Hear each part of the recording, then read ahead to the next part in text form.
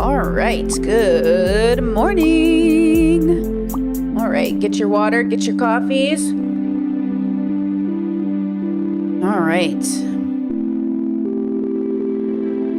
Good morning, everyone. Happy Friday. Our last day, and then I'm taking a week and a half off from streaming. I'll be back the 23rd. I'll be back the 23rd. All right, let's move some tech stuff around here. All right, Samantha Dragonati, links in the description for the music. Oh my God, I swear to God, I got a sore throat in the last like 24 hours.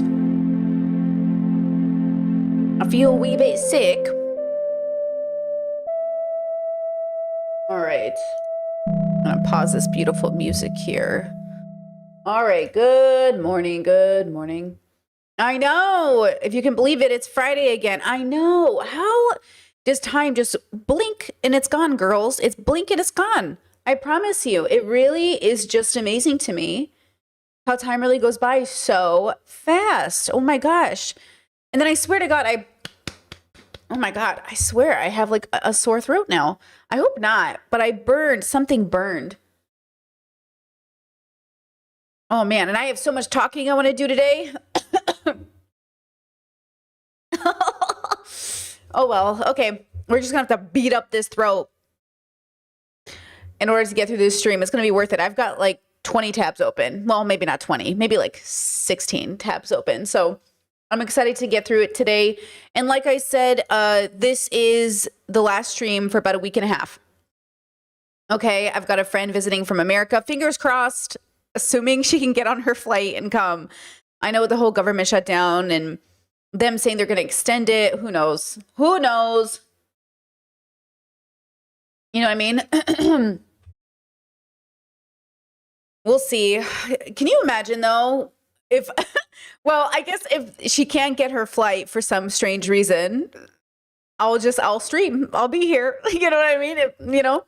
Or maybe I'll just take that time off and, spend time with my partner. Who knows? Because God knows we haven't had time alone. I told them, I was like, the last 2 times I've taken time off of streaming has been for my sister or my bestie. And the next time it will be for him. Okay? We'll have like a whole week of time together where I will pre-record. I will work a double shift again so we can spend all that time together. Because honestly, like, it's amazing having a partner who's so supportive, because this job is ridiculous.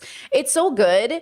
But, and other streamers have talked about this, it really impacts your social life. Like, I can't even explain it. You know what I mean? Like, it is kind of crazy how it's, 12 to 15 hours a day. It takes all of this mental energy. You're talking all day. So the last thing you want to do after is talk some more. It's an interesting sacrifice. Like, I compared a lot to my dad growing up and his job. And his job was so different than his real life that when he would come home, he could shut off his brain from work mostly and talk to the family because they're not related. Even though my dad really does think about his job all the time because like it's his special interest. But yeah, it's so weird because the same stuff I talk about on stream, I talk about with my friends and family, like the same topics. That's why I say my job is like a dream job, that the same thing I did as a hobby for free, I get to do for a living now. Yeah, chat says I'm a full-time musician, artist, and it's the same thing. I'm constantly working. The same thing. It's like you're constantly working, but it's also like the best thing ever. It's a weird like double-edged sword where people think like, oh, you're gonna have all this time, you make your own schedule, like you can choose when to work. Okay, so which actually coincides with our first story today. It's not that you get to choose when to work. It just depends on like the privilege you hold. Hold on, let's talk about Penguin Zero first, because this is actually perfect. So the illusion of being a full-time content creator is that you get to make your own schedule, you work whenever you want, you're the boss. But the truth is, unless you're a very big content creator, you're working a 12 to 15 hour day, normally, as a small-time streamer, period, just to make a basic income. Because at the end of the day, like, we make very little money in comparison to these very big streamers. So if you're looking at Charlie Penguin, and you're looking at Penguin Zero and you're looking at him and thinking like, oh, that's the average streamer. That's not. And I'll give you an example because my Discord brought this to my attention because I don't watch Charlie like that, as you guys know. But, you know, I do check in on occasion. Charlie recently made it impossible for his fans to pay him because the man's like, I make too much money. And he's not the first streamer to do this. I think Trainwrecks, I think that's his name, Train. He did that as well. And I think there's now Train is, to be fair, engaged with gambling stuff, which is highly unethical. But even he's like, I make too much money. Relax. Stop paying me. But let's let Charlie tell us it himself. And I want you to remember that, like, Charlie might be the dream of being a content creator, but the reality for most of us who are artists here on this platform is we make an average income. Okay. We don't even make six figures, you know? And so just, you know, keep that in mind. But let's watch Charlie explain it because I really enjoyed his whole thought process behind this. What is he turning off, you ask yourself? Hopefully not his contagious smile. Don't worry, that's going to be sticking around. What won't be sticking around, what I'm turning off, is pretty much every way of donating money to me. I'm disabling YouTube channel memberships and super chats. I tried to find a way to do this for Twitch since I multi-stream. I didn't want Twitch to have a way of doing this either, but Twitch is a little special. Once they get you in those nipple clamps, you are not getting out. Once you opt into, like, the partner program or whatever, you can't turn off bits or subs. The only way out is in a fucking coffin. But I do think I found a solution for bits where I set the minimum so incredibly high that I imagine nobody's going to spend that kind of money, I would hope. But for subs, I can't get rid of that. If I could, I would say toodaloo, give it a strong slap on the ass, tell it good game and goodbye. But from what I can tell, there's a lot of hoops to jump through in order to accomplish that, so I'm just urging you, don't sub or anything like that on Twitch. And the reason why I'm disabling all of these things and discouraging these things is because I just don't want people to donate money to me anymore. I don't want that. I'm putting the kibosh on it. I felt uneasy about it for a while, but I convinced myself that I could deliver something that made it valuable for people that were donating. So, like, YouTube channel memberships. I had all these big ideas for content I'd do at the farm for members, but what I didn't account for is just how much we do at the farm and how time-consuming that is, so I haven't been able to film any of that. So you are basically paying money for nothing. And it's not just YouTube memberships that we're getting a bad deal. Twitch subs, too. All you get there is some emotes. Whoopee! Yeah. Okay, I really... I really appreciate, like, his thought behind how he felt like it wasn't worth it for people. And, you know, it also frees him up to do stuff he wants to do. I don't know how much Charlie makes, right? I don't know how much he even makes, like, a month or a year. Allegedly, it's anywhere from 6 figures a month to 5 million a year. Like, we don't know how much he makes. But when I think about it and I think about what to do with privilege, this is a really good use of it. You know how people are criticizing Greta for going to Gaza and trying to help free Palestine and all that, and they're like, she's so privileged. I'm sorry, is there a better way for a rich person with time and money to spend their life? Like, isn't this a good use of her time? Same with Charlie. Like, isn't this a good way to utilize his privilege, is to take away that ability to sort of donate to him unnecessarily? Like, he's definitely made enough money to live off for the rest of his life. You know what I mean? I'm pretty sure he's made fuck you money. I'm almost positive. So this is a really good example of privilege and, like, utilizing it for the betterment of people. I think that's really nice.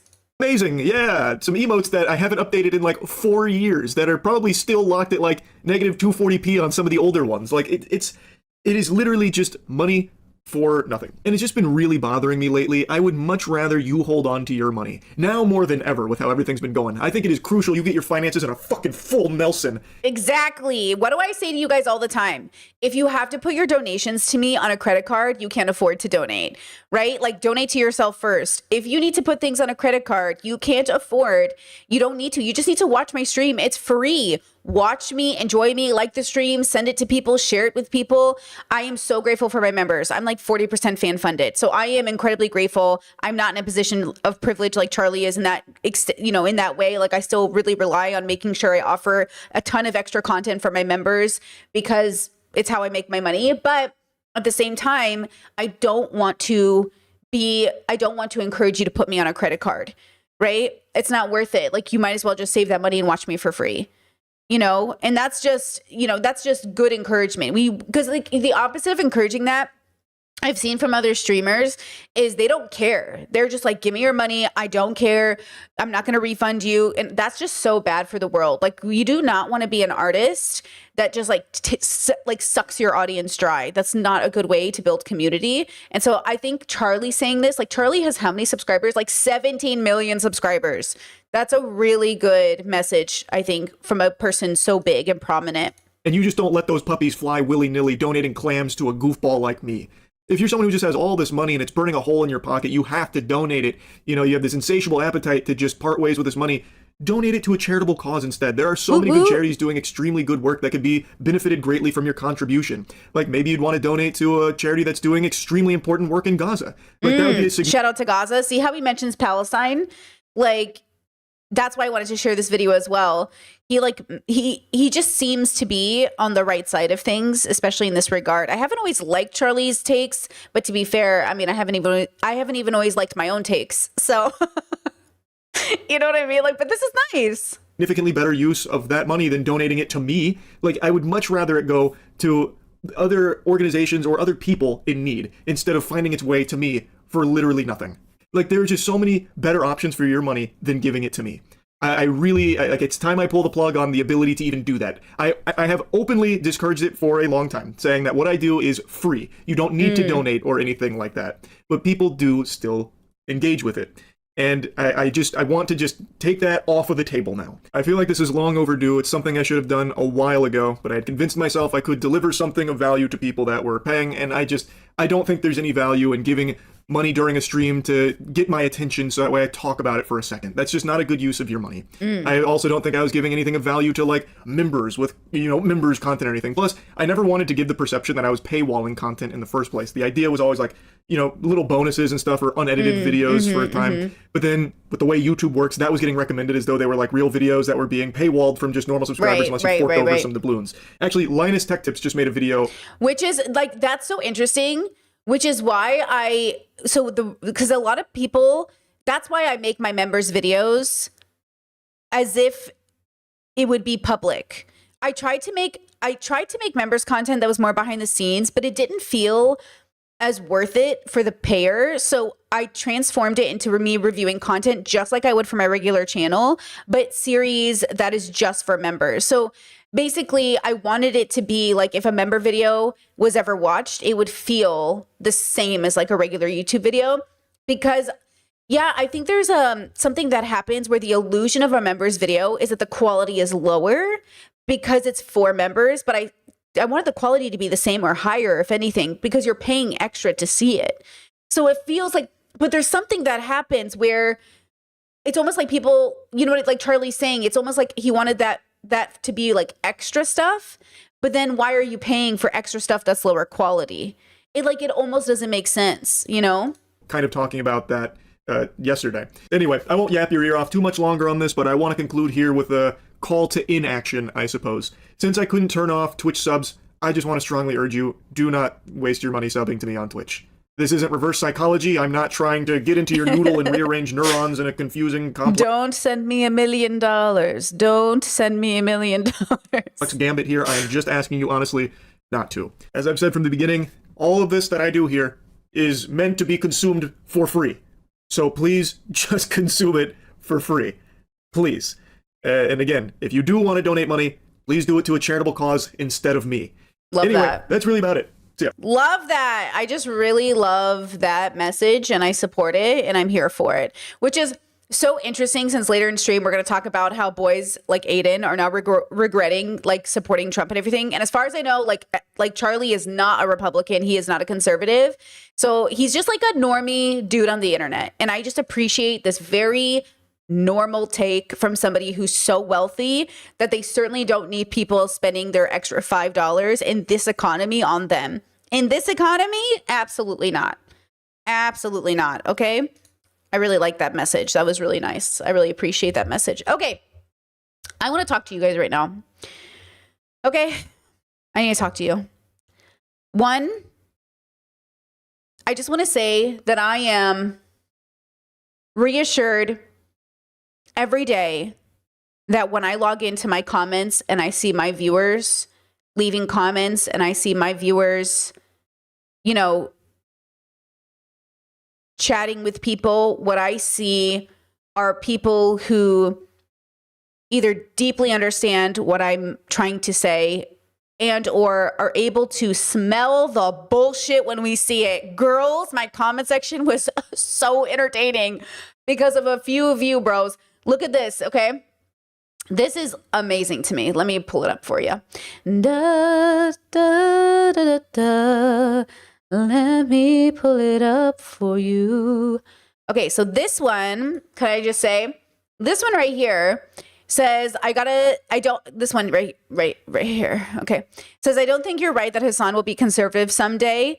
I feel like every time push has come to shove with fellow content creators, friends, or family acquaintances, or whatever, doing harmful stuff, pushing harmful narratives, etc., the relationship breaks before his principles. Okay. That this person said, based on Bernie's previous comments and progressives becoming conservative later in life, she likely meant that younger generations in the world will continue to progress, and he will stay with more or less the same principles. Thus, his once progressive viewpoint will have become more conservative in comparison to the progressive viewpoint evolving, right? Then they said, that's a very optimistic perspective in that case. If that's what she means, I hope she's right about the generational trajectory of the world that we have to look forward to, because things have been feeling pretty bleak to me on the front, honestly, on that front. That's exactly what I mean. I don't mean that Hasan is going to all of a sudden become MAGA. I mean that Hasan probably will stay where he is and the world will move past him, right? I am very optimistic because that is the trajectory and pattern of the world. Now, it's not to say there won't be a lull, there won't be a rug pull sometimes, that there won't be okay, Mr. Beat talked about this, how he had predicted based off of every other election that Kamala Harris was going to get elected, but this time was different. Okay, so the fact that this time was different, the fact that it was not predictable didn't mean that it wasn't possible. We just thought it was improbable. So every time I make a guess on stream, every time I say this is what I'm assuming will happen, I'm not saying it will. So humans are very, very predictable and yet not predictable whatsoever. We are both things. So predictably speaking, Hasan will stay where he is. He won't progress too much further, right? But I can't know that. I can just predict it based off of the probability, but I could be wrong. I am also predicting that he will not go MAGA, right? Because that would make sense given the data about Hasan that we know. Unlike, I suppose, when Hasan was making predictabilities about Ethan, and he said, Ethan's not going to go conservative. You guys are blowing this up. It's fine. He's just mad at me. He'll be fine later. Okay. That's exactly what I thought about all these other boys I was interacting with. It's what I thought about Ethan too. It's what I thought about Destiny. Like, they're just mad right now, but they won't double down on this because we didn't know them. Like, we thought, and I think this is what I'm trying to say about this space, that there are some people who are in this space who are genuinely good faith and actually believe people are so similar to them, they're not going to double down on stupid fucking ideas. But they also understand they'll be mad, upset, tired. Sure, they'll have human moments. But given opportunity after opportunity, it's obvious that the Destinies and Ethians double down. It's obvious that the Hasans have a sense of a self-awareness, but whether or not that self-awareness will boost him into a progression that like goes into the future, who knows? Because he's not like special, and neither is anybody else. When we get older, we just tend to become stagnant, okay? It's not to say that I'm special. It's to say that I am aware of it to the point where I'm constantly deconstructing because I know it. So even with this whole AI conversation, we're going to have it at the end here of the stream today. Even the AI conversation, I want to make it clear to you that I'm not coming from a perspective that's like, everybody should love AI. I'm coming from the perspective of like, do not be afraid that the future seems bleak. Like, do not be afraid that something more is happening that feels bad. Do not be afraid, because that fear like is the root of all evil. Instead, prepare. Let's do something we didn't do before. Let's prepare. So it's not to say that, the youth is right. Like, the young people are right to be worried about AI. Like, you are correct, right? Like, when I'm going to show you this AI video somebody sent to me and asked me to review it. Like, maybe we should just watch it right now. You are right to be worried. I think you're just worried for the wrong reasons. And just like every generation before us, we always miss the forest for the trees. Come back, stream, don't leave me, come back. Come back, baby, come back. Come back. Am I back? Hello. We're back. Okay, we're back. Oh, I was so devastated. I was like, where did I go? Okay, I'm back. Okay. So, I got sent this, and thank you guys. P.S. If you send me DMs on TikTok, if you send me DMs on Instagram, if you send me DMs anywhere, I won't reply back to you, but I do see what you send me, and I consider watching it for stream. Okay? You don't, just FYI. You know what I mean? Like, I won't respond to your DMs, but I will consider content submissions. So, you know, my Discord gets priority. We're watching a lot of Discord suggested videos today as well, because I shout out to my Discord, but also, like, you know, so this person sent this to me on TikTok. Here we go. Why isn't it playing? Oh, okay, my bad. All right, the jig is up. Delete ChatGPT, delete Sora, delete any AI apps you have on your phone. Stop your support now. You need to understand something. Pandora's box is 99% of the way opened. Pause. What does that mean? What does he think it means? What do you think it means? What do you think that means?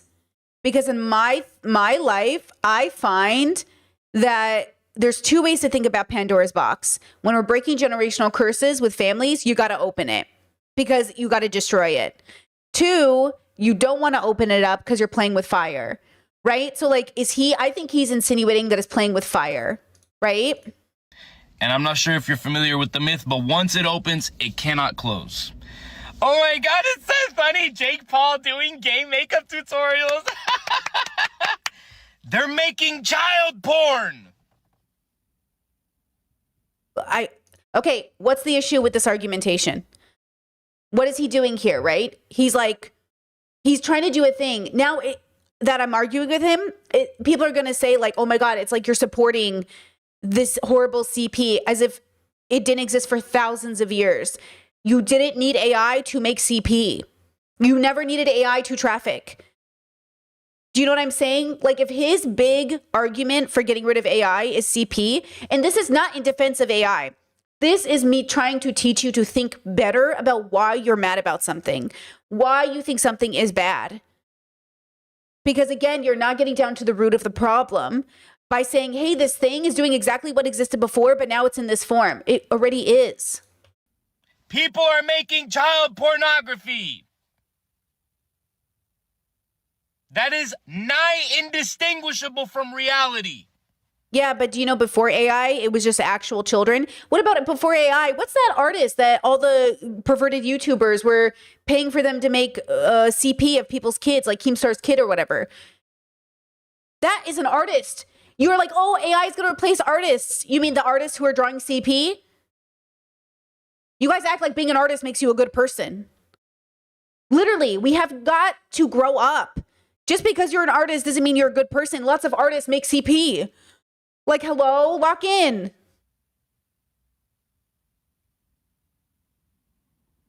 You are going to be framed for something you did not do. Oh, yeah, because that's never happened before. Oh, yeah, because the government, people have literally never done that before.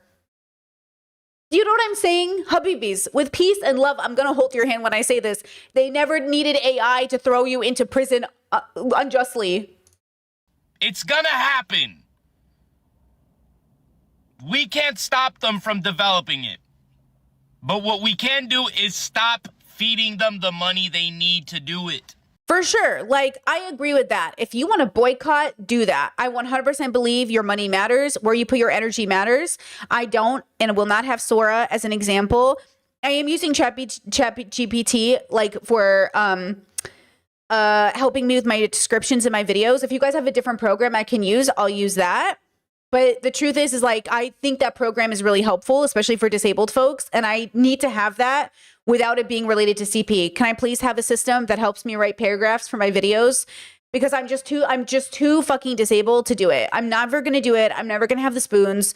Like, I'm too tired. I can't pay people to do it. I don't make that kind of money. You know what I mean? Like all of this stuff. So like, Can I please have a program that lets me do this without it being attached to like the worst things in the world? Does somebody have an app or something? I will switch apps. No problem. I'm not married to ChatGPT. I don't care. Right? You can use ChatGPT for all. It runs on your computer. Well, isn't that just ChatGPT? Is that a ChatGPT program? I'll look into that. What is that? I'll look into that. I'm gonna write that down. Okay. Okay, let's see here. It's over. You want to be a creative? Sorry. That field has been replaced. No, see, it hasn't been replaced. That's what I'm saying. Why does this have 5 million likes? Guys, you can't replace artists. You can just kill them. But like, you can't replace us. You literally can't. It's never been done. It will never be done. You know what I mean? It's like, why are you guys giving up on humanity when this has happened before, just not with AI? Like, you know what I'm saying? Computer software, fucking forget it. That's already cooked over and done with. 3D rendering, artist direction, architecture. Thank you. They said the same thing about photography. They said the same thing about CDs. They said the same thing about electronic music. They said the same thing. They say the same thing every time. And the same thing happens every time. Bad capitalist corporations use it for bad, and independent artists get thrown under the bus. Independent artists will always be thrown under the bus because you can't afford to pay us. Literally. Like you literally can't afford to pay us in an economy that is fucking you over, right? So that's why it's a privilege to be an artist in the first place, because most people can't afford to be an artist or aren't willing to be like a homeless artist, right? That's like a stereotype, okay? But like corporations will always utilize it for the worst, and people will always be too poor to pay for it, and artists will always struggle, and if they're lucky, they become Banksy, or if they're lucky, they end up doing what I'm doing, is having a middle-class living. But see, nobody wants a middle-class living. Nobody wants to be a middle-class artist. That's not good enough. That doesn't look good on the resume. Your parents can't brag about it. They want you to be either Banksy or they want you to be a doctor. And I'm saying, or we can just be middle-class artists or minimum wage artists or whatever else. Like, there's definitely a way to make money being an artist, but it's also a job. It's also a job. All jobs are, all jobs are jobs, even dream jobs, right? Do you understand that you are being replaced? You, all of us, are being replaced. The functions that make us human are being robbed from us. Okay, so this idea. So I remember watching WALL-E as a kid, and my conservative parents were like, this is what the Democrats want. They want us to be fat on a conveyor belt, and they want us to take away what it means to be a person. Okay? And now he's saying the thing that makes us people is being taken away from us. I need you to, and you're not going to understand this, and you're not going to accept it, because this literally was my level 4 moment. Okay? Everything we're doing is our nature. They're not taking anything away from us. This is us. This is us. It was us before, it's us after. It's not them, it's us. They're not taking it away from us, we're giving it to them. They're not taking it away from us, we want it. They're not taking it away from us, they're just exploiting the thing within us. Like, everything that's ever been done was always going to be. So instead of fighting for a world without XYZ, you have to fight a world while accepting it will always have XYZ. And so, again, it's not that I'm pro AI or I'm excited about it or I think this is the greatest thing ever. It's just I look at it like I look at anything else. That it is a part of our nature and we created it, and so the world will have it. And so again, like, maybe it's because I don't really believe in free will the way other people do. I think like free will is the same. And the split analogy I used yesterday. So free will is similar to me, where I feel like we don't really have free will to choose to do the splits when we want, but you can still make an effort to exercise your legs and stretch them out to the point where eventually you will do the splits, but it wasn't really up to you. Like, your free will, you didn't say, I free will myself to do the splits instantly. Like, it's not up to you. You still have to do the work to do the splits, and it happens when it happens, but you don't really have a choice in it. So free will exists in the sense that you can stretch out your legs to eventually do the splits, but you don't ever really get to choose if it happens.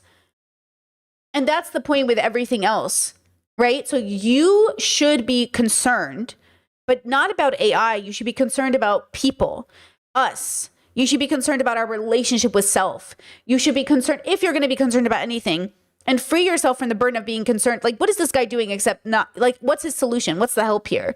And also, isn't he on an app that literally uses AI all the time? Am I confused? Isn't TikTok the most AI app ever? Why is he on TikTok? Am I confused? See, that's what I'm saying. Where is the line? Oh, don't use AI. Isn't every app on TikTok using AI? Am I so confused? His dramatic pauses are so obviously for emphasis, but they're silly. Okay, thanks, buddy. So anyways, all of this to say, like what is the point, right? My beef with AI explained. Let's see. Now that I have your attention, let's address some of the questions that people had. Number one, are people actually using ChatGPT to generate child sex abuse material? There's safeguards in place to prevent this. This is impossible. Ooh, he is very unlikable. Okay. Only way you could know is because you make it yourself.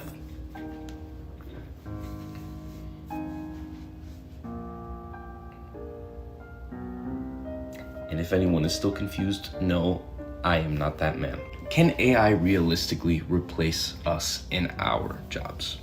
I mentioned software engineering as a market that's dead and fucked for people who are trying to get into it. And let me explain my reasoning why. Anybody who's in software engineering can tell you that the market, to call it cutthroat, is a fucking understatement, especially if you're entry level. If you don't have the proper connections that you need to get into it, you're fucked. AI is pretty good at replacing people who are not so good at software engineering. So that's okay. Why do you guys keep using this argument in my chat? It's a bad argument. You're like they're quite literally taking away earning potential from a career, which is fine if you don't think artists should make a living wage if they're not Banksy.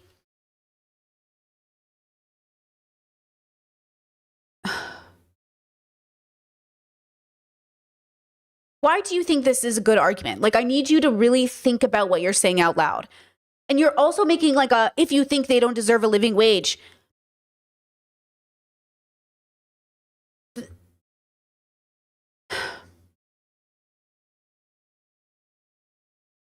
Okay. There are two ways to think about entitlement, right?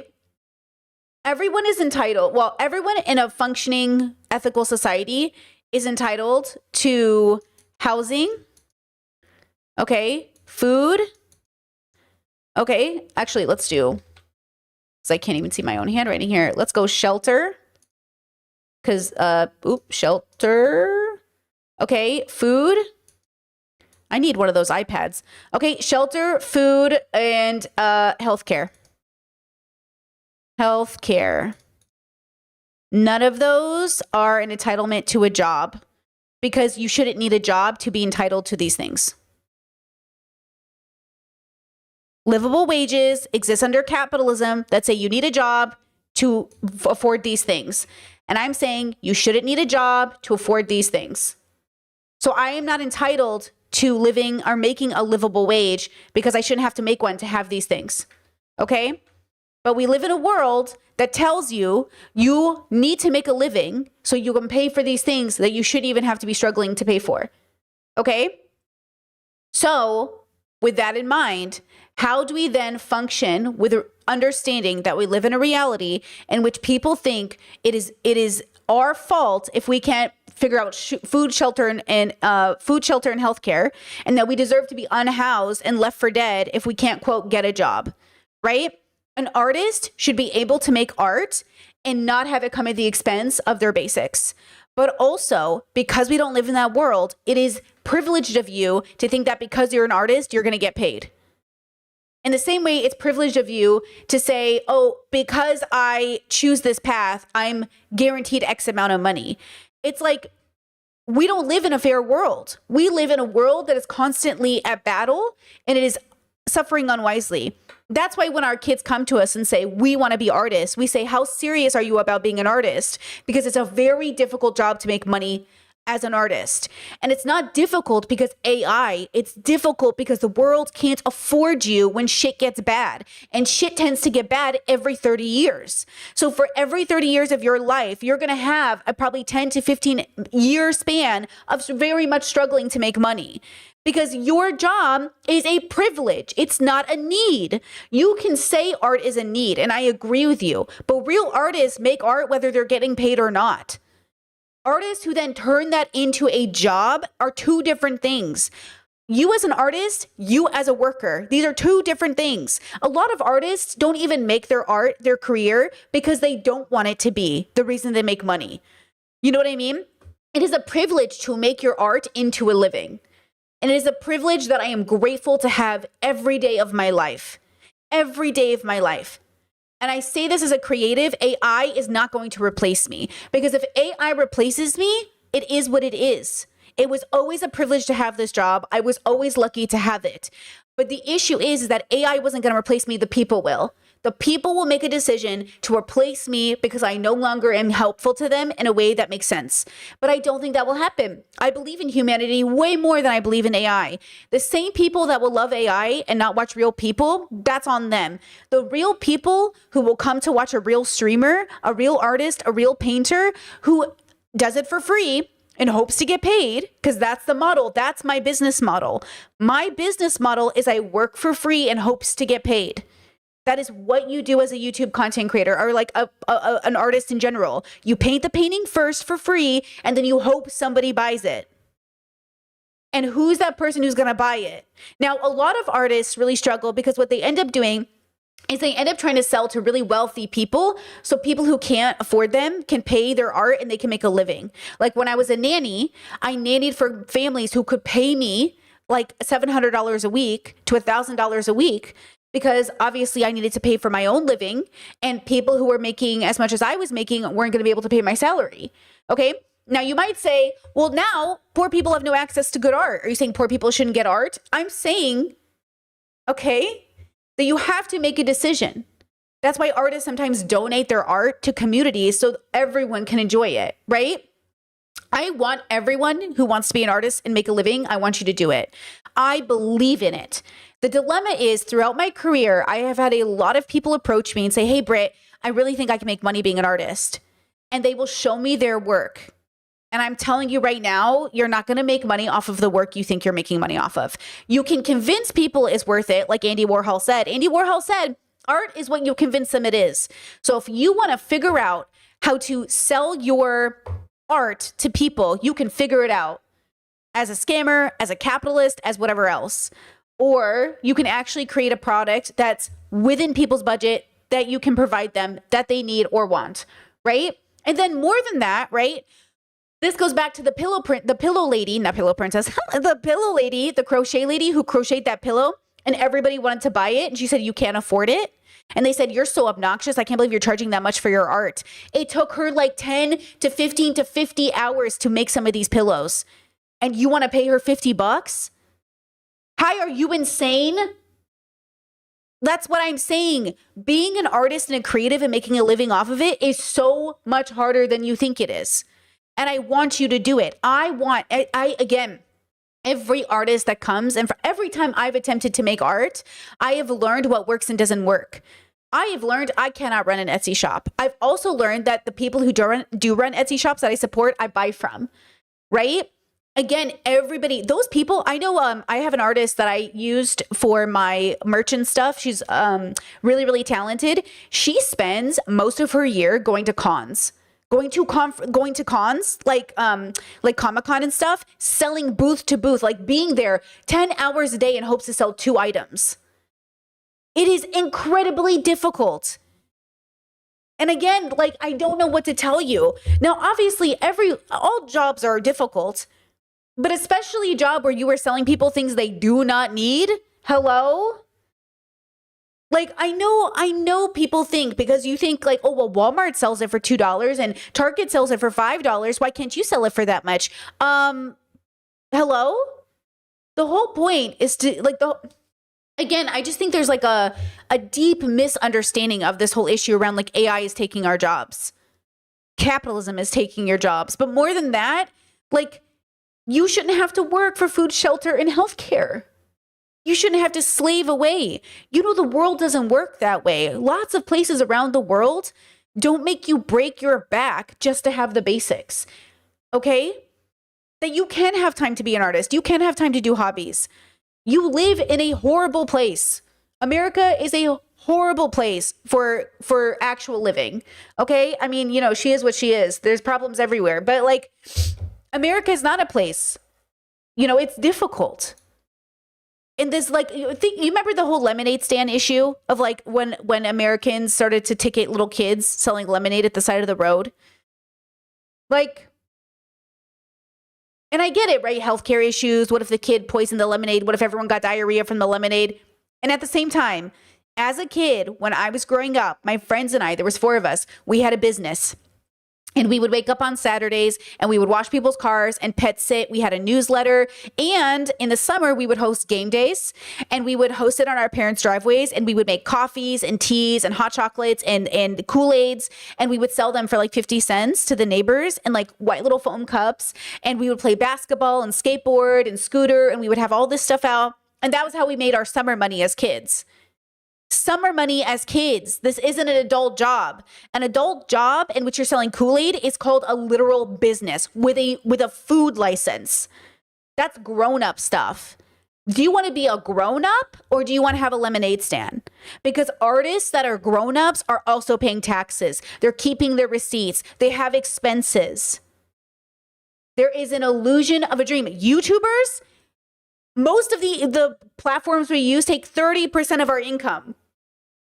Most of the platforms we're using take a cut and then the government takes another 30%. I don't know why you think, oh, artists should get paid a fair wage. Yeah, I agree, bro.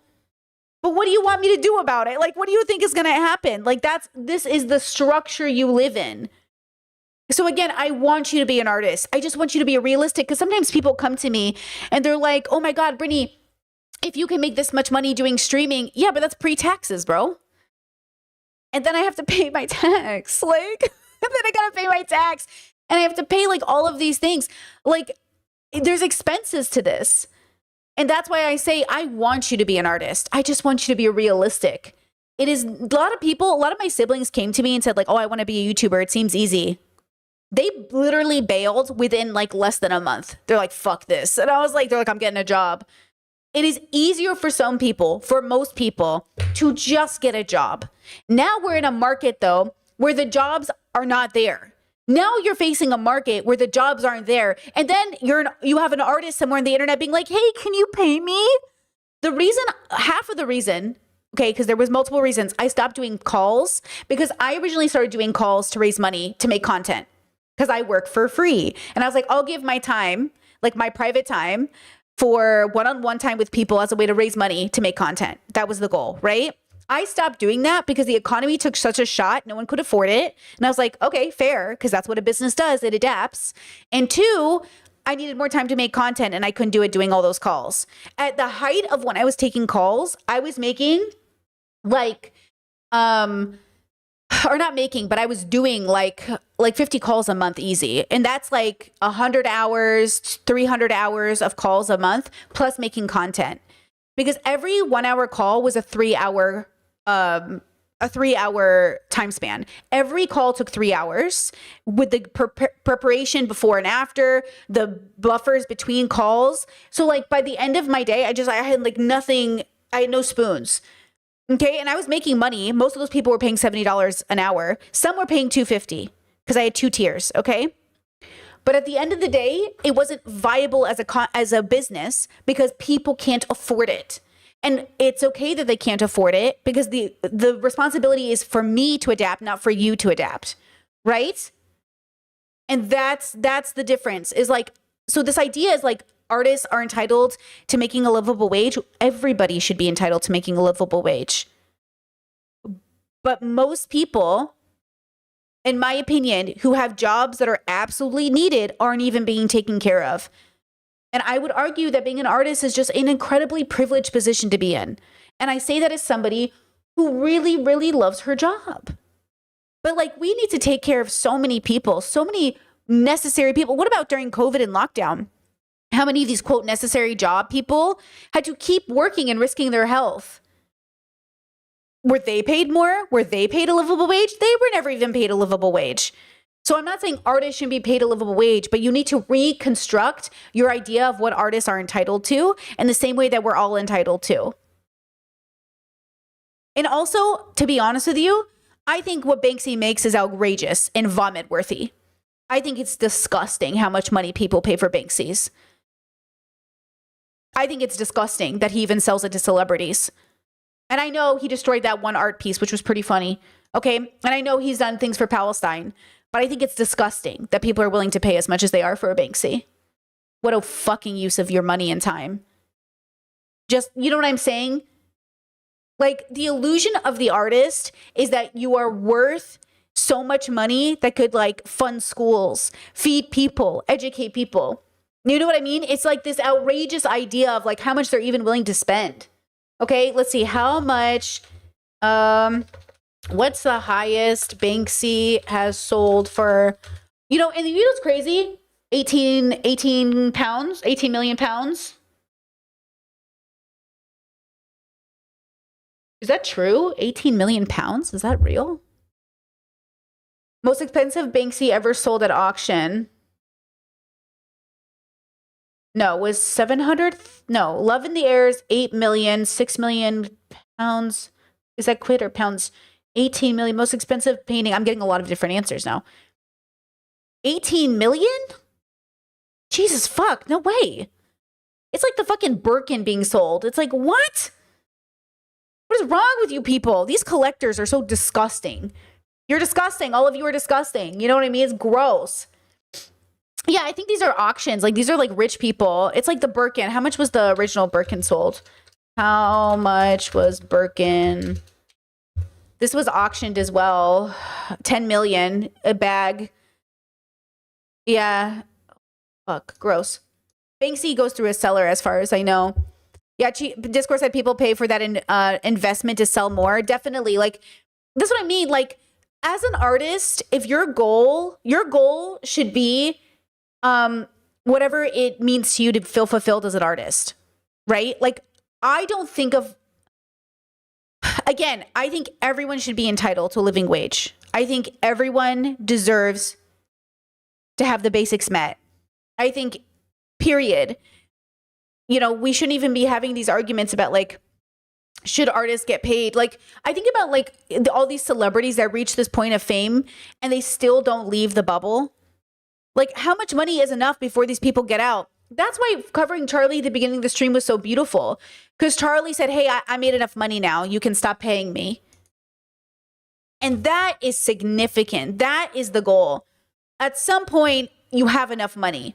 Now, obviously, I assume Charlie has enough money because also it's just him. He probably invested that money. He's probably living off interest. He probably has enough security. He probably doesn't need much. But like, that's beautiful. What about these mega celebrities, okay, who are still taking huge fucking paychecks and the people around them aren't even making that much? That's what I'm saying. Take that salary you were going to pay that big star who already is worth $500 million and give it to the people around them. That's, you know what I'm saying? That's what I think is the problem. I think that's always going to be the issue for me, is like, I don't get it. So again, you know, I think we should all make a livable wage. I think that question of how much a livable wage is always up for discussion. I think it changes with the economy. I think it changes with your standard of living.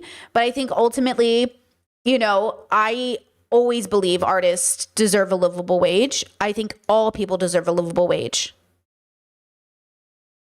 Okay, period. We're not going to finish that guy's video about AI because the music was insufferably loud and he even said it himself. So he's going to remake it. So maybe we'll watch it later. But with that said, hold on.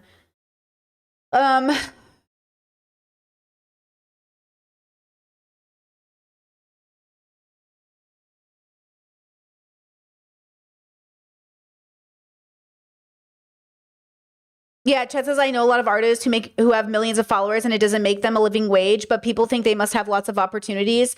Well, that's the other part too, right? There is this sort of like illusion that just because you have a lot doesn't mean you know what to do with it. Like, you still have to know how to run a business.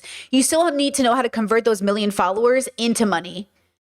Because if you don't know how to convert it, it's not going to do anything. And that's the dilemma, you know?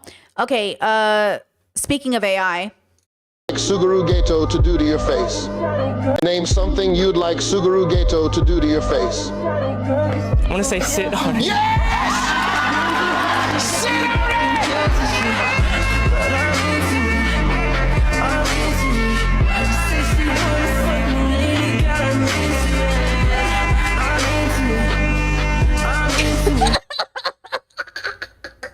Grow up. You need to grow up. This man is a racist. This man is a bigot. Okay? This man killed a lot of people. You guys are disgusting for even thinking. You're so gross. This man is an evil man. Stop it. Grow up.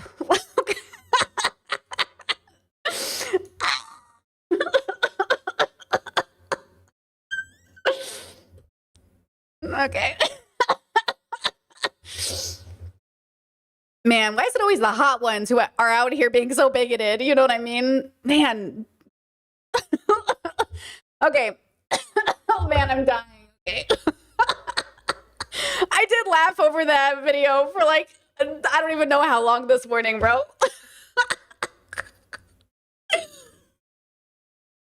Man. Oh, okay. I'm okay. I'm okay. Get it together, Brittany. Grow up. I'm going to grow up one day, guys. I'm going to grow up one day. Okay. Going back to my comment sections. Okay, so if you guys are just coming into stream, it just makes me a gag. You know what I mean? Okay.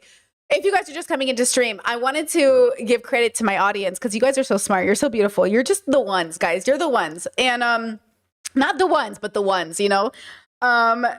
Somebody in my comment section, this is what I mean. When people say, oh, I watch Britney and this is like not Britney's best take. Like, I watch Britney and I just like, I can't believe she said this.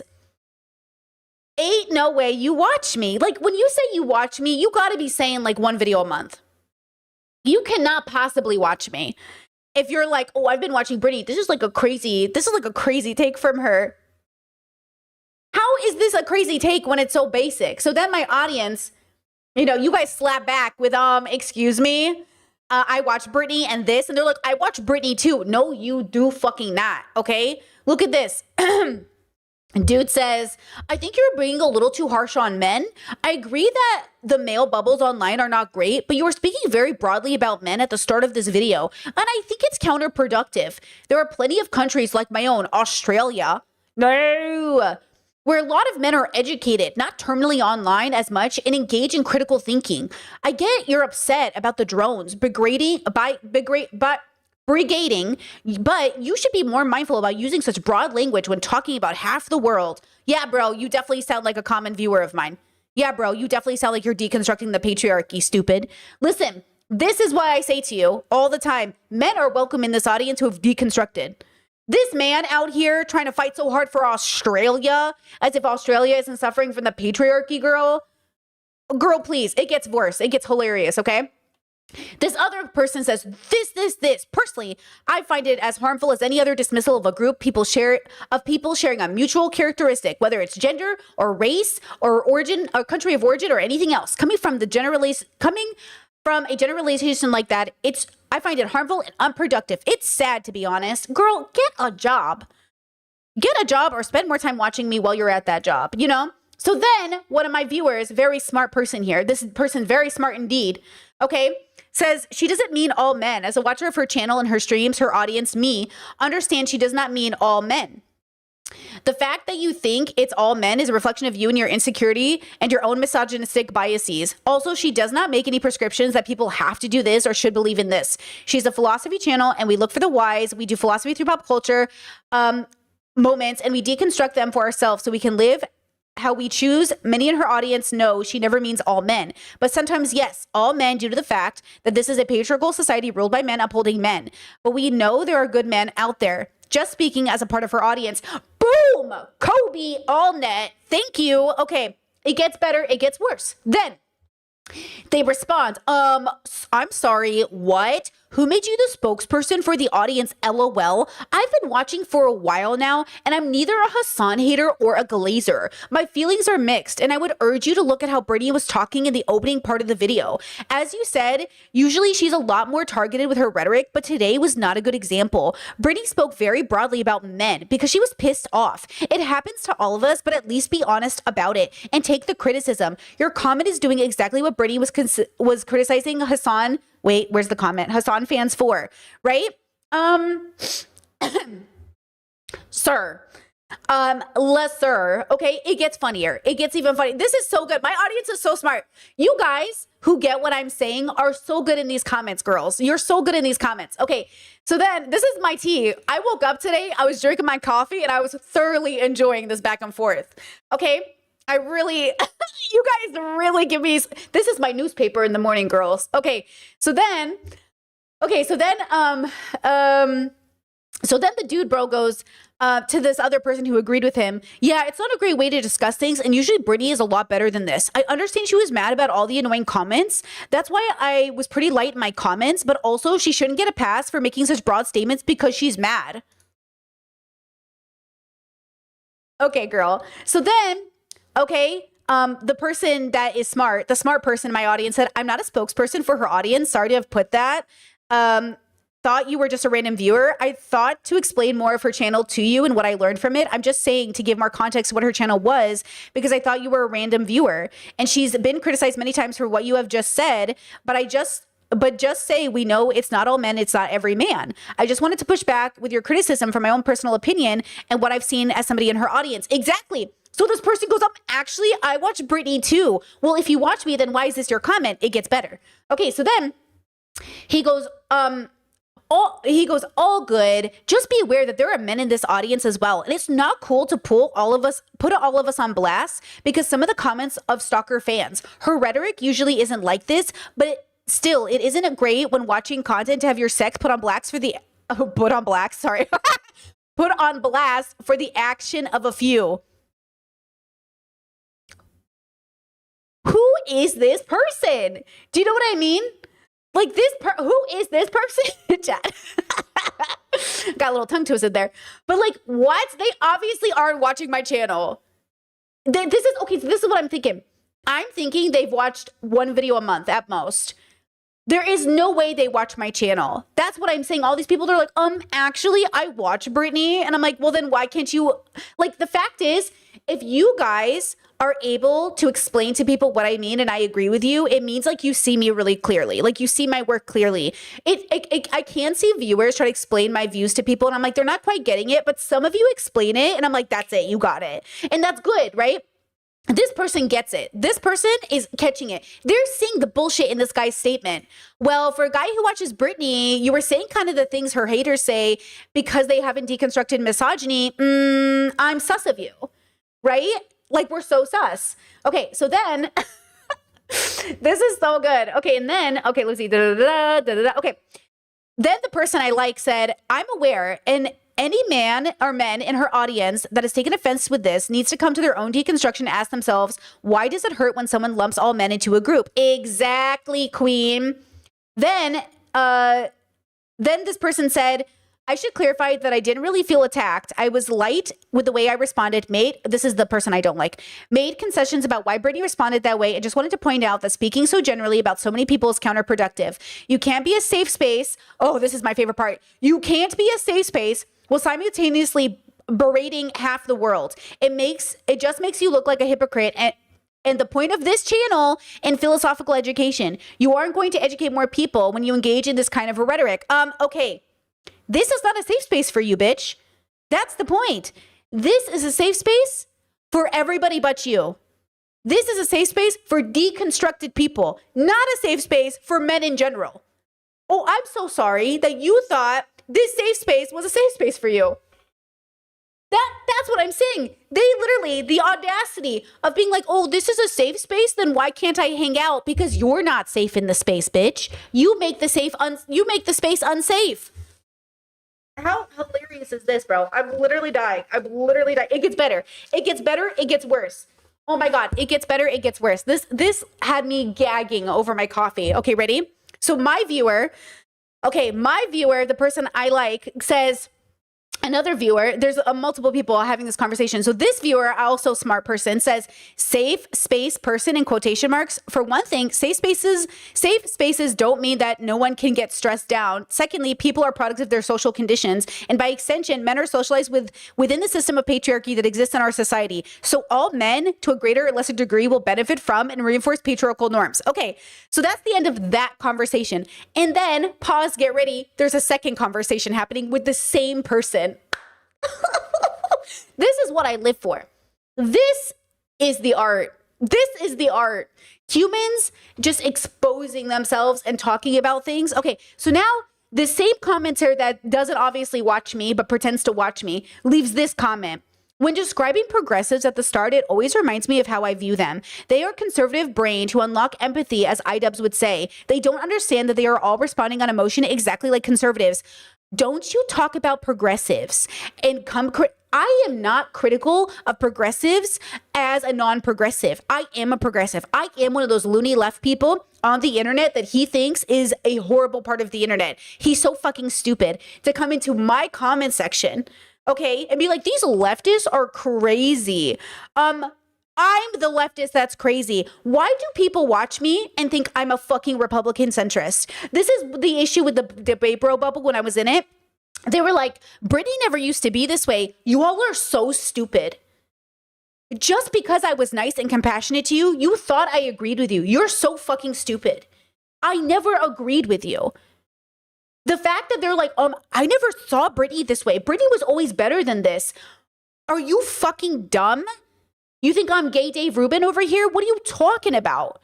You know what I mean? Like, are you stupid? Okay, so then they go, like, you see this in the progressive bubbles when progressives lose their mind over one disagreement. This is not having a discussion. It's lecturing and communicating on what you feel is right, not what is actually right. And this is exactly what conservatives do. And I'm like, what? Okay, so then, this person is talking to them, okay? And they go, I think the term is Europolitics is reactionary. It's typically not about the heart of the issue. It's their strong emotional response to whatever something is right or left wing. The empathy point is so on too. Okay, so they're agreeing with him, right? And he's like, yeah, we're like agreeing. Okay, so then somebody in my audience, smart girly in my audience, okay? This person here, okay, smart girly in my audience goes, aren't you the guy that was just complaining in another comment that she generalizes all men as bad and hurt your feelings? A whole lot of harmful they language being used by a guy who hates to be they'd. Literally. So then he's mad at me for generalizing half the planet. And then he's like, these fucking progressives. Okay, it gets better. Or you get better. Okay. So then he goes, LOL, there is a difference between generalizing leftists, the majority of who online act like insufferable know-it-alls, and a lot of which do act in a reactionary way, and generalizing half the world's population. You see the difference in scale, ? Also have a look at my comment. I wasn't really butthurt at all. Just wanted to point out that speaking so generally about men is harmful. There is a significant difference in scale between one leftist and all men, and that was the point of my comment, to be more targeted with rhetoric. And if you read replies, you know I clarified. Okay, the comments keep getting cut off. I don't know why. But then he goes, and second, this is my favorite part. Are you ready? Lock in. This is my favorite part. Second, chill out. If you're upset by microaggressions, you need to get a hobby or something. It's just a word, not even a slur. And compared to the way that Brittany was describing men in the opening of this video, my comment was tame in comparison. Everyone outside the leftist space, including other left-wing people, myself included, think that space is insufferable. If there's smoke, then there's usually fire. And there's a reason most people can't stay in that space, and that's a common opinion. In contrast, I'm dying.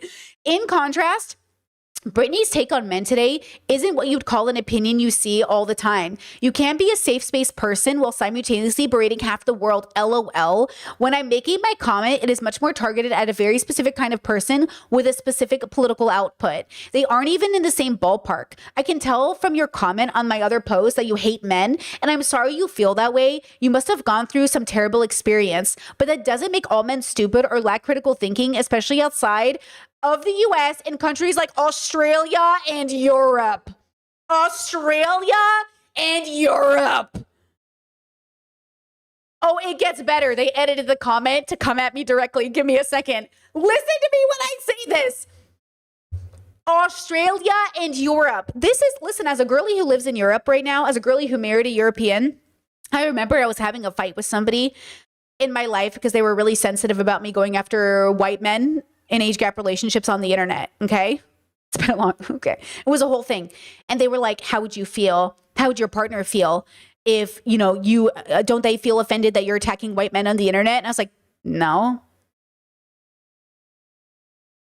And my partner is like the first person to admit like how misogynistic and racist Europe can be. I married a progressive. Like, that's what people aren't getting. They're acting like I didn't live and I didn't marry somebody who agrees with my output. So even though my partner was assigned male at birth and exists in a white man's body, they especially reaffirming my frustration with the patriarchy is incredibly important. You think I would have married somebody who didn't reaffirm my frustration with the patriarchy? Like, that's what I'm trying to say. These people are so fucking delusional. Like, they're so fucking delusional that you think I would have tied myself to a person who wasn't able to see. You know how often my partner's like, bro, such a bummer that you're like perceived as a girl. And I was like, he's like, man, people on the internet really just fucking hate you for existing in a girl's body. I was like, they really fucking do. And it's really nice to hear somebody reassure me in that because he sees it. He's online too. He knows that boys aren't treated the same way. He knows I get treated very specifically different because I am in a girl's body or a perceived girl's body. You know what I mean? Okay, so now check this out. They edited their comment. Okay, they go edit. Wow, Britney shows her true colors. Agreeing with the commenter who hard disagreed with comments like my gender man must be stupid and you're all failing at critical thinking, being a little too harsh really says it all. What happened to you being a level 5 LOL unsubbed? You went off on people not being able to take criticism, yet you give the slightest pushback and even make concessions to your points. You won't even engage. And just like all the hate comments, because I was liking all the comments with the hearts, The hypocrisy here is chef's kiss. You should take a look in the mirror and assess your reaction instead of doing exactly what you're preaching against. So fragile. If you're going to claim to operate on a higher level, at least act like it. Liking comments that are pro calling men stupid is peak animal brain behavior. Imagine if I said the same thing about women. I think your reaction would be very different.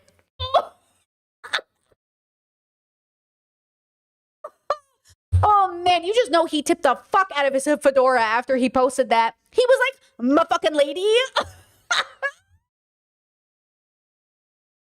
I love my job. I love my job. Oh my God, I love my job. God, this makes it worth it. You know what I mean? This just makes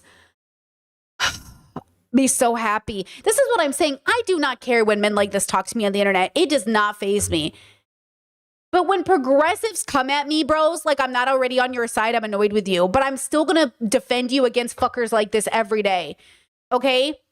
This is what I'm saying. These losers on the internet who hear me be critical of progressives, even thinking for a second I'm on their side, I'm about to fucking fact check you, bitch. I'm about to grab you by the hair and drag you against this ground, okay? Discord, love this. Love this. Actually, love that. Just crazy. Okay. Anyways, I was gagged. I was just absolutely enjoying my coffee this morning. Thank you so much for the people in my community who fucking just go in and know exactly when they smell bullshit. And I just appreciate you so much. You were so fucking on it in this comment section. You know what I mean? And I do like comments, so I don't have to make the argument myself. And I see you guys already making good arguments, and so I like your comments, or sometimes you guys share stuff and I'm just like, I like that shit. Thank you. But anyway, shout out to my audience. Shout out to the way you guys, took that man to school, girls. Oh my God. Oh, it was so good. Oh, it was so good. It made me so happy. You know, it really did. You guys make me so happy when I see you in the comments, just like, you know what I mean? Okay, give me 2 seconds, take a second break. I drink a lot of coffee and a lot of water this morning, and then we're going to get into it. I have a lot to go over today. I'll be right back. Uno momento, por favor. I'll be right back.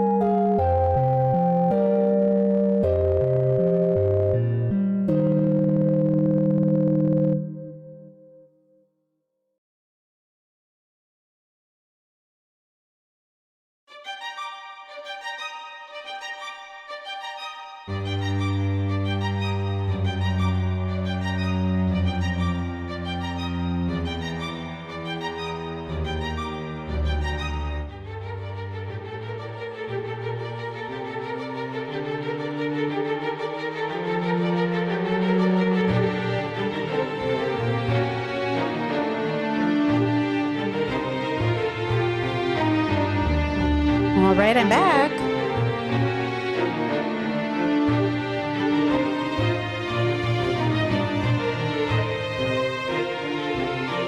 Okay.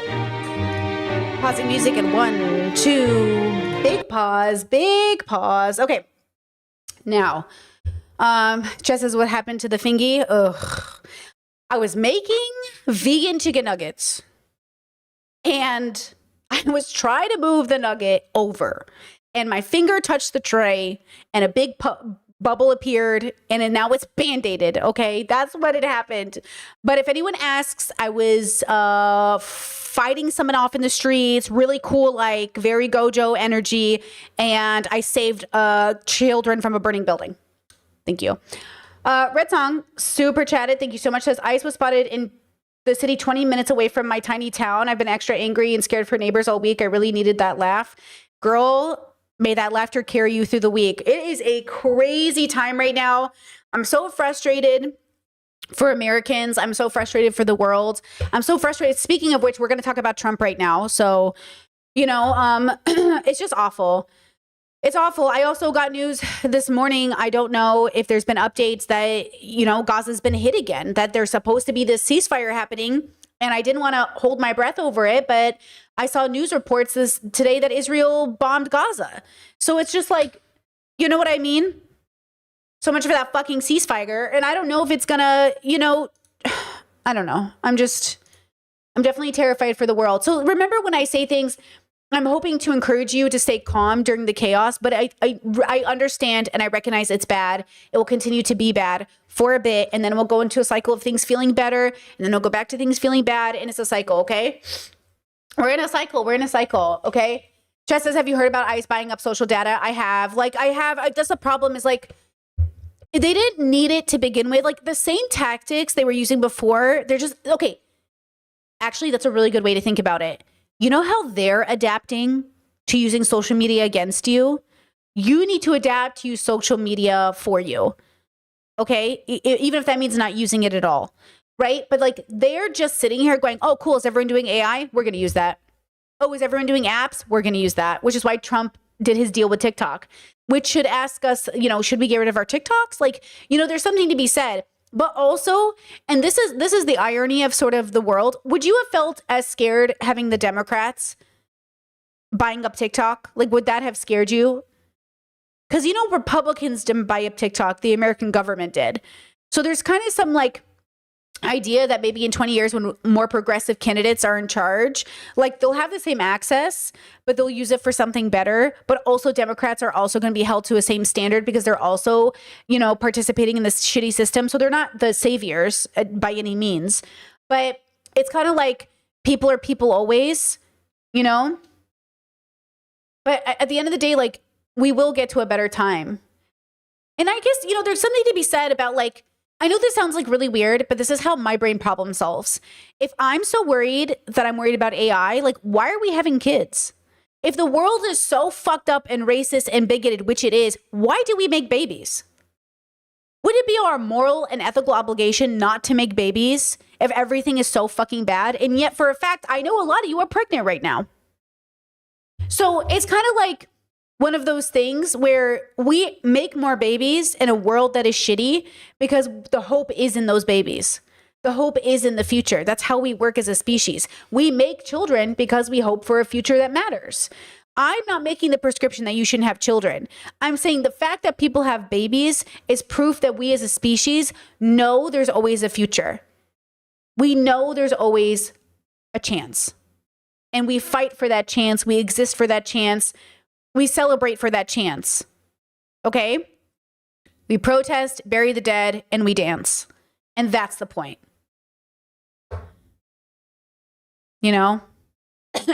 Chat says, well, I don't make babies, that's for sure. Me neither, girl. But, some people out here making babies. And I'm not telling you not to make a baby. Okay, let's watch Philip DeFranco get our little news in for the day, because I think we need it. We need to talk about Donald Trump, Antifa, and your rights. And a lot of this, it centers around these insane videos of Trump that have gone viral over the past 24 hours. With both of those clips coming from a roundtable on Antifa that Trump held at the White House. And just a few minutes into the event, you had the president talking about conservative journalists and media personalities who he claims have been attacked by Antifa. And there he specifically mentioned Nick Sorter, a conservative influencer who claimed that he was attacked after trying to stop people from burning an American flag at an immigration protest. And there you had Trump going on to say, we took the freedom of speech away because that's been through the courts, and the court said you have freedom of speech. But what has happened is when they burn a flag, it agitates and irritates crowds. They've never seen anything like it on both sides, and you end up with who's it agitating and who's it annoying? Because burning the American flag is a very important part of protest, because it's saying, hey, we own you. We are you. You are us. We pay your bills, bro. You work for me. It's my business. I can burn my own flag, right? When someone who's anti-gay burns the flag, they're saying, I'm not burning something that's mine. I'm burning something I hate. That's why it's bad, right? You burning something that isn't yours, your responsibility, or you have a tie to it, is hate. You burning something that's yours is taking control, saying, hey, this is mine. I can do what I want with it. Okay? That's the point. riots. So we're going on that basis. We're looking at it not from the freedom of speech, which I always felt strongly about. And about. obviously it has to be done within reason. Okay? You can't just burn a flag that also is going to set a national forest on fire. Right? You can't say, well, I own the government buildings so I can trash them. No. Or I own the government park so I can trash them. No. The flag is used as a form of protest, as a symbol. You still burn the flag, but burn it away from forests. You know what I mean?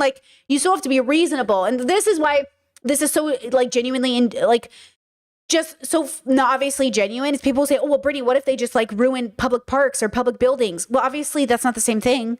And the fact that you think it is either you're stupid or you're a liar. Make a decision.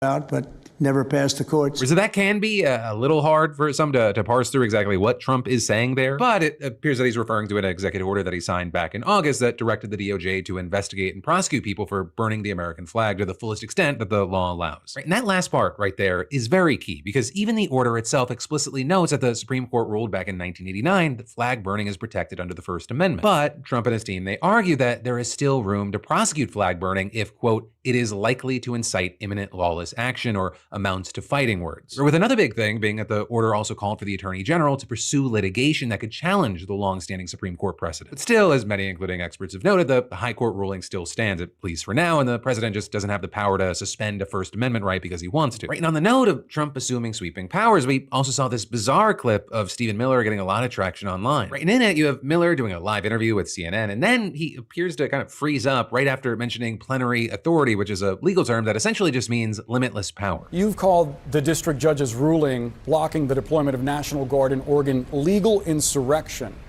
Does the administration still plan to abide by that ruling? Well, the administration filed an appeal this morning with the Ninth Circuit. I would note Yo, this man got a nice bald head, not Stephen Miller, the other guy with the nice beard. This man got a look. I just gotta say it. Look at this nice head, bro. Look at these beautiful eyebrows. Look at this beautiful beard. I wish I looked like this. What? administration won an identical case in the Ninth Circuit just a few months ago with respect to the federalizing of the California National Guard. Under Title 10 of the U.S. Code, the president has plenary authority. Stephen? Stephen? Is he having a medical problem? Hey, Stephen, can you hear me? It seemed, Stephen, I apologize. It seems like we're having a technical issue. We'll try to fix that and get back to you after a quick break. Right, and then after the commercial break, Do you think it's a medical? What is it? the interview just resumed like normal with the host again apologizing, saying some wires got crossed. Right, and then you had a spokesperson for CNN later claiming that guests who appear remotely wear earpieces to hear audio from the anchor, but because of a technical issue, audio from another CNN channel started playing in Miller's ear. With that, if you looked online, there were plenty of people who didn't buy that explanation. You had many speculating that Miller cut himself off and pretended it was a technical glitch because he wasn't supposed to talk about Trump having absolute power. You also had others saying that his audio was cut on purpose or that someone in his ear told him to stop. Right, you also had some accusing CNN of trying to cover something up, claiming that they're lying about the audio issue and noting that when the outlet uploaded the clip online, it cut the entire incident out. But also on the note of Trump potentially exceeding his power as president, we saw this clip from the Antifa roundtable going viral as well. Have you given any more thought to possibly suspending habeas corpus to not only deal with these insurrectionists across the nation, but also to continue rapidly deporting illegal aliens? Yeah, it's suspending who? Habeas corpus. Oh. I don't know. I'd rather leave that to Christie. What do you think? And so with that, you had some speculating that Trump doesn't actually know what habeas corpus is. So you also had others arguing that he does Habeas corpus, what is that? Is that a pizza? I love pizza. Give me a slice. know what it is, right? The legal right that allows a detained person to challenge their imprisonment, but he was just having hearing troubles. With people pointing to him asking reporters to repeat themselves at other recent events. So even with that, you had people saying, well, that just highlights the growing health concerns around having a nearly 80-year-old president. Which actually, on that note, these clips, they came the same day that you had the White House press secretary saying that President Trump will be getting a routine yearly checkup when he visits the Walter Reed Military Hospital for a meeting with troops on Friday. Right? And well, that it normally wouldn't be any kind of cause for concern about the president's health or really be a standout thing. This would actually be the second yearly checkup that Trump has gotten in the last 6 months. Right? His last known medical screening, it happened just this past April. Hey, we should be getting it checked up too. All of us deserve to get checkups. The counterpoint, it might just be that scientists want another crack at understanding how he is just so smart and tall and handsome and really charismatic, right? And definitely not about any kind of concerns around physical or mental fitness. And, definitely not connected to any speculation that's grown around, his bruises that appeared on his hands, swollen ankles, and various mental lapses. But again, that said, I'm sure he's fine, and we can definitely 100% without ever questioning it, trust whatever report comes out about a president. And then there's more we've got to dive into. So I wanted to watch that because I did think it was interesting. I saw the Stephen Miller thing on TikTok, but I wasn't sure if it was like a meme. So I got confused. So I'm glad he covered it. And then I saw the free speech stuff. So this is what's interesting about America. America is like really unique in a lot of ways. It is unique in many ways that also makes it really dangerous for people, and unique in many ways that makes it incredibly safe for people, right? Like, we are a very interesting place. Our free speech laws are very, you know, they're a double-edged sword, but they're really important. You know, they protect all types of speech that's not so great, and speech that's, you know, like reasonable. This is something you should be concerned about. And I know you guys have heard me say on stream before, like, I kind of like knowing I can live in a place that's not going to tolerate like Nazis, but also that's very un-American. Because in America, as you know, infamously, like places like the ACLU, they defend all forms of free speech, even those of Nazis. And there's something to be said about, again, not the concern of the government, but people. People are really stupid. As a collective, we're not that smart, and yes, we're so great because we're just an amazing species. But also, we do a lot of really a lot of unnecessary harm against people we just don't like. Oh, I don't like this person. This is my reaction, right? So as an example, when I made my Hassan content, like my normal videos, I'll give you an example. My normal videos get a 98% like ratio. Like 98% are upvotes. That's my normal, that's what I expect with all my videos. My video, my initial video about Hassan got 21% likes. And then people are like, oh, see, even your audience is mad at you. Obviously, that's not my audience. Obviously, my audience didn't give me a 21% upvote. But people go, oh, see, that's the point. So like everyone's like, oh, she got so ratioed. She got so ratioed. That's not good. That's not a sign of you're right. That's a sign that you're crazy. That's a sign that you're literally a mob. But they don't get it. So that's what the fear around free speech is that you're going to get hit by a mob. And the mob is going to decide we don't like you. And then the mob is going to kill you, and there's not going to be anyone there to protect you. And that's what Trump is trying to make it seem like, oh, we care about free speech. We care about keeping the country safe. But in the name of keeping the country safe, he's going to go after people that are trying to fight and fight for actually, ironically, more freedoms.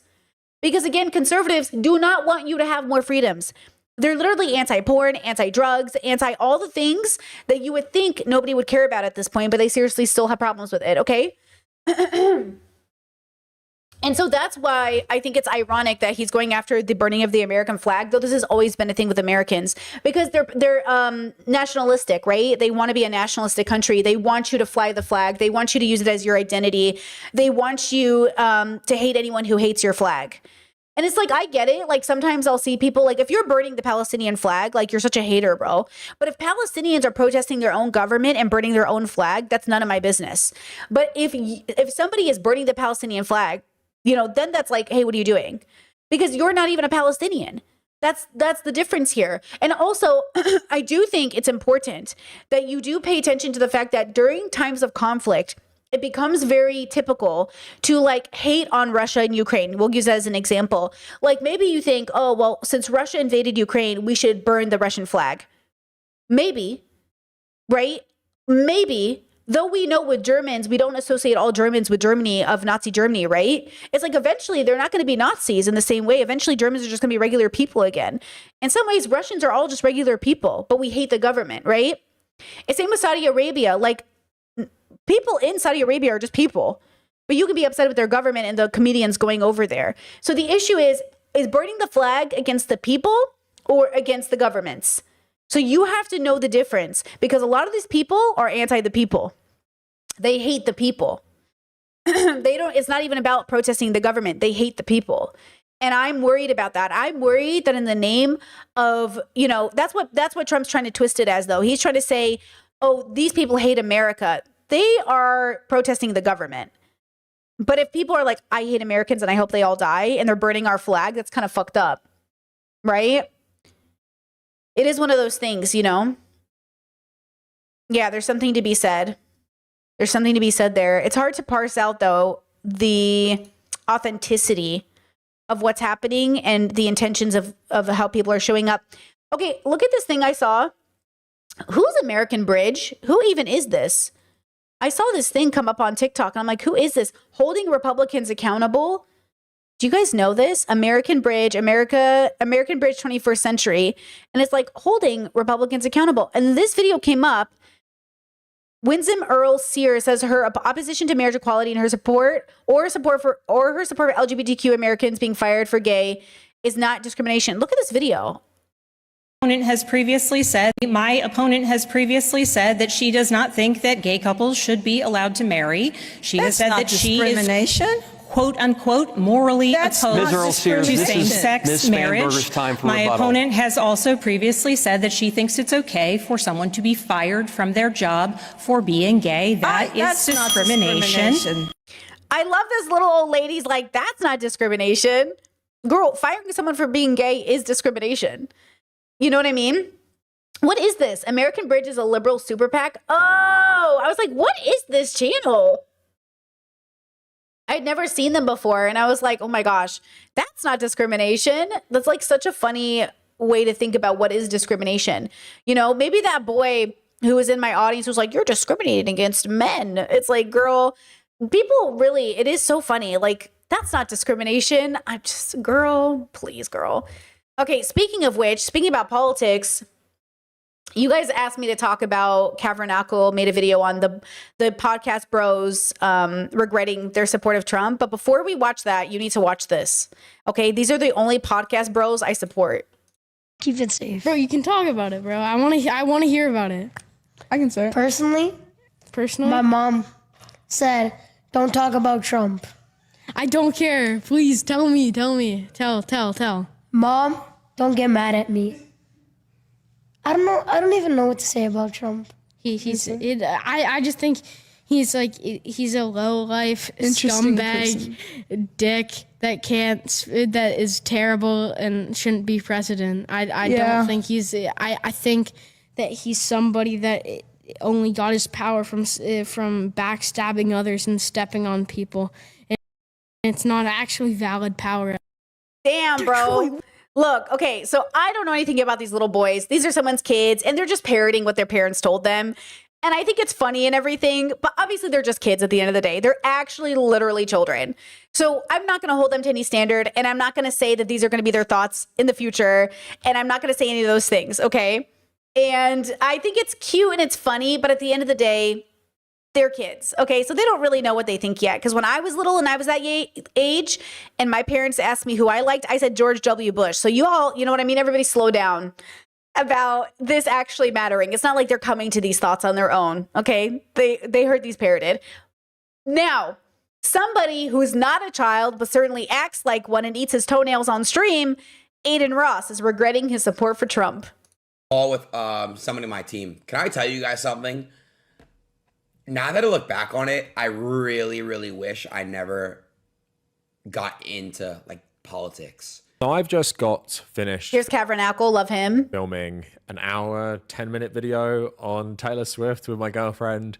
But there was one little thing I did want to talk about today, and that is Donald Trump falling out of favor with the podcast bros. Now, if you guys don't remember, in the run-up to the election, it's a year ago now, Donald Trump appeared on basically every single podcast. And what that entailed, of course, wasn't any sort of journalistic grilling from the best podcasters in America. It was softball after softball interview, because the goal of these podcasts weren't to actually, interrogate Donald Trump's values or beliefs. It was to just promote Donald Trump to their millions and millions of followers.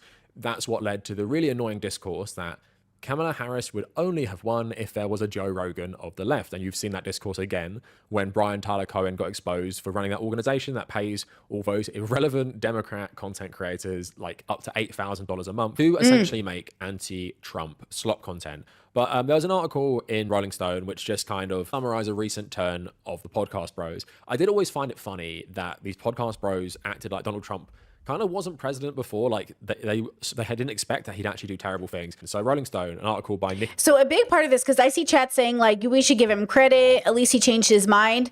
So let me phrase it like this.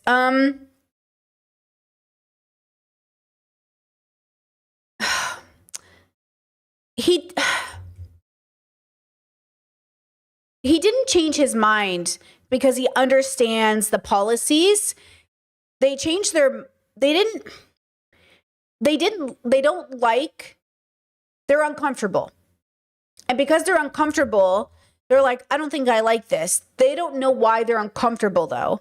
They haven't deconstructed. I'm not hearing any deconstruction in the conversations. So I'm excited to hear a little bit of, but I'm not going to give credit yet because I don't think he changed his mind. He's just uncomfortable.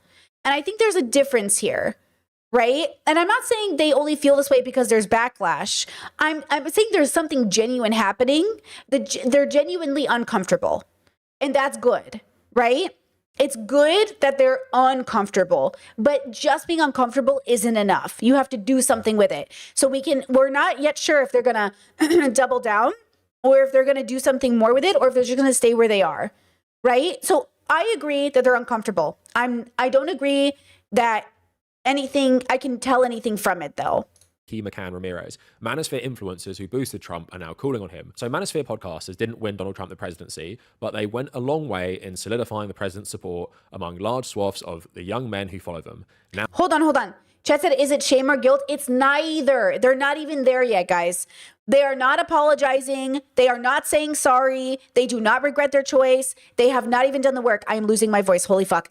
They are not even there yet. They are just uncomfortable. Don't give them too much credit, but also don't take it away from them. But don't give them they didn't do anything yet. They're just saying, hey, I'm uncomfortable. But they don't even know why. They don't even know why. Now, 9 months into the presidency, the same ultra-popular podcasters and streamers who lent their audiences to the president in 2024 are scrambling to break with his government. I'll play you the clips of these if I can find them, but Aiden Ross was one. I had a call with somebody on my team. Can I tell you guys something? Now that I look back on it, I really, really wish I never got into politics. He's not regretting his association with Trump. He's regretting getting into politics, which is not the same thing. Okay? And I feel like that's a cool thing to talk about. Obviously, it's I just kind of I know y'all didn't like that era at all, except for the Trump stream. Obviously, at the end of the day, it was the president. But now that I look back at it, it's damn, so many people just tie me to it, and now it's just fuck. No matter what, they don't even get to know who I am. See, he feels like he's not being seen, and he thinks he's more than his politics. But the coolest part he remembers is interviewing Trump. He said, you guys hated that era, except when I interviewed the president, because that's fucking cool. Because they don't even want to. Oh, you did the stream with Trump? You know what I'm saying? And I really, really understand other people's side. And as I'm getting older, I'm just seeing I just don't think I'll ever care enough again for any other politician ever in the future. Just because it's at the end of the day, bro, humans, we're all humans, you know? Ross interviewed Trump in August 2024 at the president's Mar-a-Lago residence in Palm Beach. The streamer encouraged his viewers to vote for the candidate and even gave Trump a custom Cybertruck and a Rolex. The two bashed members of the traditional press who had grilled Trump's campaign promises and public statements in past interviews and gushed over each other. Am I going to close the door really quick? Just I want to show the rap. Check out this rap and let me know your honest thoughts. I think it's incredible. Trump's interview with Ross was perhaps the most sycophantic of the interactions he had with the bro-oriented content creators, figures like Joe Rogan, Andrew Schultz, and Theo Von. Hold on, chat says, I honestly think optically anyone that people assume admitting to making a mistake of any kind of good, too many people never show that level of weakness. I just want to say okay, guys, I'm going to tell you what's happening. You are giving them the same amount of credit I gave Destiny and Sneeko, and do we know how that all turned out? You know? I can't believe I'm losing my voice. What the fuck is this? I really woke up, and I better not lose my voice before at the end of this stream. But okay, what? That's what is happening here. Do not give these boys more credit than they deserve. He's not even regretting supporting Trump. He's regretting getting into politics. That's like him saying, I regret getting the blue Corvette instead of the red Corvette. And you're like, hey, at least he's admitting to change. It's not an admittance of change. He's not regretting voting for Trump. You know what I mean? He's not regretting it. You know what I mean? That's the trick. The trick of the headline is, oh, Aiden's not doing shit. Theo's not doing shit. None of them are regretting it. All of them are feeling a weight, but none of them know what it is. Right? all provided friendly, non-confrontational spaces for the president's campaign agenda, but like Ross, are retreating from the MAGA movement. Comedian Theo Von, host of This Past Weekend podcast, interviewed Trump the same month as Ross. Theo Von would later attend Trump's inauguration. You could forgive the Trump administration for believing they were on friendly terms when the Department of Homeland Security used the clip of Theo Von saying, in his telling, as an out-of-context joke, "Heard you got deported, dude, bye." Theo Von was not happy, and I'll try and play you a clip of this as well. My father immigrated here from Nicaragua, right? Like, one of my prized possessions is I have his immigration papers when he came here. And I have them in a frame, and him and his siblings when they came here. And so I have tons of thoughts about it, but this was just fucked up, right? It was fucked up. And it was everywhere. It was like on all platforms and stuff. So that had me really kind of paranoid. Earlier this year, Joe Rogan slammed Trump's administration's deportation of hundreds of Venezuelan men to the notorious Seacop prison in El Salvador. Rogan saying, "This is kind of crazy that this can be possible. The cause is let's get the gang members out. Everyone agrees, but let's not get innocent gay hairdressers lumped in with the gangs." And over the summer, Joe Rogan also criticized ICE and the immigration raids. And then Andrew Schultz also saying, "I voted for none of this. He's doing the exact opposite of everything I voted for. I wanted him to stop the wars. He's funding them. I want him to shrink spending, reduce the budget. He's increasing it." It's like everything that he said he's going to do, except sending immigrants back. And now he's even flip-flop on that, which I kind of like. So I would say for everyone mentioned in that article, none of these people really actually give a shit about politics because, first of all, they didn't even really talk proper politics with Donald Trump when he came on. And I just don't believe the sincerity of their view suddenly changing. Like, yes. Well, it didn't change. That's the problem. I feel like this is propaganda. Nothing about this is change. See how Andrew didn't say, like, he said, "Oh, I'm upset with Trump." Yeah, but you still back him, right? Like, just to be clear, do you regret? Are you going to change your platform? Are you going to switch things up? Or no? Like, are you just like, "Hey, you're not doing what I want you to do. Come on, bro, do what I want you to do." And I get it. It's all a journey. I'm not criticizing, and I'm always happy to see change, but I'm not actually seeing any change. And that's the issue. I'm like, I'm okay, but like none of this is actual change. It's okay that they're stating it, but like, I'm okay. But I want to hear them really say it with their big fat chest. A lot of them do seem like absolute idiots, but Donald Trump was already president once. Okay, Chad said, is it better than nothing, or would you rather have him just be quiet until he's really done with Trump? Okay, Andrew Schultz did this thing where he was like, "Oh, so now I've come out and said I made a mistake and you guys are punishing me for it." I'm not doing that. This is Brittany. I am not like everybody else who's like, "You're just sorry you got caught." I'm not saying that.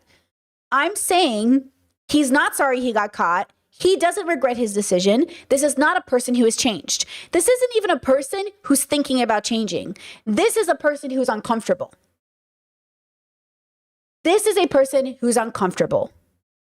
And being uncomfortable is the first step to making change, but it is not the change itself. That's what I'm saying. I'm saying neither give him credit nor take it away, but it's not what we think it is. And it doesn't matter what I would have preferred him to do. I would have preferred him to not have made this decision in the first place, but it's here, right? Like, he already did it. We'll see what real change looks like in 4 to 5 years, you know? So again, I'm not punishing these people. I'm not punishing Theo or Aiden or any of these boys and saying like, this is what you get. Like, that's not who I am as a person. I'm saying this is a non-story. It is a non-story that these boys are regretting their vote because they're not regretting their vote. This isn't what regret really is. This is an embodied sense of regret.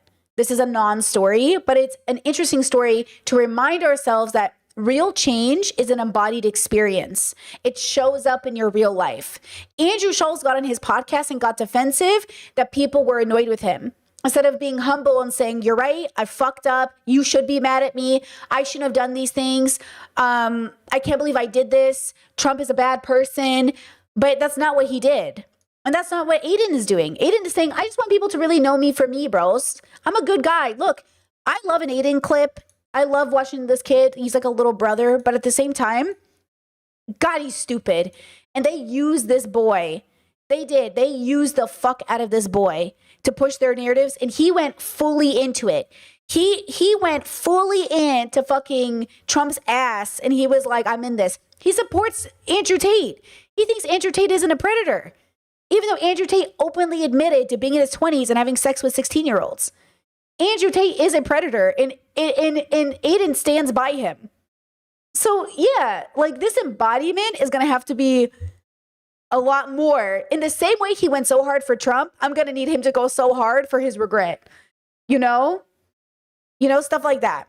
So when people are saying like, I didn't expect him to do this, I didn't expect him to do that, he said he would do this. He ran a very similar campaign in 2016. You are all older than me. A lot of you are pretty old. You remember that campaign. You remember he claimed to be this pacifist candidate. You remember he said all this shit before and then he didn't do it. So exactly. Tired Mom, thank you so much for being a member for 8 months. Says thanks for the stream, Brittany. After this segment, I'm going to go try to make some warm tea and see if that helps my voice. I cannot believe I lost my voice. What the fuck is this? Okay, I'm trying to cough. I'm trying to drink water. Maybe some warm tea will help. Okay, let's get through this though. Why would he say it again in another campaign and then actually do it this time? You're all just idiots, but... Chad says he should get his car wrapped with my bad. He should. I want to see a fucking ugly ass Elon Musk truck with a fucking wrap around it that says like, I'm a fucking idiot, my bad. At the same time, I don't think they care about that stuff. The only thing a lot of them actually care about is the Epstein shit because they're all conspiracy nut jobs, not because they actually care about protecting children from like the elites and stuff like that. It basically plays into something I've been saying about UK politics. So this isn't really related to Donald Trump, but basically you guys would have seen age verification laws come into the UK. And although it has been advertised as stopping young people access like adult film content online, it goes far further than that. Like you have to verify your ID to use like the direct messenger on Blue Sky. There's loads of weird shit like that. Right? Shit. And I said the reason Reform are pretending to be against it right now, and the reason that it's such a layup for these conservatives is because Labour have done something everyone can feel in their life almost straight away. And that's why it's such an easy win for the right. Because everyone has felt this. Like every single person you talk about in the UK will have been affected by the age verification stuff. And I'd say in terms of politics, when you stop making things abstract and you directly impact people's lives, it's very, very easy to become very unpopular. And why I say that for Donald Trump is these podcasters, I don't think they really care what Donald Trump does, but they know the things he's doing are things people see straight away. Like those ICE raids, sending the military into DC, sending the military into Portland, right? You can't ignore that. If you live there and you are a Republican or if you're even a libertarian, do you want the military on your streets? Do you want military occupation in your own country? And all the other stuff they're doing and all the and their own age verification stuff they've been pushing and all this censorship on social media. I think these podcast bros are at least smart enough in the sense of self-preservation, realizing that Donald Trump is actually affecting people's lives really directly in a way that you just cannot ignore. The same, which is where I think some of the authentic uncomfortableness is coming from.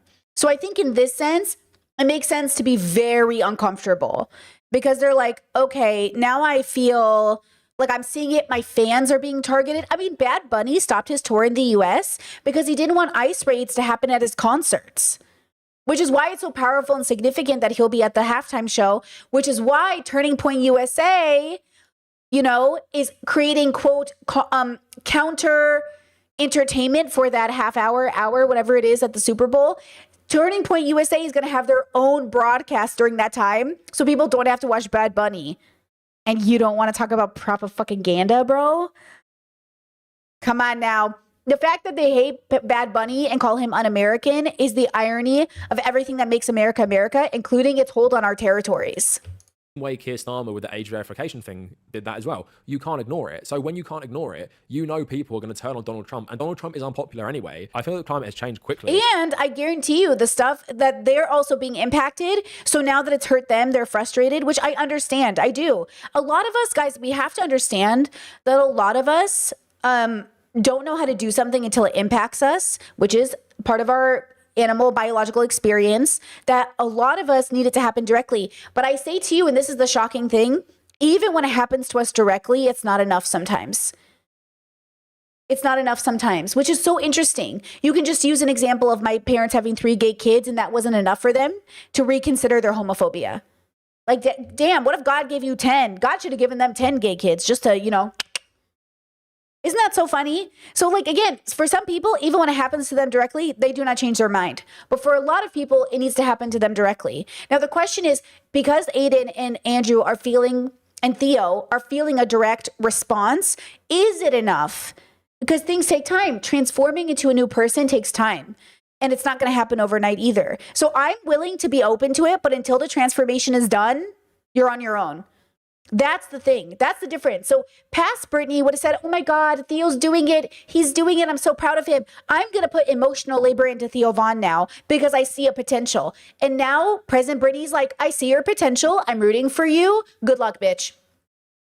I'm going to go spend my time somewhere else. Somebody else can do that emotional labor. But I support the possibility of change. But I'm not invested until he's changed. Okay? My crutch as a person is I constantly live for people's potential, and I'm always trying to stop myself from doing that because it always gets me in connection with like shitty boys on the internet who I always want to believe in because I do believe in you. I just don't want to do the emotional labor anymore. And I don't think we should. Right? I believe in Ethan Klein's ability to change. I'm just not going to do the emotional labor for it. You know what I mean? But I'm rooting for it. I can't wait for the day. I hope it happens. But my life's not going to change if it doesn't happen either. And these podcast bros realizing the tide is changing, even amongst young men. And even with like the Israel stuff, you're seeing conservatives in America who are quickly changing their opinion on Israel. And especially because Donald Trump keeps supporting them as well, they are turning off Donald Trump and they're going against him, right? You even see that with like the Charlie Kirk, Candace Owens stuff. She's hinting that he was basically killed by Israel, and loads of people believe it. But then you have Donald Trump who still stands by Israel and backs every single thing they're doing. So I feel like these podcast bros, they'll flip-flop all over the place because the fact that progressives were like, oh my God, Brittany, what do you think about Candace? Aren't you so stoked about Candace? Don't insult me. Don't insult yourself. Do not believe a word that comes out of this woman's mouth. I cannot believe the way people were like, I can't believe I'm agreeing with Candace Owens. I can't believe you're agreeing with Candace Owens. Oh, but Brittany, she cares about Palestine. What about Tucker Carlson? How easily you guys fall for shit. Holy shit. Like, do people who have dedicated their whole life to fucking people over, and you're like, maybe this time they're not going to fuck us over. Ignore those two people. I don't care what they say. I don't even care if what they say is true. I don't care. Falsely pretending you support Palestine is disgusting. It is disgusting, and it is absolutely happening. They are pretending to care about Palestinians for politics. It's disgusting. All they really care about is people watching their podcast, right? So if, in the run up to the next election, let's say it's Donald Trump running again, I know that's a nightmare scenario, or JD Vance, they will base their support on either of those based on how the public view Donald Trump at that time, right? It's not out of any genuine principled stance. The only thing that would get them to, on a principled stance, turn on Donald Trump is if he raised all their taxes. Not going to do that, so don't worry. They're not going to vocally come out against Donald Trump. And exactly. Again, it's just like a self-preservation thing. Yep. So don't believe... See, they didn't come out against Donald Trump. They didn't say, I regret supporting Donald Trump. They said, I regret supporting politicians or politics, but they don't regret Trump. They haven't gone against Trump. They also know that the reason they made so much money this year and built a huge audience was also off those conservatives. And they also know that they probably agree more with those policies.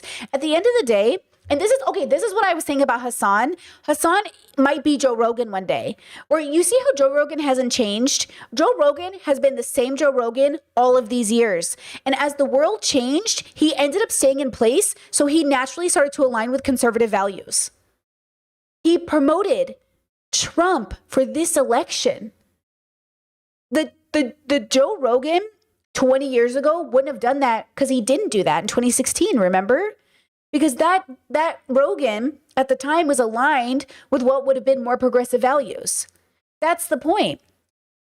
The point is, and I'm not saying Hassan will do this, I'm saying that if all of us could do this, if we don't keep deconstructing, if we don't keep moving forward, if we stay in place with our values, with our understanding of the world, then we will naturally become more conservative. Because that's how the cookie crumbles. That's how it works. Okay? And so that's what I want you to pay attention to. Von's crocodile tears that he constantly has for like Palestine or for people suffering at the hands of ICE, they are just crocodile tears. And maybe he knows it's bad and wrong. But again, he was complicit in getting Trump elected, and he would definitely support Donald Trump or other Republicans again. It's not like this is going to stop his support of that. So anyway, that is it for the video. Let me know what you guys... Exactly. Love Cavernacle. Go ahead and link the video. Oops. Nope. Hold on. I had a call. I'll go ahead and link the video. I love Cavernacle. So all of this to say, I'm always open to people changing. I really want to live in a world where people change, but I live in a world where it's really hard to change. It's really hard to be a good person. So I would love one day to have a progressive Andrew, a progressive Aiden, a progressive Theo. But for now, they don't exist. They are not those people. And so for now, I will remain hopeful, but I will not give them my energy or spoons while they figure it out for themselves. Given how much privilege they are sitting on, they have so much time and ability to get better. Will they? Who knows? Okay. With that said, let's take a 2-second break. Let me go see if I can drink some warm tea and help this thing. I don't know what's going on with my voice. I'll be right back. Sorry, girls. Oh my God, I can't believe it. BRB.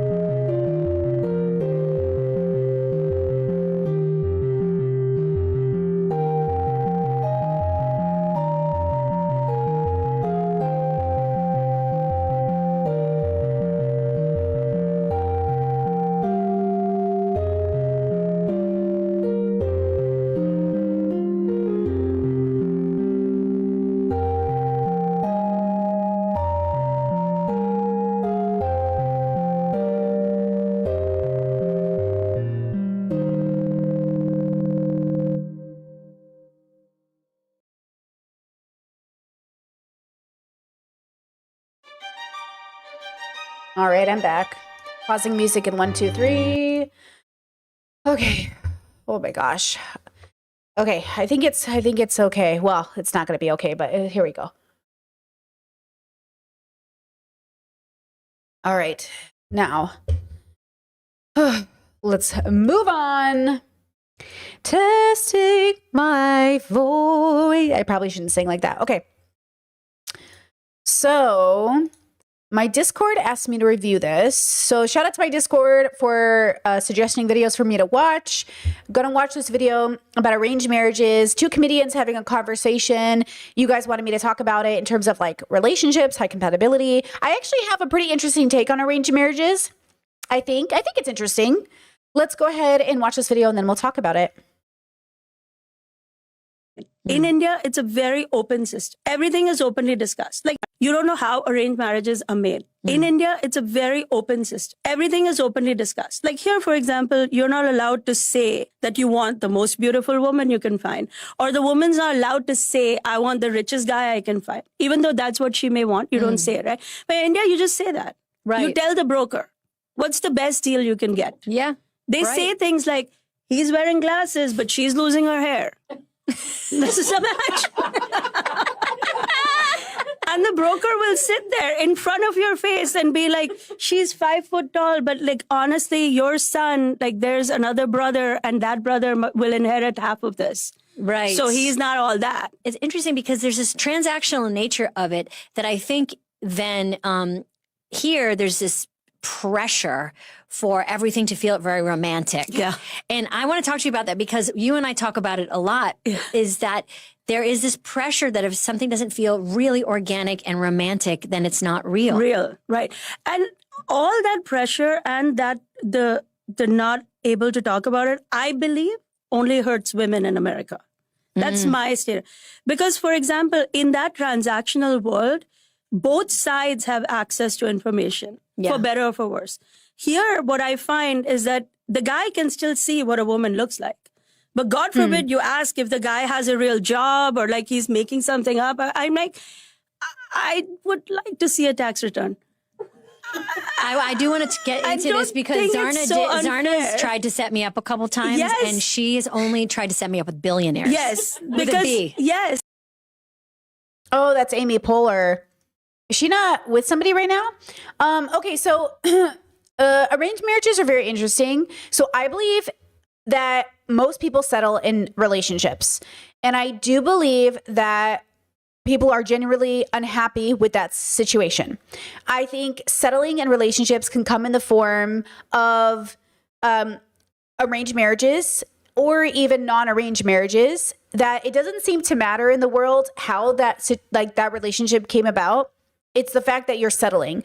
So I do think arranged marriages, there's 2 concepts of it. The one she explained where you both have a choice. It's literally called arranged marriage because you're arranging the marriage, right? Or the second form of arranged marriage, which is like the person getting married doesn't have a choice, that the families make the decision and that it's not up to the participants in the marriage. So there's 2 types to think about. And the irony is sort of like, even in a culture where you don't have what you think of as an arranged marriage, there's a lot of pressure from the family, right? There's a lot of pushing from the parents. There's a lot of guilt from the people around you. Oh, you guys got pregnant before marriage. You got to get married now. Like that might not be an arranged marriage, but it certainly isn't good either, right? So I think there's something to be said about our ideas around these words and what they mean. But I would say that regardless of how the union came about, if you're not high compatibility partners or you're working to be, I think you'll kind of always feel like you settled.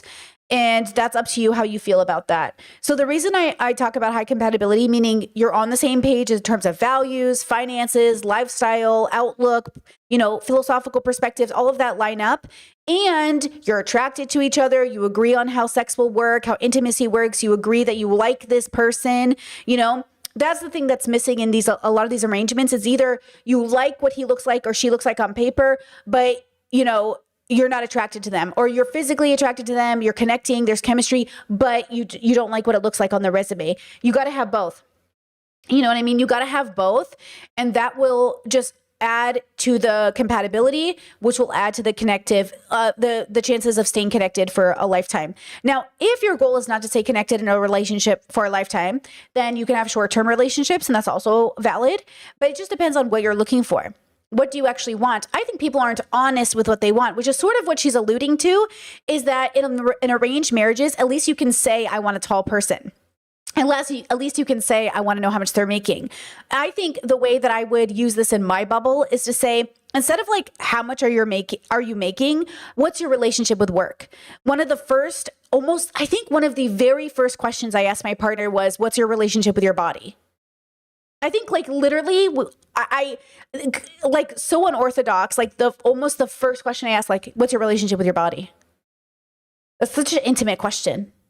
And right away, they just like answered. And that was a sign of compatibility because we were both so secure in our relationship with our forms, with our bodies, with our genders, with our relationship that we were able to convey it. And we understood each other. So again, these conversations are so intimate, but that's why I did a courting style dating. So even though we did courting, which meant ready for marriage and very intentionally dating, it was different than just like dating to get to know a person. We did not date to get to know each other. We courted to see if we were ready for marriage with one another. It's a different stage in life. In my 20s, I dated to see if I wanted to get married. I wanted to get married emotionally, but I wasn't realistically really ready to get married. A big point of that was I wasn't there mentally. Like, I'm reviewing Love is Blind UK right now. You guys will see that series pop up for you while I'm gone for the next week and a half. This is the last day before I go away for a week and a half. But you will have that series. And in that series, it is so clear to me how important it is to recognize you're not really ready for marriage. You're not ready. You think you're ready, but you're not ready. And like, people really think they're ready. They're not ready. And like, I don't know how to explain it to you because marriage is so subjective. The relationships you have to it, the word ready is so subjective.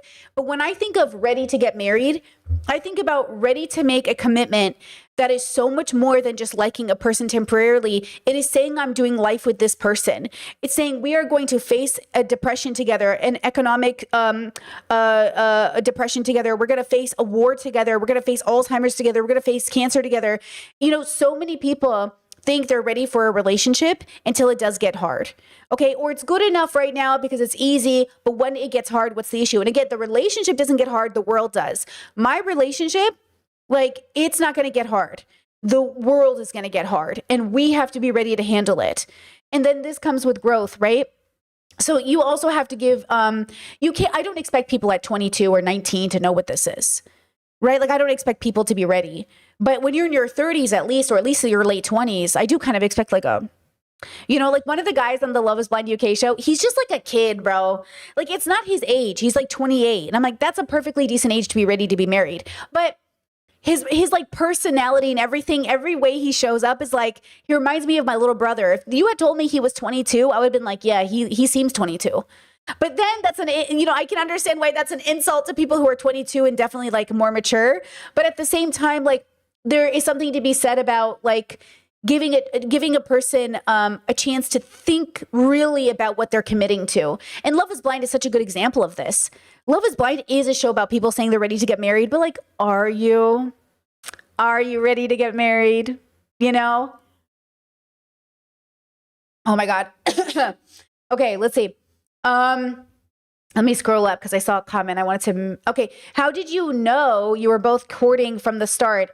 We talked about it. So when we met each other, when the time came and we had that conversation, I said it. I used the word. I said, hey, I'm looking to court my future partner. I'm not looking to just date for funsies. So either we figure out if we're ready to get married and compatible, or like, I don't want to talk to you in that way anymore. And they were on board. And so we went through we went through that process together. Basically, I said, hey, do you want to sign up? And they said, I'm signing up. Tap me in, coach. And I said, okay. And then we did it together. So I was the one who did have to say, like, but then my partner, I think, knew, like, I think in many ways they, and by the way, they're not the first person who's gone through sort of that, level of seriousness with me either. They're just the only one who got to marriage, right? Because like there had been another person that was like, yeah, like tap me in. Let's see if we're interested in one another. We came to the agreement that we weren't, but it's not that it was a rare find. It was just like, I was looking for a type of person, and that type of person exists in very specific types of people. And that other person was younger. And that's why a big part of it didn't work out, right? So the whole point is that when we're engaging in what we think courtship is, we're also testing our own values and testing our worldview and saying, is this the kind of person I want to be with? But it's not the person. It's, does this make sense for my life? Is this my person? You know? And so, yeah, chat says I was 33 when I finally got married. Yeah. Wait, was I 33? No, I was 34. I was 34. Yeah, I was 34. It was great. It was fabulous. It doesn't matter though. Early 20s, late 20s, 40s, 50s, who cares? You know, the point is that you're making the decision together. And look, other guys in the past, other girls in the past that I've talked to, because I did it to multiple people, I would say it right away, first date. Hey, I'm looking for something serious. What's your job? What's your lifestyle? What do you imagine our life would look like? Are you willing to relocate? You know, that was one of the biggest questions because almost every person that I dated during lockdown, as an example, went on first dates with, none of them lived near me. All of it was long distance. I dated absolutely zero locals. And a big reason for that was because I lived in a town of 6,000 people and it was MAGAville. I was living in the country at the time, very vibes all the way. But everybody I was interested in was like in the city, obviously, 3 hours away. So that's another thing to think about, right? Chess says, just broke up with my partner of 1.5 years because I could not see us moving in that direction. A lot of my decisions came from just listening and really digesting stream. I hope you're happy for it. I hope it works out for both of you. I hope that, you know, you take care of yourself. I hope they take care of themselves. It's difficult because a lot of our life is dating to realize these things about ourselves. You know, so much of my life, I could not have known, you know, this is so funny. This is such a throwback. But to, you know, Not So Erudite Kyla, when we were talking, when we were friendly to each other, she said something that I don't even know if she knows how true it was. And I hope she knows this for herself in the future because I know like she and I don't talk anymore. We're not friends or anything. But she said something about me that I think I wish everybody would know for themselves, but her audience would critique me and be like, don't you think Britney's crazy for getting married to a guy or getting engaged after 6 months? Like, don't you think this is crazy? And she was like, Britney has dating history. Britney has a lived life. Britney's had jobs. She's moved out of her parents' house. She's dated people. Like, your life is a lesson to you. Your life is data you're gathering to make this decision. I didn't choose my partner because I trusted them alone. I trusted myself to make this decision, right? And that's the point, is like, she's right that you know, your dating history doesn't necessarily dictate whether you know, but it helps you inform yourself. You don't have to have, I don't believe in this idea that you have to have sex or have a big dating history to know yourself, by the way. I think you can be a virgin at 35 and still know yourself. I think you could never have had a serious relationship by 40 and still know yourself. I just think it's dependent on how you lived your life and if you bother to get to know yourself. Because we learn who we are, yes, through dating, but also through other things. So even if I had not dated, I would have known myself. But that's the point. People think like, oh, you have to know someone 2 years before you get to know them. Not really. What you have to know is yourself. The reason I knew, like, I dated partners for 2 to 5 years and still didn't know if they were the one was because I didn't know myself. I didn't know if I could live with them. I didn't know if I would ever be happy here. I didn't know why I was miserable. Right? Like, that's the point. So when you're dating someone now, you don't need like 2 years. I didn't need 2 years to get to know my partner.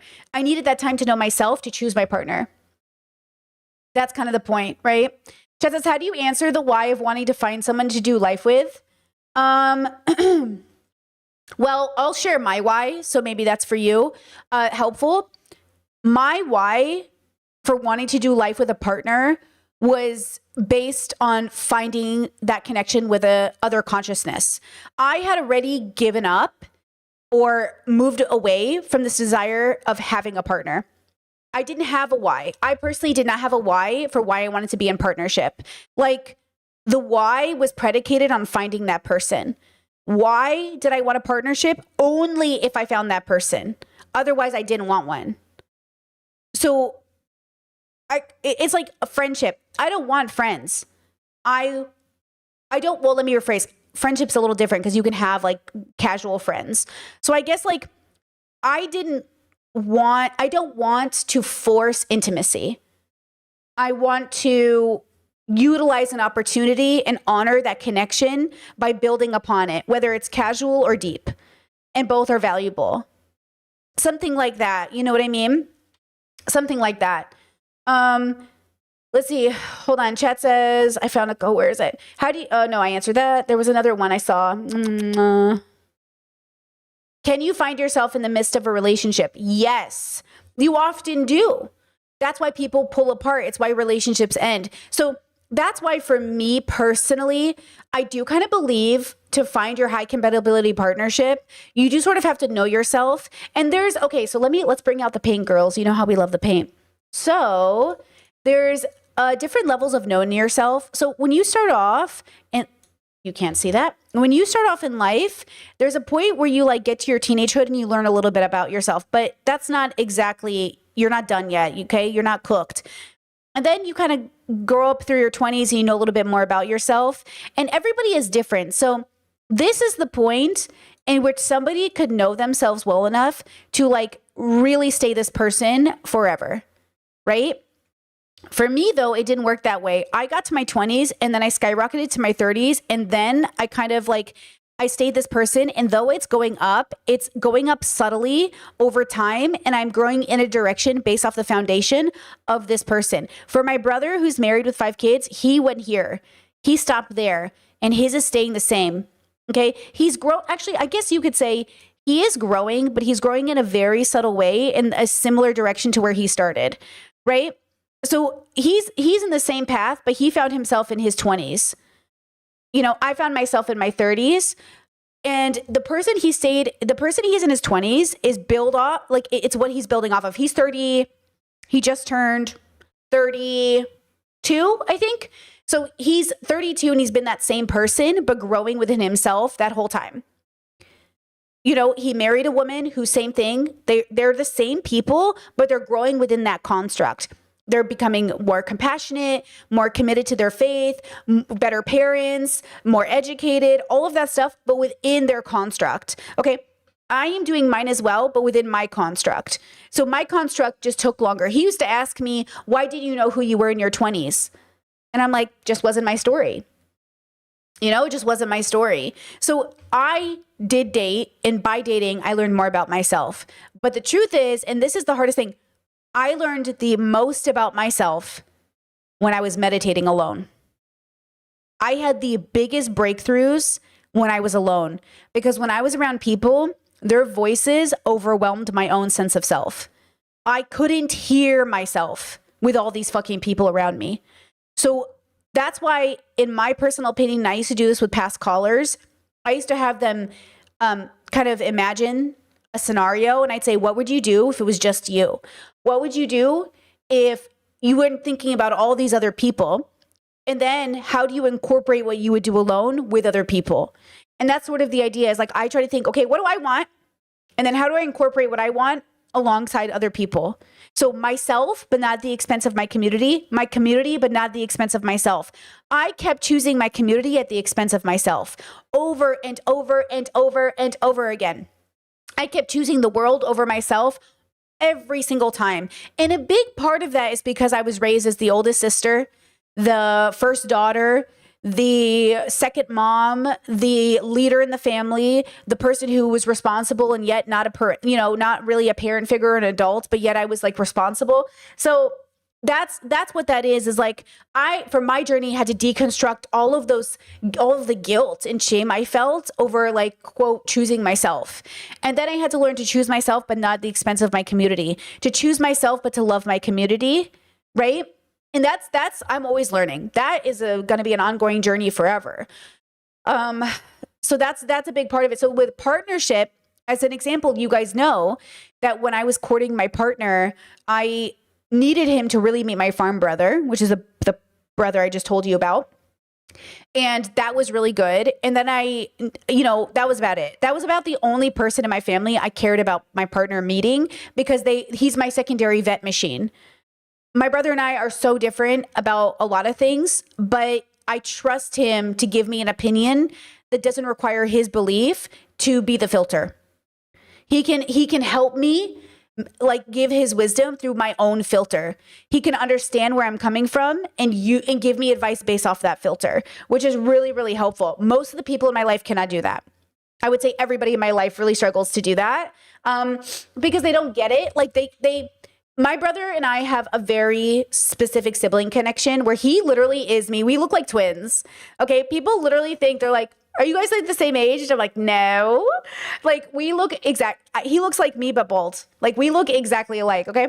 So we rely on each other in that way. Like so that's why I needed him to meet my partner, and they really liked each other. Like to this day, my partner's like, oh yeah, like I definitely like that sibling like the most. So I was like, yeah. Yeah. Jess says, do you have a 2-year age gap by chance? A 4-year age gap. We're 4 years apart. There's a brother between us. We have 4 years apart. Yeah. He's one of my favorites for sure. And like, that's really like, I love that. I love that. I have somebody like that in my life, but also at the end of the day, this is the whole point of that story. I still had to make the decision myself. I'm a grown up. Okay. I still had to make my decision myself. Chet says, I've always wondered, does he know you referred to him as farm brother? Yeah. My family knows I gave them nicknames for privacy. Yeah. He loves it. His farm, he's like 20 acres. He has all kinds of trees and animals, and it's a family farm just for the family. But yeah, he loves it. He thinks it's cute. You know? Chad says, hey, did you ever react to the non-Jubilee video? No, they copyrighted me and they wouldn't let me watch it on stream. So we had to switch gears yesterday. Yeah. So the whole point of this is that I think arranged marriages could work in the sense that you could find your high compatibility partner that way. But I think at the end of the day, regardless if it's arranged or you meet each other on an app, the chances of you settling are higher than you finding your compatibility partner, which is why I eventually abandoned the construct of needing a relationship and realized that it was never about needing a relationship. It was about organically finding a person that I could do life with without forcing it. It's about not forcing the connection. Okay. To bring it around to anime, just to, close the chapter on this conversation, Luffy doesn't force people to be a part of his crew. Even though it feels like that sometimes, it's an organic find. It's special. How many people does Luffy find along the journey and they don't become a part of the crew? To become a part of the crew, you can't explain why they choose who they choose. But it makes sense. You just know, oh yeah, that makes sense. But it could have been anybody, but it couldn't have been anybody. It had to be specifically them. And that's the point. Sometimes in life we think it could be anybody, but it can't be. But yet, you know what I mean? Those are still, I don't know how to explain. It's a little woo-woo, but you know what I mean? You get it. Bellamy didn't make the cut. Bellamy did not make the cut, Zabubafu with a super chat says, what about the Enemies Project? Maybe they won't. Yeah, I think Enemies Project doesn't seem to copyright, so we could watch their video in the future. Thanks so much for the super chat, Chat says, is courtship something you brought up on the first date? In my situation, we were already messaging each other before our first date. We had 2 weeks, a couple weeks before our first date. And so we already knew we were heading in that direction. So the first date was 8 hours and basically a welcome. We put on our glasses and brought out our briefcases. We were like, how much money do you have? How much do you make? What illnesses do you have? Do you have anything I can catch? What's your opinion on kids? What's your opinion on this? It was an 8-hour date with a break for dinner. We literally got dinner and we were eating while we were talking. You know how many pee breaks I took in that 8 hours? Let me tell you, okay? And it was a lot of fun, but we were already talking. We were already connecting. We were already, so we were texting, and then we had our first video call. And the first video call solidified that we would like to move forward. And I was like, okay, I liked this. I really enjoyed this. Would you like to move forward? And then we moved forward. And so that's how we did it. It was really nice for us. It worked for the type of personalities we had. And then he came to America for 2 weeks to meet me for the first time. Then I went to Croatia, and then he came back to America. And that's how we did it. And then we, now we've been married. and it's going really, really good. And I really am so happy with the way that everything went, that I would love everyone to be as happy as I feel right now. But it also couldn't have happened without it being like the right person, and I was the right person for them. Because also in their perspective, I was also the right person. Like, you know what I'm saying? So I want this for everybody if you have it, but I think it helped that both of us were not opposed to breaking up. That's why we did the 6-month engagement. That's how long it took us to come to an agreement about getting married. And, you know, we were really, really open and blunt with all the, so you know how you don't talk about things that you feel like, I don't want to talk about that, they'll break up with me. We talked about everything, you know, everything. Just like anything. One of my favorite questions I asked during it was, what about you would be considered a red flag to people that could be a deal breaker? And then we talked about it. I said, what's the thing about you that you think, oh yeah, people might not like this about me? Like, you know, like being vegan as an example could be really hard on people, or, oh, I'm religious, or, oh, there's something really like, this is who I'm really, you know, everything, the apartment's really, really clean, so clean that I expect you to wash every dish you ever touch. You know, everybody has a thing about them that might be difficult to be with, right? For us, it was our neurodivergency and my chronic health issues, right? Or the fact that I have herpes, or the fact that I'm sick, or the fact that I am a YouTuber. Oh, your job. Oh, your job. Nobody ever talks about your job. What do you do for a living? Where's your job going to take us? You know, as much as it sounds cool to date somebody with a particular job, not everybody can sign up for it. You know, I tried to date this guy in the military, very nice guy. And I was just like, yeah, I don't think I can see myself being away from you for 8 months. He said he would have to be away 8 months. Now, that wasn't the real reason we broke up. It was just something that I noted to myself I don't think I could do. But that wasn't the reason we weren't compatible. We just weren't high compatibility partners, right? But that was one of a good example for me to learn about myself. Is like, oh, I think I could handle being a military wife in a sense, but not really. One, I'm anti the military, but two, I don't think I could do 8 months of not seeing my person. That's difficult, right? But you know, you don't have to be a military wife to do that, but it's difficult. It is hard, you know? Chet says, imagine how different your content would have been being a military wife. Do you think it would have been different at all? Oh, for sure. Well, it would have been difficult for me. I think I would have, the problem is too, the guy I was dating, really nice guy, wanted to do, he was so smart. He college educated, going right into the military, had a 20-year plan, very focused, locked in, and more progressive. So, but I would say like, not as progressive as, maybe would work now, but like more progressive leaning. But the career military thing, I think would have ended up being an issue. I think we would have had an issue over it eventually, which is interesting because at the time I didn't think it would be an issue. But looking back now, I think I would have had him leave the military. And that would have been so fucked up for me to marry a guy who was upfront with me initially and said, this is a lifelong dream of mine. And then to realize now this Brittany would not have liked it. So, you know what I'm saying? Like, it wasn't my person. But I'm so glad that I know that now. But think about that. Like, think about why you're not saying yes to a person. And remember, it's also for them too. You know? Chess says, would you have been a base wife and followed him deployment to deployment? Well, he was a guy in the Navy, so he was on the ship, so I wouldn't have been able to follow him. I would have had to stay home. Yeah. Chess says, do you think your farm brother would have approved of him? Well, my brothers knew about him. I show my brothers everything. I'm like, hey, what do you think of this guy?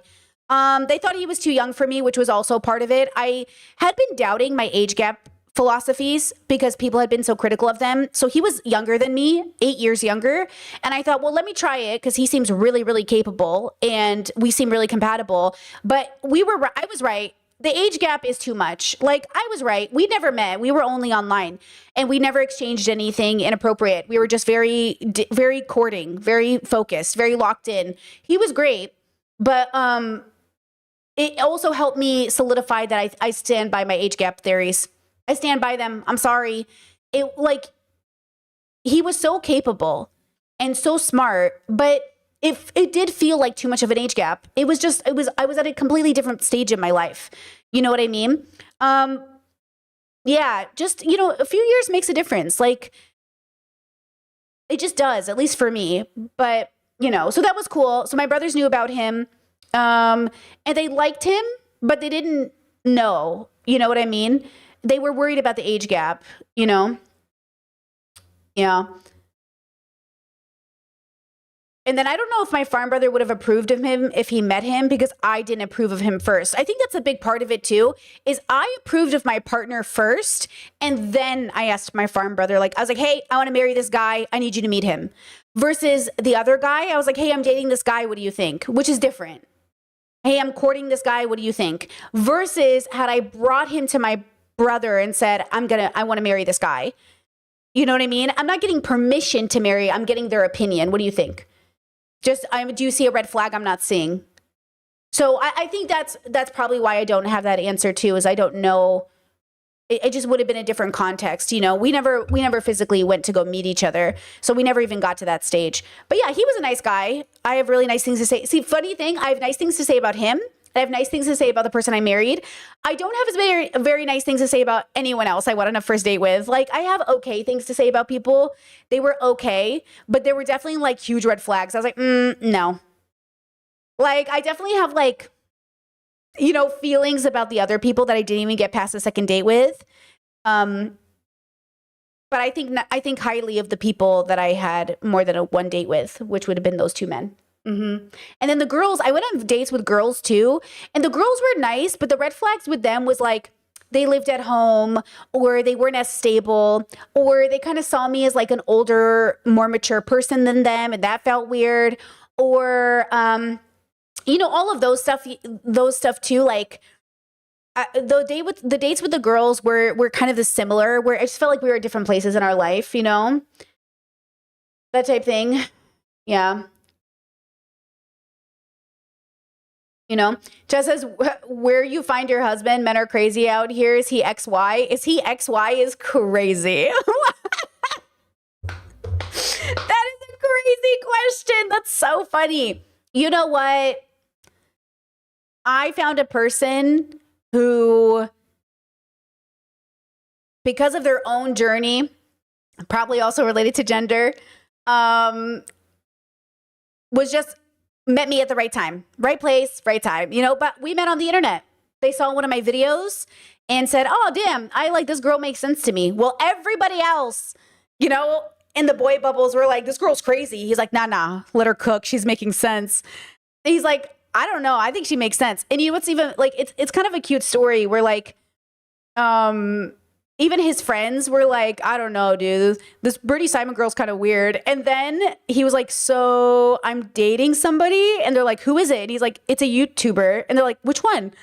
And then he's like, Bernie Simon? And they're like, you know what I mean? It's kind of funny. But like, now his friends and I, like, now we all like hang out. So it's even funnier that like they saw me on the internet and talked about me. And then now I'm part of the friend group. So it's even funnier. Like, it's cute though. That's the part about being a YouTuber that's weird, is like, I'm at one point I'm just a girl on the internet, and then at some point I'm hanging out at the dinner table. You know what I mean? I think the thing about being a YouTuber is that I am just a person. Like, I am really just a normal person, and I just, like anybody else, want to marry into a group of people that like me or understand me or see me. Like, my in-laws, right away, he told them, like, hey, she's a YouTuber. She's on OnlyFans. And his parents were like, cool. Oh, and she's queer. And they're like, cool. Like, I'm so lucky. I'm so lucky that we found each other, because we might have missed each other. Like, we might have missed each other. And that would have been okay, too, by the way. That would have been fine. But I feel so lucky that I married into a family that accepts me, that his friends are cool, that my partner's great. Like, I would never want you to settle for less than this. Because shit, when life gets hard, it's so important to have people who back you. Guys, without his parents, like, we would be struggling. Like, in terms of just my immigration process, having an adult in the room, having an adult who knows what they're doing. Like, it's been so helpful, because we are adults, but they're grown. You know, just having a support system, just having somebody who can, you know, take us to the hospital, or if we need a favor, like, you know what I mean? It's just nice to have a community. That's another reason why moving to the US would have been a little bit harder in a sense. Because, like, maybe we wouldn't have had the same type of community, you know? Yeah, I don't know. But the point is like, I married somebody who's as progressive as I am, who has the same viewpoints, who isn't a man. I didn't marry a man. I married a person who it happens to be a man sometimes. You know what I mean? I think that's really important. They respect that I'm also a man. You know what I mean? Like it's really important that you end up with somebody who sees the world like you see it, and you grow together in that direction, and you challenge each other out of love, not out of like ego, right? Yeah. Chad says kind of related, but kind of different. Do you think friends need to see who you are as a person? I think friends need to see a part of you. So the way that I think about it is, and I didn't always used to think this way, by the way. I used to think that people needed to see all of you, but I think people just need to see parts of you. I think my partner is the only person who really sees all of me, and that's okay too. Because all of me also encompasses like sex and emotions and intimacy and partnership, which I don't do life with my friends, right? So, okay. So, you've got a person, okay? Okay, and you've got another person. Actually, hold on, let me move that over a little bit. You've got another person. Okay. And every person has parts of them that people need to see. Okay. And whether or not they can see you is going to be dependent. So let me do the same here. So let's say you have a friend who really sees your brain, like they really get how you think, vibes. You have a friend, who really loves anime the same way you love anime, and they really get you in that regard. You have a friend that you both love cooking, and you really understand that like the world needs to be fed, and you do activism to feed people because you just know food is everything, right? Like you have a person who has like really strong religious views, and you're on the same page as them, and like you see that part of them really deeply. Okay, so on and so forth. Well, mostly in friendships, what you actually have is a friends who see 1, 2, 3, 4 parts of you, but they're still missing this part of you. Or in some cases, you see somebody who sees all of you, okay, in a really significant way. And that could be a friend. It could be a partner. It depends on the person to person. But that's a pretty significant thing. I've had someone say to me, oh yeah, I dated a girl who saw all of me, but we didn't work out, long distance. Okay, we are not talking about the same thing. No way somebody who sees all of me is about to be long distance or away from me. Maybe somebody who sees a part of me. Maybe somebody who sees some of me, definitely. But somebody who sees all of me, because to see all of you is to understand you in such a significant way that you would be able to problem solve issues. It's to say, I see so much of you, we're never going to have problems we can't solve. Right? Hold on.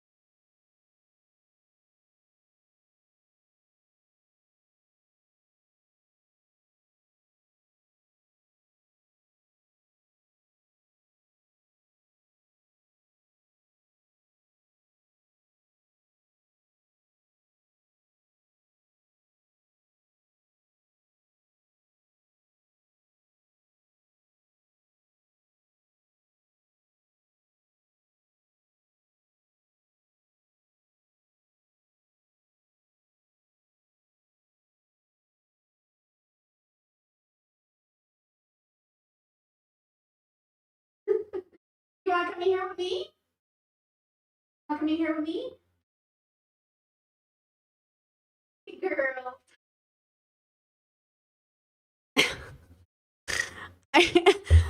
Okay, so I heard her and I knew she was somewhere. I was like, where is she?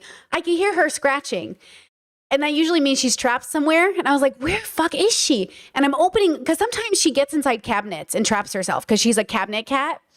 And so I'm like running around the house. I'm opening all the cabinets. I'm like, where is she? I can hear her. And I go to my partner. I'm like, where is she? He goes, I don't know. Where is she? So I'm like, I'm doing all the sounds. I'm doing all the like sounds that get her to pay attention to me. And I'm like, where the fuck is she? And then I open up his bathroom. We have multiple bathrooms. And she was in there. And I was like, you bitch. I found you, girly. Hi. Found you. Anyways, and now she's in here.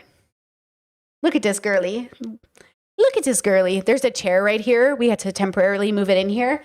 So she's sitting on that chair, and that's why you can see her right now. Usually she wouldn't be able to be this high. What a cutie patootie, okay? Anyways, she freaks me out when she does that. When she disappears into like a space and I can't find her, I'm like, oh my God. Where is she? Now she's going into her cubby hole in the desk. Okay. So, okay. Talking about seeing people. So, sometimes when we make friends or have relationships, we just need to see like one part of them to maintain a connection. Like, oh, we have a connection with this thing. We are connected. And then sometimes what happens is we have multiple connections, like I said earlier, right? And then sometimes we have all the connections, which is great. But I think sometimes people think like you have to have all of the connections for it to be real.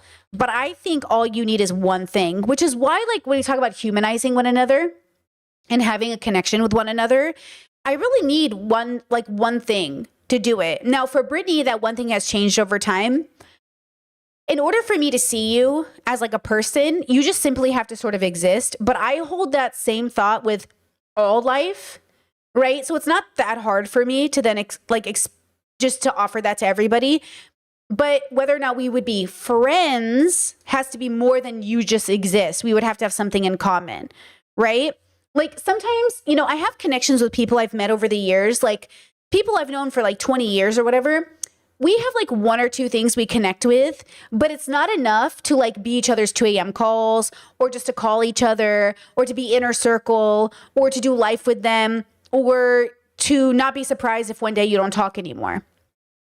Because we don't have enough to build. The more you have, the more you can build, which is a part of high compatibility, whether it's friends or romantic relationships. I think your friends, high compatibility friends, you also have a potential of withstanding the duration. Like some of my friendships, like inner circle or not even inner circle, the ones that last a lifetime in more than just spirit, because sometimes they also last in spirit. Like I'll always be connected to my parents, their inner circle, but that doesn't mean we'll be in each other's life because my parents see like this much of me, right?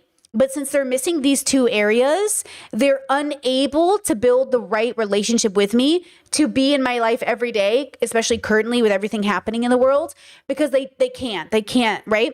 So even with inner circle, depending on, because what you're doing is you're gauging, like, even though I have this emotional and very important connection with you, and even though I love you more than I love a stranger, I also would rather interact with a stranger on a daily basis because at least a stranger isn't going to treat me this way. And yet, even though I love you more than a stranger, even though I'm connected to you more with a stranger, right? So there's that idea that I think is really difficult, but I think it's real. So like, my bestie who's going to come see me in a bit here, we've known each other almost 30 years. We've never had a fight. Never had a fight. Never not talked to each other. Never not been able to move through life together. Like never, right? Okay. We've had political disagreements. We've had conversations, but we've never had a fight, okay?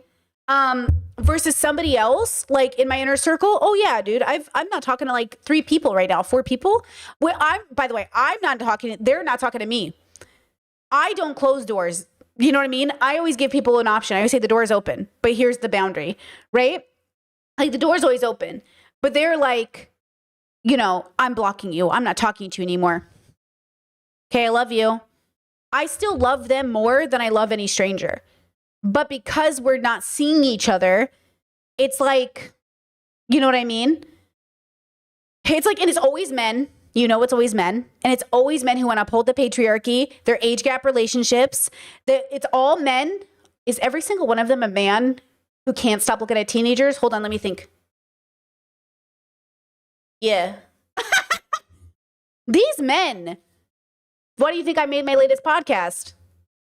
All these boys can't keep themselves from looking at kids, bro. She's 25, bro. She's 17, bro. Bro, too young for you. That's what I'm saying. Like, you can pretend, Brittany, I think it's your BPD. I think it's acting up. Homie, do not evoke the BPD when you're out here with the PDF. Okay, girl?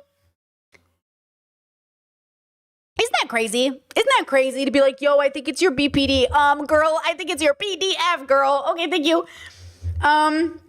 Chet says, how do we maintain relationships? But how do we maintain a relationship? Most people are toxic as hell.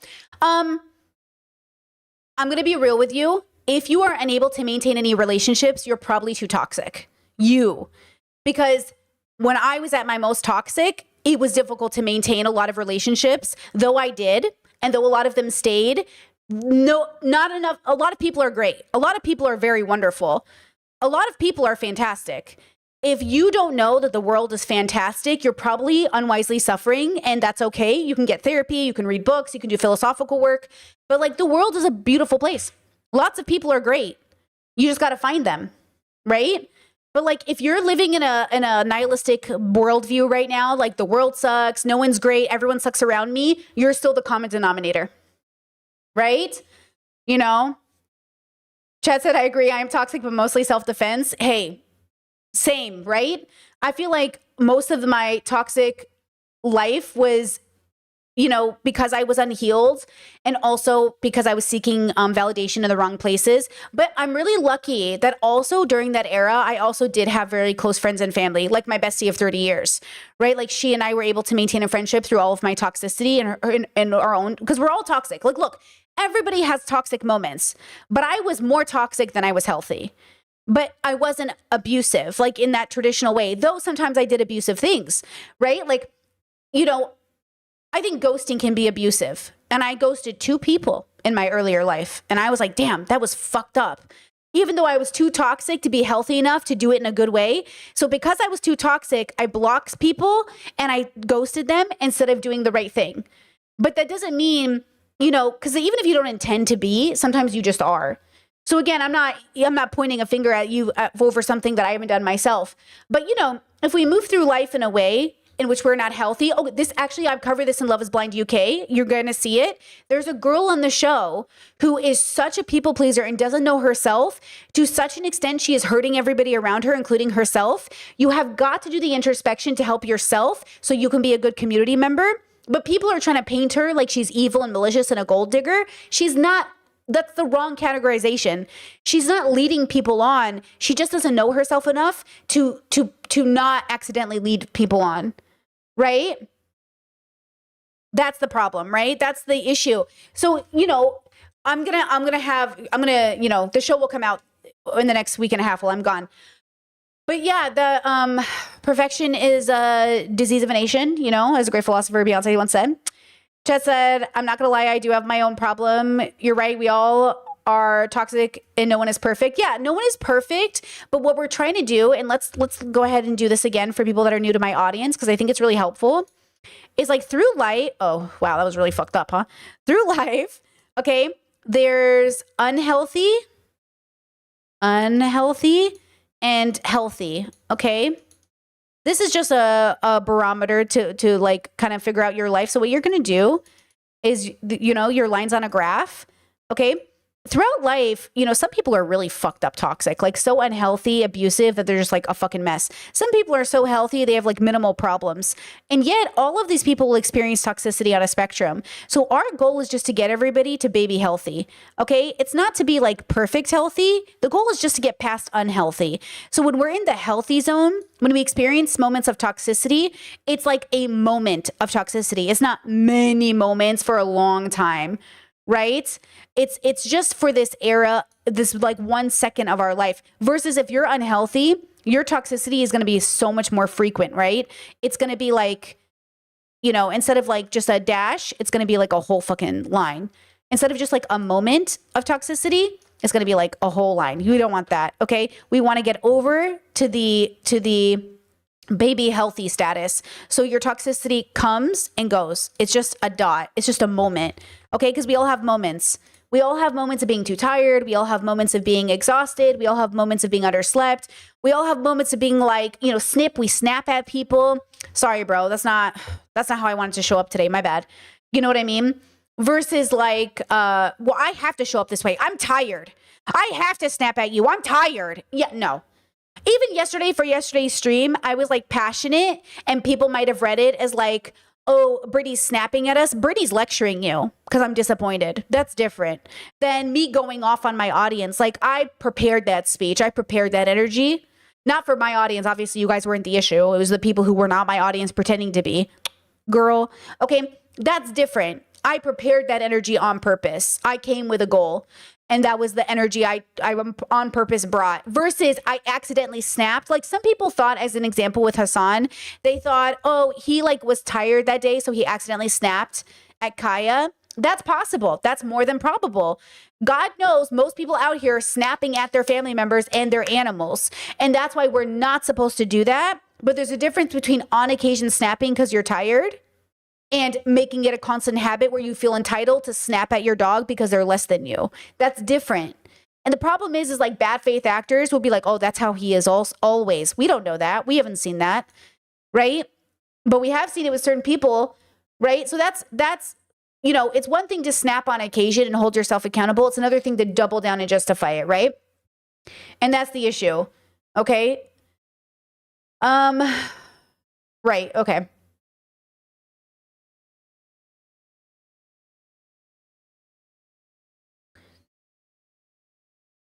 Okay, now, Discord said during a recent Philly D coverage, Hassan did say he was overstimulated from the internet and stream going out. Yeah, I've heard that too, which might be true. And I want to give him that benefit of the doubt because that sounds more likely than the fact that he like abuses his dog or something, right? Okay, let's do a palate cleanser. Let's move on.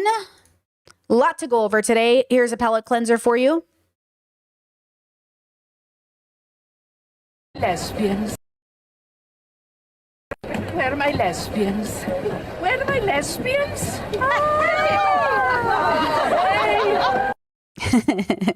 Where are my lesbians? Oh my God, I love that. Okay. Where are my lesbians? Stop, I'm dead. Okay, next video.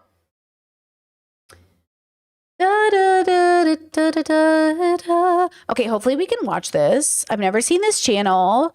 This is, do trans men and cisgender men think the same? I don't know. Do they? Let's watch it. Okay. Who is this channel? Brian Terada? I don't know who this is, bro, but I'm locked in. Okay. Do trans men and cisgender men think the same? Okay. Exciting stuff. He knew what he was doing. I've never experienced how that would be with a trans person, and I'm not really sure if I want to. The safety thing is a huge factor. Feminine is my type. Not having a is my type. This is a whole lot of information right now. Welcome back to the Beat Freak YouTube channel. My name is Brian Terada, and today we are asking the question, do cisgender men and transgender men think the same?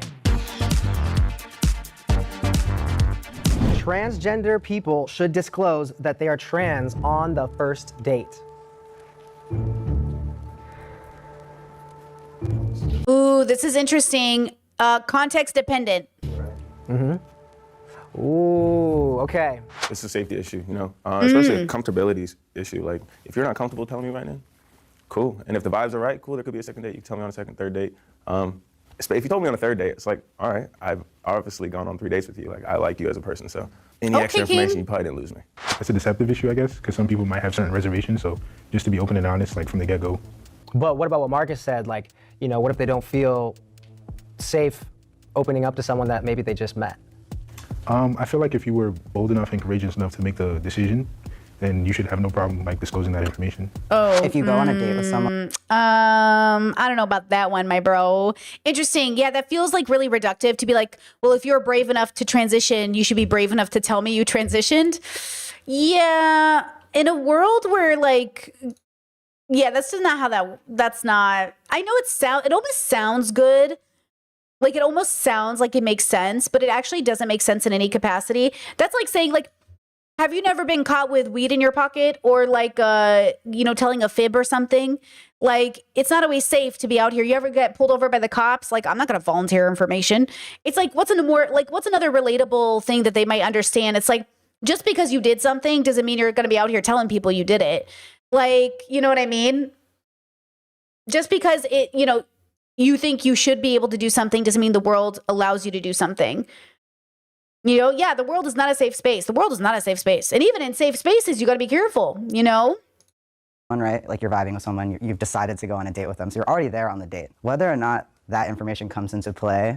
All right, y'all, today's video is brought to you by Whoa, what a funny place to do like a sponsorship right there. 1 minute and 40 seconds in, girl. Decisions were made. We support content creators. We're going to watch this. Scentbird is a fragrance subscription service with a mission to empower each and every person through the power of scent. So in this first package that they sent me, we have Sonic Flower, Indigo Smoke, and Grooming Lounge. Each of these scents are in a little lockbox. Okay, wait, for those of you saying weed is legal in my area, okay, another example. Your parents say, you smell like weed. Were you smoking?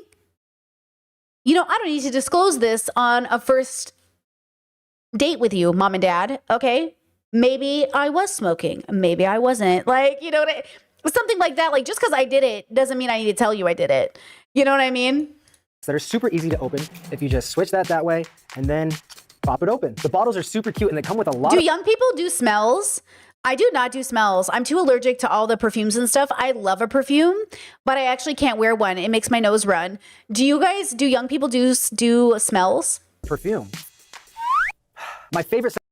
Gagged. Chat says my therapist had to tell me to stop telling my parents everything. Fucking, I love that. That's hilarious. Out of these three is definitely the Indigo Smoke. I will absolutely wear this when I go out, but I don't think I'll ever really wear the Sonic Flower. It would smell good, but I don't think it was me. I think I would wear the Indigo Smoke if I was like going out with some friends and we were gonna like go to a party or something like that. I've always really struggled to know what my specific scent should be, but since Scentbird is a monthly subscription service, there's a bunch of different scents that I can try out and really figure out what is me. Of course, here at Be Free, we all want everyone to feel like they can be themselves, express themselves, and that means you can explore different ways to dress and different ways to smell. Okay. Why not? The cool thing is that you can try out a new scent every month until you find the one that is right for you. And then if you enter a new phase of life, you can move on to the next. They have perfumes and colognes and a lot of unisex options. And with each fragrance, you'll get a 30-day supply, so you can try out a fragrance. I remember my mom, she used to buy all the perfumes. It was totally a thing. And then I just remember one day she stopped. I remember my mom had this very specific perfume. I love the smell of it. But yeah, isn't that funny? Like, I forget, like, as a millennial, growing up in an era where like men bought ties, like my dad used to have a tie collection. And now my dad doesn't even wear a tie unless he's going to like a wedding or something. But he used to have a tie collection. And then the world just changed and like the economy changed and like the way you showed up and showed that you had status changed. You know what I mean?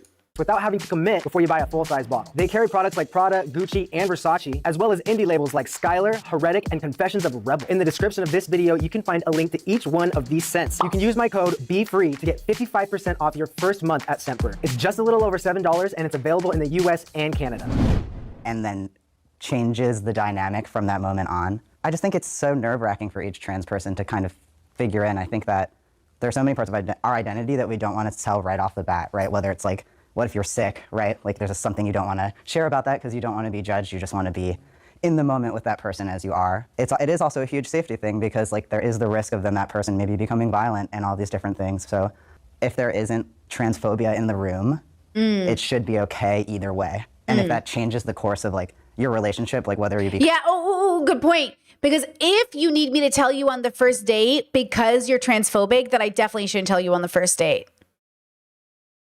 But if you're not transphobic, then it shouldn't matter if I tell you on the first date. Oh, exactly. Romantic or like sexual or not. Like that is up to that person who's gone on that date with a trans person. But like the expectation that like, if I don't tell you, I'm deceiving you, that becomes embedded transphobia, right? Yep, it's like, yep. What's the deception? Like I'm not gonna hurt you or like make you gay or something if you choose not to continue this. The safety thing is a huge factor because you don't know, you could tell someone you're trans and then like get killed for it, and that's still happening these days. And also just like maybe the date doesn't go good and like you know I don't see that person again and now they just know this whole thing about me. For sure, and for sure. I don't really want that. Exactly. It is a lot more fun. Like okay, exactly. So you might have heard me say earlier in stream, like, oh, my first date, we went over everything, medical, financial, all that stuff. That's because we were courting. We weren't dating. Like, we weren't just getting to know each other. It was not that kind of a date. This was a serious, I am committed to marriage, which means on the first date, we mentioned all of the things like that might be a deal breaker that doesn't need to come at the cost of your privacy. So by the time we got to that point, I want you to hear this. I would not go on a normal person first date and just start sharing all this stuff unless I did it in a way that was like very safe. By the time I had my first date with my partner, we were already courting, which meant like, look, this is either a deal breaker or not a deal breaker. What if we had trans kids? What if somebody was trans? What if this? Like, these are conversations that happened early on. But again, these are different contexts of dating than what I'm talking about when I said I courted my partner. Okay? Chet says, did you have a baseline trust level with them? Yeah, obviously, I think, well, I would approach it differently. So let's say, as an example, because I went on first dates where I told them right away, like I had herpes as an example, and I didn't have any baseline trust with them because telling people I have herpes doesn't require trust. Do you know what I'm saying? But in some contexts, it might. But in this context, it never did. Like, going on a first date with somebody, for me, doesn't require a level of trust to tell them I have herpes. But for some people, it does. For some people, they're very like, it's very like hard for them. It's very important, Or like telling people how much I make. I don't care about telling people that on a first date. It doesn't matter to me if you know how much I make. Do you know what I mean? So I don't care about that. So you have to decide what is private to you and what isn't private to you. But yet, in a certain context, maybe I wouldn't tell somebody how much I date. Like, if I'm with a friend in a group and I'm meeting a friend of a friend and this friend is really struggling and they make no money and they're just like talking about how how hard life is, and they make like $20K a year, I'm not about to be like, well, I make this much a year. You know what I mean? Like, if they ask me, maybe I would tell them, but I wouldn't tell them as like a volunteer. You know, when you're dating somebody, you're kind of saying, this is how much I make. How much do you make? So we can see if our life is compatible. It's a different context, right? So on a first date, I'm not trying to see how much you make so I can gold dig. I'm asking how much you make to see if our lifestyles are compatible, which, by the way, for Brittany's lifestyle, you're not required to make any money. But you are required to prove that you can make money, because I need to know how much you're capable of if I lose my job. And if we both can't work and we both don't have a job, we have to talk about the realistic part of that being our lifestyle. It's not a deal breaker, but it's something we have to talk about, right? Everyone's different. Some people do not want to date somebody who doesn't work. That's okay. You have to know that going in, right? Feel safe to talk about it. Like, I much prefer a date where I'm going right into it. Most of the world is a heterosexual space. For trans people, like, let's say if you had to disclose that you were trans before you started vibing with someone, then it's essentially like you don't have that space anywhere. That kind of takes away from the whole point. And then literally there's no space where you can just be yourself and like maybe meet someone that you have a spark with. Exactly. There's no expectation or like commitment in like a first date or like a first meeting or like just a first connection. Like, if that happened, whether or not you're trans, like, that was real. So it's like feeling limited to just being open to that and having to like lead with like, but I have a pussy, is like weird to me, you know? Because it's like, it's like, if that really fucking matters, then like you still experience the connection with me. Like, I mean, there's a lot of things I'm not saying on the first date. It could be like, hey, I have chronic anxiety and depression. Like, I'm not telling you that. You know, third date I might tell you, hey, by the way, Yeah. I didn't text you for 3 days because I be in my own head sometimes. But like, I don't think you need to disclose anything that you don't feel comfortable with on the first date. We place all this like expectation on trans people, but what about the person who's getting the information told to them and how they react? David, what do you think of those answers? Honestly, this is a whole lot of information right now, but I definitely agree. I feel like, you know, trans people do deserve to be safe wherever they are. And after listening to a couple different points, like, if you're not comfortable on the first date, that's just a personal preference and a personal thing. What about you, Marcus? Does it make you want to go one way or the other? I'm gonna stay in my neutral spot just because, one, I'm very understanding of like the safety issue. For me, if I was talking to a woman and she said, hey, by the way, I'm a trans woman and I am pre-op, you know, unfortunately, I'm just not into that. I'm sorry, not offended. I appreciate your time as a person. Love you. That's just not what I'm into as a person. And it's not like I learned it on the third date. If I learned it on the third day, hey, by the way, I'm pre-op, I'd be like, you know, that still like you. We can hang out, but just me knowing me, it's not for me.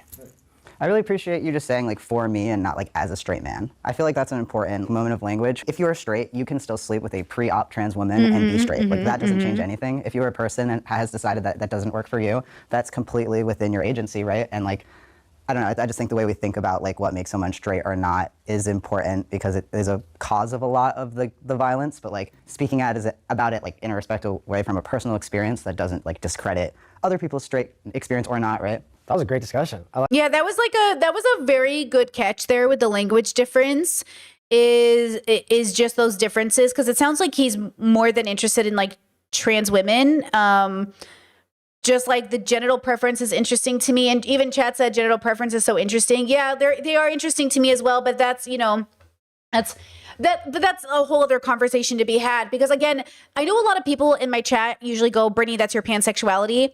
But are you saying like lesbians need to have genital preference? Like, I don't think so. Like, I'm not convinced that anybody needs to have a genital preference. I don't think your sexual orientation makes genital preference. I think that is reductive, but I agree that a lot of the way I feel about things is probably because of my pansexuality. But yeah, I don't think it logically makes sense to assume lesbians must only be with people with vaginas. Like, I feel like that's so reductive. But you know, genital preference is a thing and it's valid and you do you. I don't care. But I feel like even saying I'm dating somebody who's religious is at the end of the day a preference that's valid, even if I think you should deconstruct that.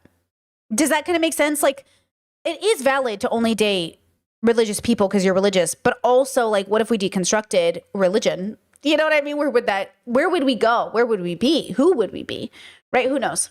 I like that one. It should be illegal to transition before the age of 18.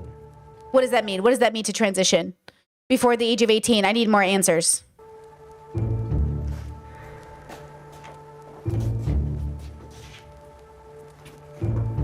All right. Before a certain age, like your brain chemically is just not, you know, developed enough for you to make certain decisions. I don't know if illegal would be the right term, but I definitely think there should be some kind of restriction or just, you know, period where you wait.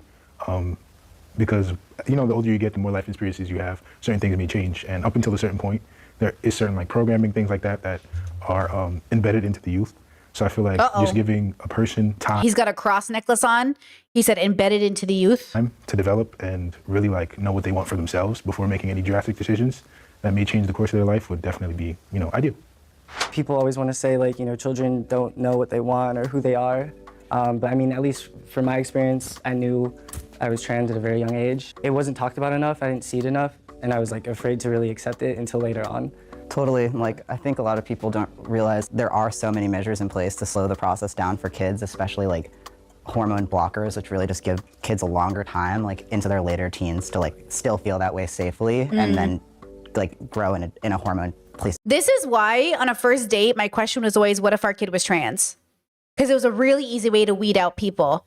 Because I know, like, okay, as an example, relating to the privacy conversation, before I need to even give anything away about myself, I just start the date off with like, so trans kids, what do we think about that?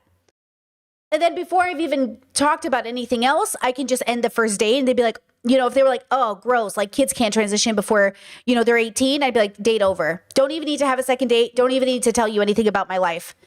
That's the way. Okay, so that's, if you want to make it make sense in the construct of my own relationship, before we had my first official date with my partner is probably realistically not a real first date, because we had 2 weeks of texting before that, which meant we had like exchanged thousands of messages all talking about deep topics. So that trans kid date thing really kind of happened before the first date a little bit, because we were talking about trans issues, right? So I kind of had an idea of who they were before the first date. But if you're going in blind, never been on a date with this person, haven't talked, don't know anything about them, have questions you're going to ask that regardless of anything else they answer, if they don't answer correctly on those questions, date's over.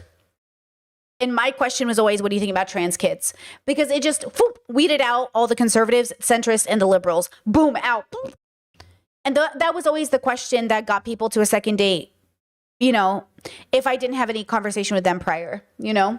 Of their choice, like femininely or masculinely, before they have to go through like surgery and all these things to reverse it down the line. Yeah, I don't know. I think it's really sensationalized, like medical transition. People think that, you know, parents, kids, and doctors want to like cut into kids, but that's just not true. Like they just want to listen to them for longer and safely delay like puberty. Did you hear about, I haven't covered it because I haven't looked into it fully, but there's a story going viral right now about a mother who I'm very empathetic towards. I know everybody wants to, you know, come for her right now. And I don't know the full story, but she put her child through conversion therapy and they died. They killed themselves.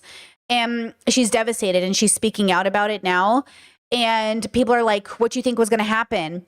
But the truth is that parents don't think their kids are going to kill themselves. You have to understand, they think their kids are going to kill themselves if they're trans or gay. Like, parents with good intentions torture their children. That's why I say the road to hell is paved in good intentions. It's a devastating interview. It's a devastating video. If you guys haven't seen it, hold on. Let me see if I can bring it up so we have some context to what I'm talking about, because it doesn't seem like you guys are following the story.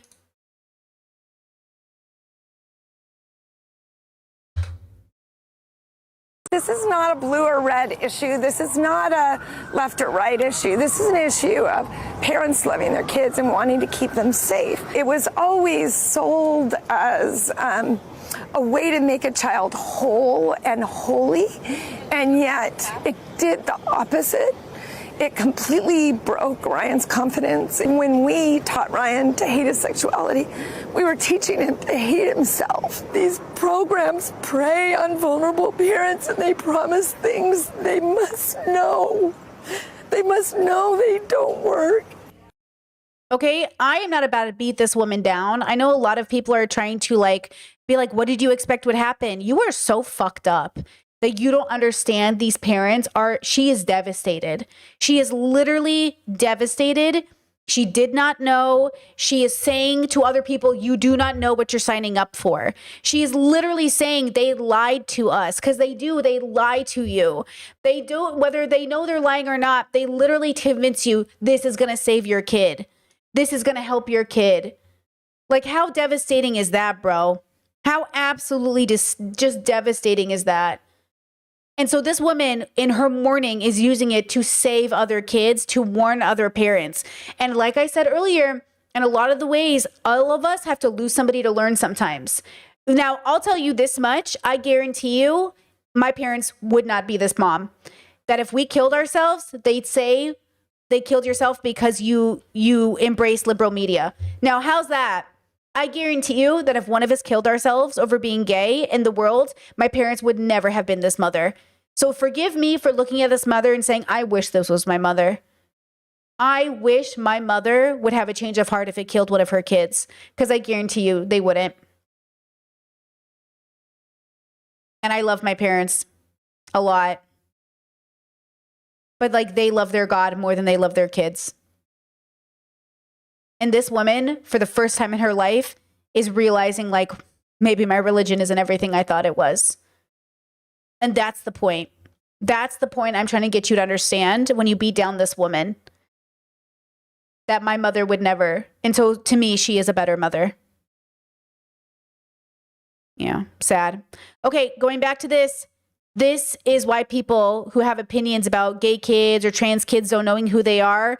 So they don't know who they are, but you know who they are enough to put them through this conversion therapy, right? This is why the first date question is, what do you think about trans kids?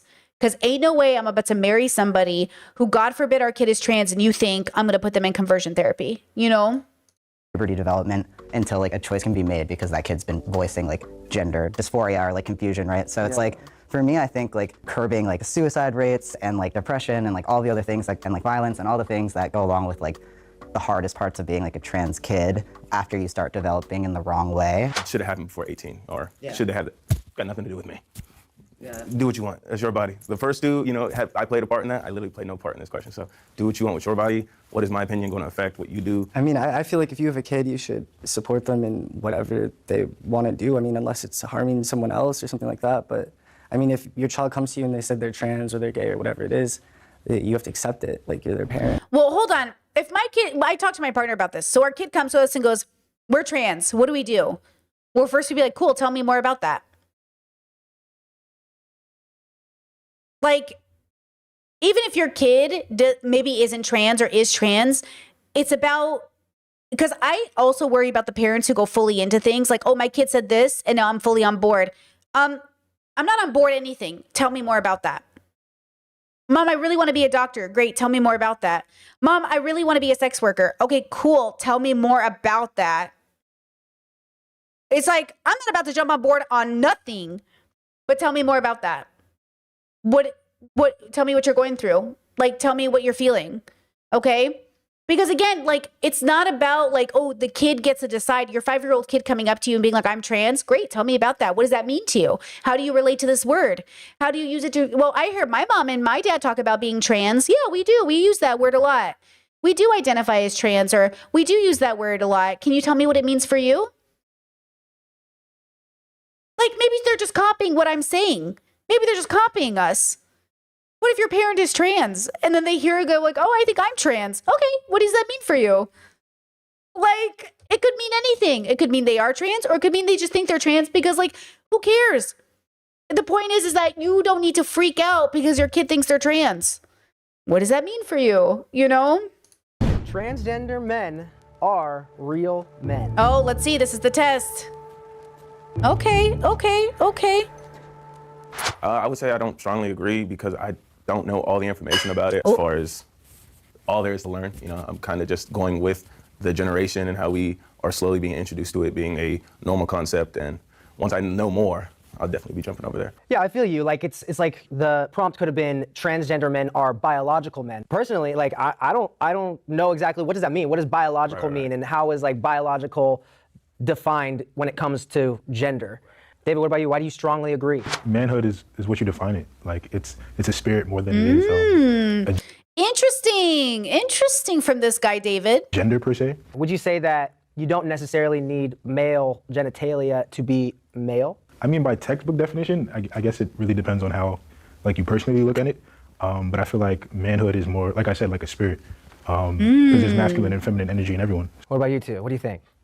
The ones who really experience it. I guess I want to piggyback off what he was saying. Is just I feel like for me more, it's like what you make of like what manhood even is, because I have cis friends that, like, you know, are maybe more feminine or whatever it is, and it's more of like, you know, what being a man is to you than like what being a man is essentially.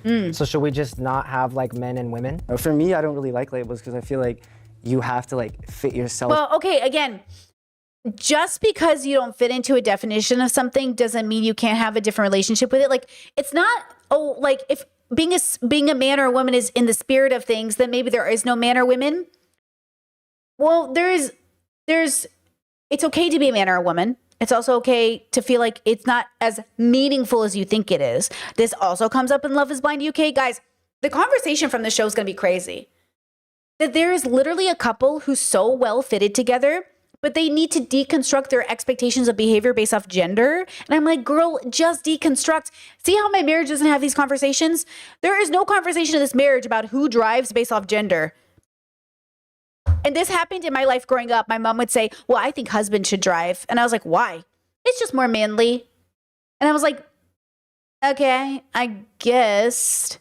Like, it's just kind of weird, right? Like, you're being weird. Like, my mom drives. It's just like, if there's a man around, he should drive. Why? You know what I mean? Like, please, okay?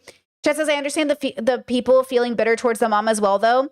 I understand it, but I think it's very unhealed, very unwise, and it's unwise suffering. It's evil. It's evil to be bitter over a mother who just lost her child and is regretful over it. It's evil. It's literally philosophically evil. It's okay to feel that way. You should go to therapy. You should deconstruct it, but it is philosophically unwise. It is literally so deeply cruel. Separate from what the mother is doing, it is cruel of you to look at a mother who is mourning her child and regretting her decision and saying, what did you expect? It is the ugliest form of human behavior I have seen when it comes to these situations. It is deeply unwise. And so, yes, I can understand it. I think it's wrong. I just think it's wrong. In like this box, and I'm never like that. I am pretty passing unless I tell someone that I'm trans. When I tell someone I'm trans, I feel like they have all these ideas of like who I am then, just knowing that one thing about me. Like, depends on who you're talking to and like what community you're working with, right? Because if it's with other queer people, you don't want to seem like you don't understand the experience or share the experience, right? Because you are a trans person, even if it's not like outwardly visible, right? But then if you're in a space where it's not. Okay, yeah. Chat said, oh, wait, people actually said that to her. Okay, that's wrong. Yeah, people were being deeply cruel, obviously. Like, you know, like, what did you expect? Like, this is your fault. You did this to your child. Like, obviously, if she had doubled down and said, like, you know, my child killed themselves because of the woke media, then I'd be like, no, girl, like, you are responsible for this. But even more than that, I think religious people are often victims. Like, I need people to understand who didn't grow up in religion. Like, a lot of them are victims. They're really well-intentioned people who genuinely think they're helping. They feel at a loss. They feel confused. They don't know how to help their kids. And a lot of them are victims to their leaders. And that's what I think this mom, given the context, that's all I saw. I saw the same clip you saw. Given that context, I have a feeling she's one of those people who was targeted, abused, exploited by these businesses and these churches, and then her kid died because of it, right? It's really devastating. It's why we have to end homophobia, because everybody suffers, not just gay people. Everybody suffers. This mother is suffering because of homophobia. How sad is that, you know? Super safe or queer space, you don't want to be seen as like a deceiving person. It's kind of an issue of safety in certain instances. What is like a real man is almost like inherently, like, the question is hard for me to even like consider, just because, you know, scientifically there are all these like aspects that we contribute to male or female, whether that's like hormones or genitalia, but it's like every person has a different nuanced combination of those things, right? Like, if someone who's born a quote cis male gets in an accident and loses their genitalia, they're not no longer a man, right? So it's like there's a lot of different ways to kind of look. That's how I think of it too. So it kind of feels like if you think trans women are women or trans men are men, but you wouldn't date them if they didn't have the genitalia you liked, what does that have to do with the fact that one day they might not even have access to that genitalia? Like, what does that actually have to do with anything?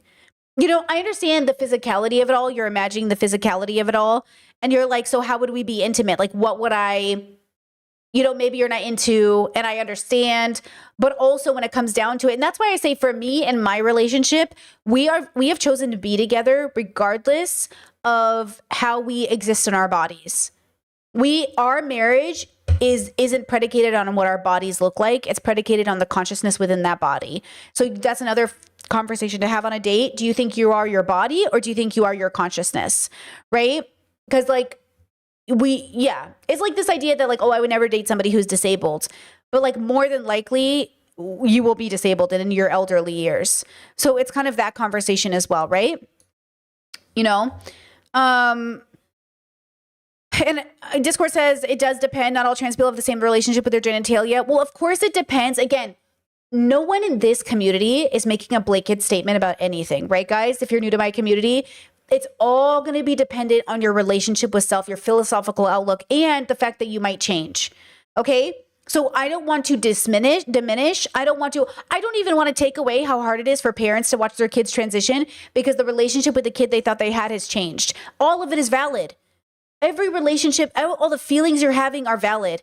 If we deconstruct, though, and pass that level of healing, what does it look like then? Because I think sometimes we try to give these answers and come to solutions based off of our unhealed status, instead of like, okay, this is how I feel unhealed. This is how I feel in turmoil. What is my life going to look like when I'm not? What am I aiming for? Right? What does my answer look like after I've done all this work? Right? Get it, in my opinion. I like that. That's gonna make me step over here. That's a good point. You know what I'm saying? Because that accident part really kind of made some real sense, actually. Men should pay on the first date. Boo! Wouldn't that be nice? Yeah, I guess I'm like here. I don't know. I think we need to get past the whole like gender roles and all that. It's really whatever to me. That's why I'm neutral though. I don't know. Like, if anything, the first day, maybe just split it the first time type shit, maybe. I don't know. I say strongly agree, just because, look, I'm big on, if you invited me, you pay, right? If I invited you, you pay. Like, it's your idea, you pay. But you said first date, and like normally it's the guy going after the woman, right? So normally the first date was my idea. And I like the first date to be my idea, so I'm gonna pay for it. So what if you're gay though? Who pays? The man or the man? Since it is the first date, I will always pay for the first date. Now, if you offer, oof, I'm going to propose to you right then and there. But I'm going to turn it down. But I do like when a woman offers. That's why I'm here, like the same reason. Discourse at the top, duh. You're right, of course. Okay, what if it's a top? What if it's a top and a top? Two tops dating. It happens. which is hella funny because I'm on like the other side. But I'm just like, I strongly disagree because I'm the same way. Like, I like to ask people out on a date. I'm like more of like a dominant role in that way, and like I love to pay. But if someone does pay for me, I'm like, damn. And it doesn't matter their gender. It's like, it's more of just like this like power cute dynamic thing of like, I'm really excited to be here with you and I want to show you and I want to like kind of take you on this adventure because that's this like old school traditional vibey thing. Do you date? You date women and men, yeah. Both. Women and men, yeah. Okay, and trans people. So does it differ when you're dating one or the other? Like, do you hold the door for one and not the other? No, honestly, no. Like I try. It really is person to person. I'd say like I do and I don't. Not dependent on their gender in any way, but depending on their energy and like the vibe. What about our cis men? Do you hold the door for the ladies? Always. Yeah. How come? 2 things. Mom said, don't ever let a woman touch her purse or the door. And I love Oh, that's interesting. Okay. So why? That's what I'm here for. Men are better leaders than women. Boo! Whoa. Okay, so women Okay, are... so mostly people disagree. Chet said, have you heard of the thing called every relationship has a rock and a star? I have not. Is that like one person is like more of the stibble and one person is more of the like the wild or something? I've never heard of that. Better leaders than men? Definitely. Men have historically led this country specifically, and look where that's gotten us. David! That's my Schitt's Creek impression. David, like, he's so interesting, this David, where he's got like some really like some kind of conservative views and then some really like non-conservative views. It's really interesting. Like, okay, David, interesting. So, and in addition to that, I feel like as humans, we should look to nature when it comes to leadership and just how we should govern our lives and stuff like that. And feminine energy is, you know, the origin of everything.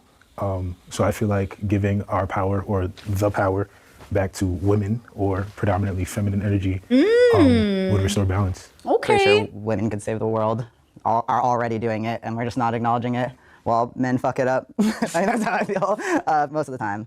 Everyone was thinking like government officials. I was thinking like the lowest level, like in between, like, hey, we're going on a hike. You know, dangerous, you know, it's like, I'm gonna follow, like, which way do we go? Do we go this way or this way? And the guy's like, I was like, I'm probably gonna follow this guy. Like, I feel like he knows what he's doing, you know what I'm saying? So that's like the micro version of how we choose leaders. No, totally. But it's like, why did that guy think he knew what he was doing? Because he's big and has always been able to kind of get yes to because of how he looks. Because maybe he's gonna lead you into a hole. And there's a girl. The prompt was like, do men naturally make better leaders? Who's quieter in the back that knows the whole route and would save your ass. But like, I don't know, I'm more keyed into that, where I'm like, this big, strong man thinks he knows what he's doing because he's been told that all his life, maybe. I would date a trans person. Which way is this? Let's disagree. I'm on the wrong side. I'm a person who is very big on energy, but as far as like different biological things, I've never experienced how that would be with a trans person, and I'm not really sure if I want to. What about our trans people? You would date a trans person? I transitioned later in life, and I also identified as a lesbian for a really long time and just felt comfortable in like a butch lesbian identity until I actually had access to transitioning, where I embraced being like bisexual. So yeah, it just took me longer to have that experience, but I definitely would. And every time. Oh, I love that phrasing. It just took me longer to have that experience. Same. That's how it feels on this gender deconstruction journey. It took me, like, some people know they're trans at 5, and some people go through a journey in which, like, that's why I think, like, I'm just one of the fluid people in the fluid bubble. Like, I think my biological and like inner relationship with self, like my introspection relationship with self, is very fluid. I think I'm just always changing. It feels like sometimes it feels like this for me. Hold on, let me like make a little chart. Sometimes for my journey and my person, it feels like I started off this way and I was like, this is who I am. And then all of a sudden I was like, oh shit, I'm a different kind of blue. And then all of a sudden I was like, holy shit, I'm purple now. It's like I just, as I progressed through my life, naturally shifted colors. Even though they were all kind of in the same family, they're different variations of the same color. And so it looks like the same, but it's so different inside. You know, and I don't know that I could have been anything but blue here and anything but dark blue here and anything but purple here. But I also know that at the end, I'm also kind of like a mismatch of sort of like all of them. And it just feels like a very different experience versus I do think some people are having more or less like this, wrong color. I think some people are more or less like the same color their whole life. I think some people are having that experience. And the dilemma is like these people having this experience and these people having this experience, we're like confused by one another. But I think both are valid as long as one doesn't have to like disprove the other. I think that's the kind of the thing is like my experience doesn't disprove your experience, but also this is why at this point I'm open to whatever is true instead of whatever I think. Cause like there was a time in my life where I was like, oh, I dated non-binary people and I don't think that's for me. Instead of realizing like it was just the person I was with or the people I was with, we weren't compatible. But obviously it's not the issue with non-binary people. Do you know what I'm saying? Like it's not obviously that person or people or concept. It's like, oh, I dated a man and it wasn't for me. That's true for some people. Some people can date somebody and be like, oh yeah, this whole gender isn't for me. But I ended up going back and forth on this myself. And then I love a label, but I also am always okay changing my label as well. You know, it's like, yeah, I'm really just in love with the consciousness. But I think some people are just on this like very binary journey, right? Trust me, I've kissed enough girls to know those ladies are straight. Let me tell you. Okay. Like I was thinking about my brother, because, you know, my gay brother, I don't think he'd ever be with a woman, but I could imagine him dating a man who thought they were a man and realized they were a girl and a woman and transitioned. And I could imagine him staying in that relationship with them. But I couldn't imagine him being in a position in his life where he'd be with a girl or a woman in that traditional sense. But then maybe he could also have I could see him having long-term companionship with somebody, but it would be different. But he's so gay. Like he's just so gay. And obviously he has to be with a man. But also obviously I think he's the kind of person that would love a person past their gender. But I think there's a difference between seeking someone out and then being in a relationship with. Like sometimes life allows you to change and sometimes you don't always have to, if that makes sense. Okay, let's see. Chet said, can't this be an argument against early HRT use and surgical transition? I hope my question isn't dumb. It could be. You mean the idea that you could change eventually? Yes, but I don't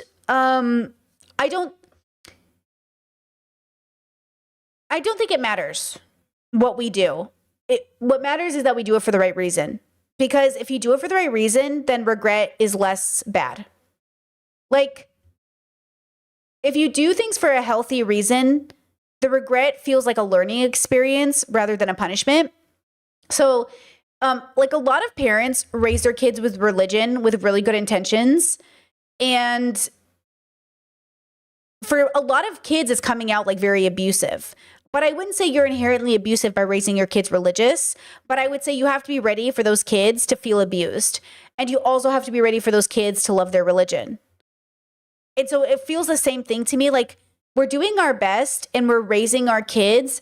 And as long as we have the right intentions and we're willing to be open-minded, I think then we just can live with this, like, I regret putting you in this situation. And it's like, okay, I'm glad we learned from that, but it was really hard. You know what I mean? Yeah, there's something about that, right? Chances, I feel like it's much more damaging for kids to go through the wrong puberty for them. There's no coming back from that either.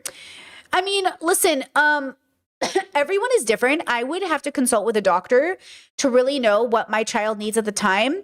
For some children, medical transition can be very harmful, but for other kids, it can be like the really right choice. So it just depends on the kid. And because it's so child specific, it means that the doctor you're working with has to be really good at their job. So I think instead of saying yes or no, blanket, I think truly I believe in the individual's right to seek out the proper medical care for them. And I don't think it's fair that because it's not right for your kid, it can't be right for my kid, right? So I think that's the point too, is like, if we sit here and say no child ever can transition ever, then we're not allowing unique situations to occur. We're not allowing freedom of medical care. We're not allowing people to get the medical care they need, right? So I just feel like it's better for it to be available and for people to really make good decisions that are informed rather than making it illegal, right? Oh, you mean you said I just mean the push for the full-on banning. Oh, sorry. I thought you meant in the reverse. Sorry. Okay, yeah, I'm with you. Yeah. Discord said, I think most of the people, the average person thinks about the transition regret for those who didn't do it for healthier reasons. Detransition regret is complicated because there really isn't as much way to tell who will regret or detransition by choice. Exactly. We can't know. It's like my parents would say, do you think it's worth doing drugs? You know, LSD and shrooms and weed. And they go, what about the consequences? And I go, everything has consequences. Bringing a baby into the universe has consequences. We believe in harm reduction, though. So every time I did drugs, I always did them very safe, very organized, very educated. Like I always say, I'm middle class, middle damage. I'm middle traumatized. Even the way I did drugs, it was like safe. You know what I mean? Like when I did LSD for the first time, my friend hosted, and when we all showed up, they had like blankets and snack packs for everybody and water bottles, and gave everybody like a seating position and gave everybody a safe space. Like it's a completely different experience than imagining what our parents imagined drugs were going to be like. You know, like at the end of the day, I'm a very privileged drug user. You know, it's a very different experience. And so that's the point too. When you're a privileged trans kid, you're having a different experience. And not that, you know, being trans isn't inherently disadvantaging, but when you're having a privileged trans experience, so your parents are on board, you have a supportive system, the medical care is different. Everything is different. You know what I mean? So the parents who are not supporting their trans kids are literally making them disadvantaged. You're giving your kid a less than optimal situation to go through something very difficult. You know what I mean? Yeah. I've been with another trans person. It's like so healing, and like there's something really special about that connection and like mutual understanding, and just the way that like chemistry and even just like feminine and masculine energy exist in much greater multitudes and swirling forms.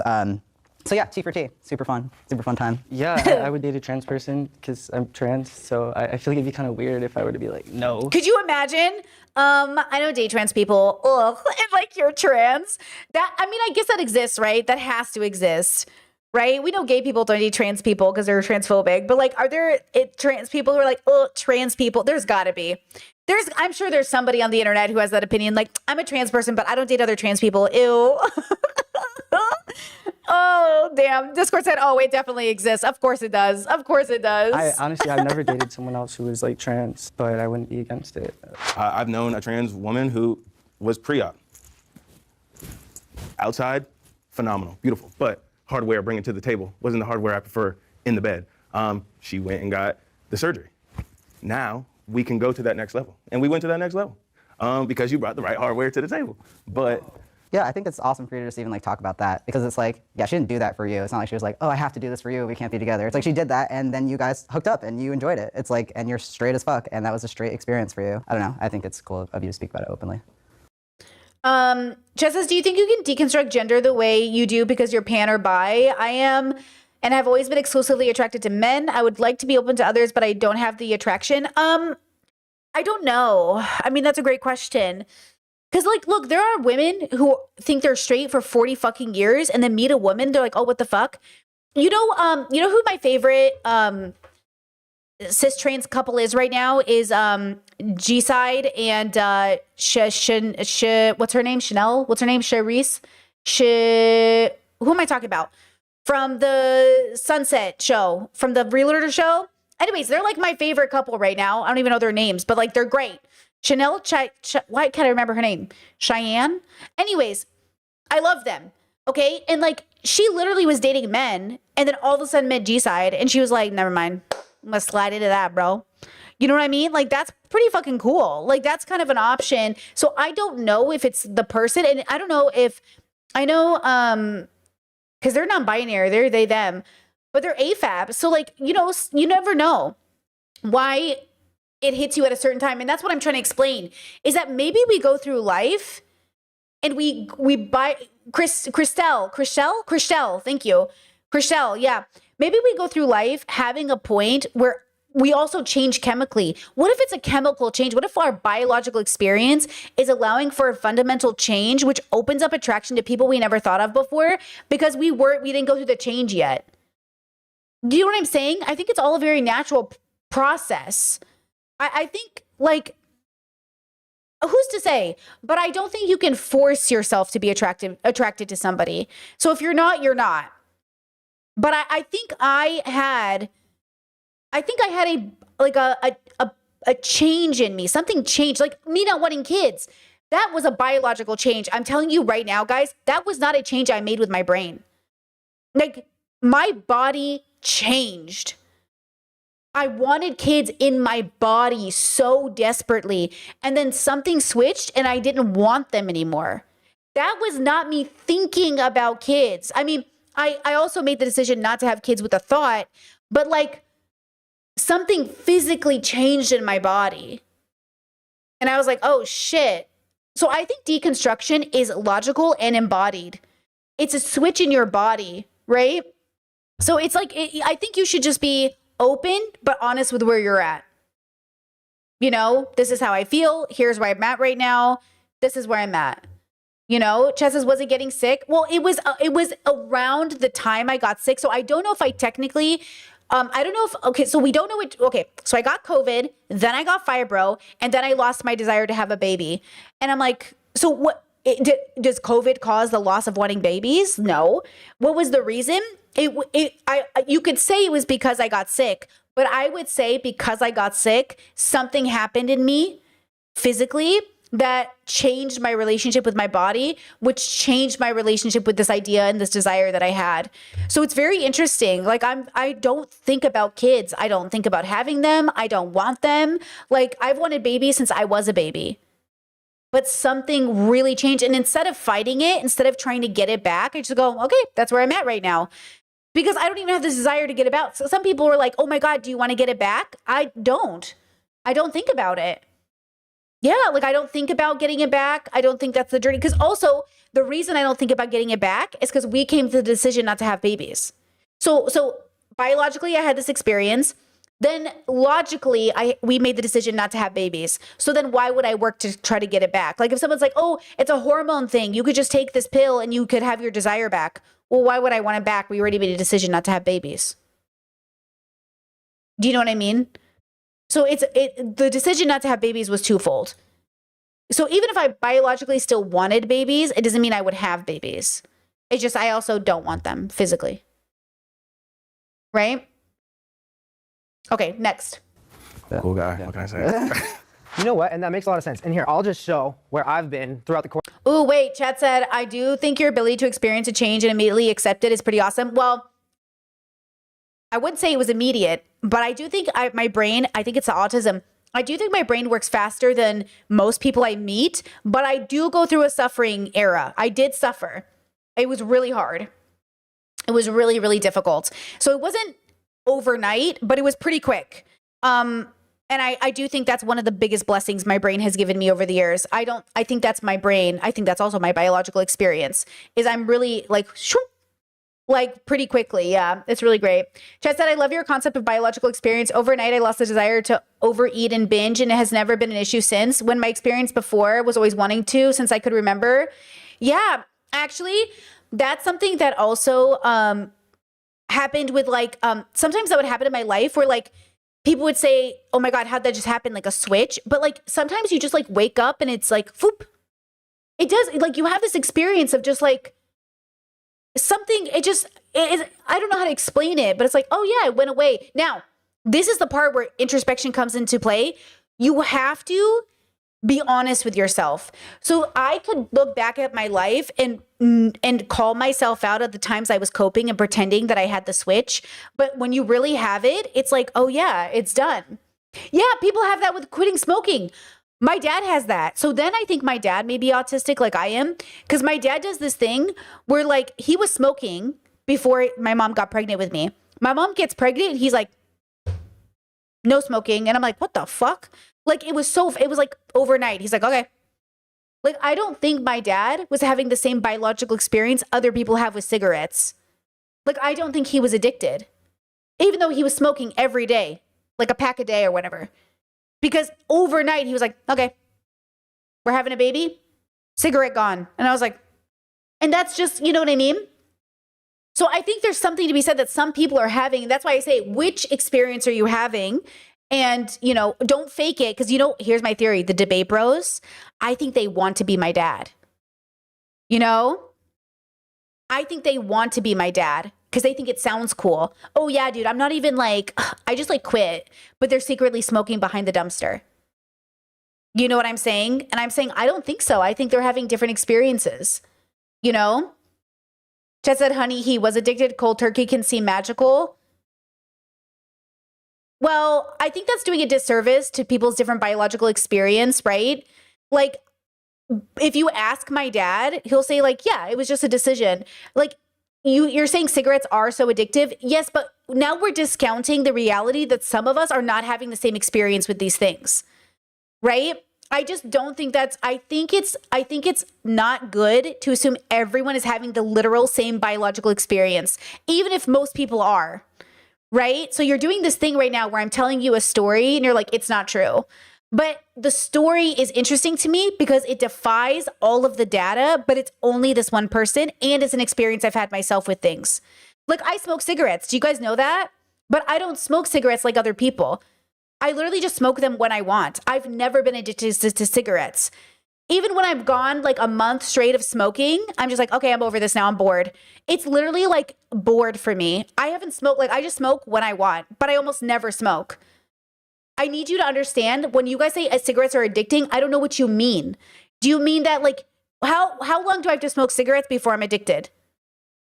Even though I know it's addicting, is everyone always addicted? Like when you smoke, you're automatically addicted? Like, I just think like some of us aren't having that experience with those things. You know what I mean? So again, everyone is different. You know what I mean? But I just think it's like a really weird idea. So I don't smoke that much, guys. I literally don't. But even when my doctor says like, do you smoke? I'm like maybe a pack a year or maybe like one cigarette a year. He's like, so you don't smoke? I was like, well, how much do I have to smoke? You know, how much do I have to smoke to be a smoker? How much do I have to smoke before someone says like, oh yeah, you're addicted? It's like, what does that mean? You know what I mean?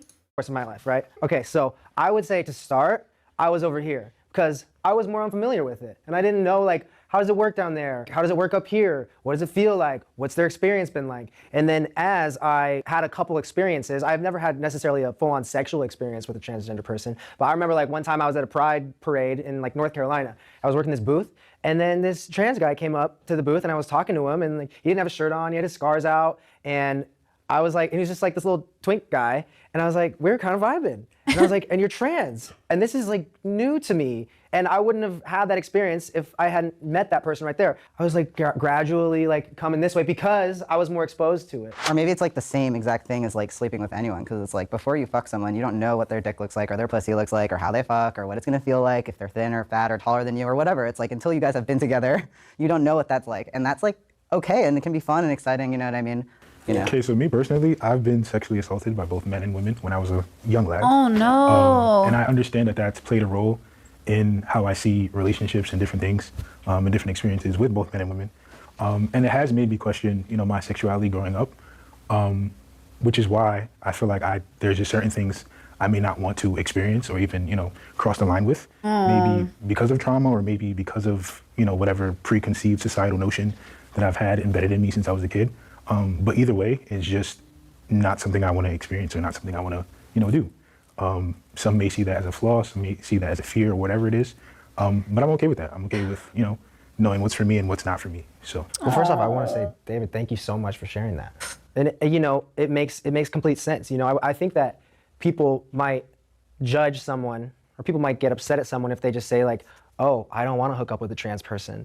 But like, meanwhile, like, yeah, maybe you don't know their entire story. Maybe there's... No, I mean, I super respect you sharing that for sure. And like, I think that, I mean, a lot of people's experience of like sharing themselves or like being intimate is dictated by a lot of like traumas we've had and things we can feel comfortable with. It's completely valid for any reason not to want to sleep with anyone or any type of body for any personal reason, absolutely.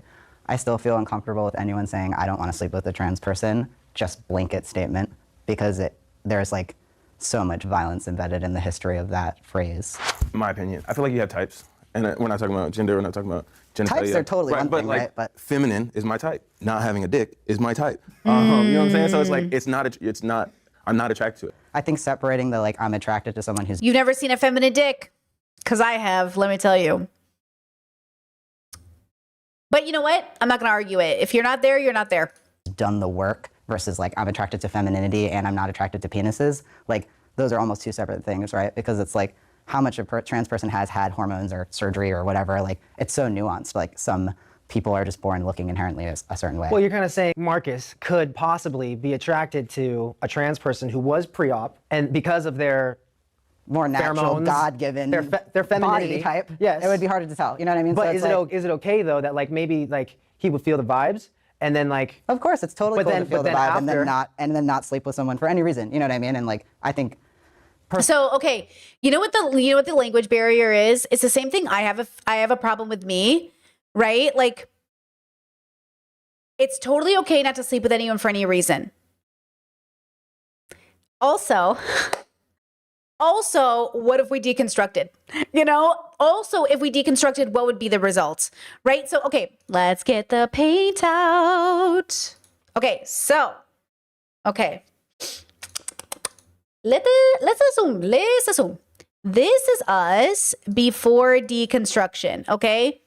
Before D, okay? Before the D, okay? This is us, okay? And we're like, this is what I like, okay? These are the things that I like, okay? And then after deconstruction, you realize, actually, these are the things I like, okay? Both of these versions of yourself are real and valid, and none of it was fake. All of it is real. All of it is valid. All of it is just as real as the prior you before. Okay? So sometimes people say like, oh, this wasn't my real self. Am I blown out as fuck right now? Anyways, they're like, this isn't my real self. You know what I mean? But like, it was your real self. This was a version of yourself, and now this is a version of yourself. The question is, how do we grow and deconstruct into the most present, real version of ourselves? So if we're not deconstructing, then we're staying in the same place. And if we're staying in the same place, I at least want you to be joyful within that place. But if you're constantly not joyful, if you're constantly in turmoil, if you're constantly, in a whirlwind, then deconstruction, tearing things apart to understand the details, can help you understand yourself better to be joyful. So the question is, if you are joyful, then you're good in your present self. But if your present self isn't joyful, we should deconstruct, introspect, extrospect, and then see what's left over. Instead of holding on to what you think you need to be happy, just going for what makes you joyful. So for this guy, if he says to himself, I won't date pre-op, I won't date pre-op, I won't date pre-op, that's okay.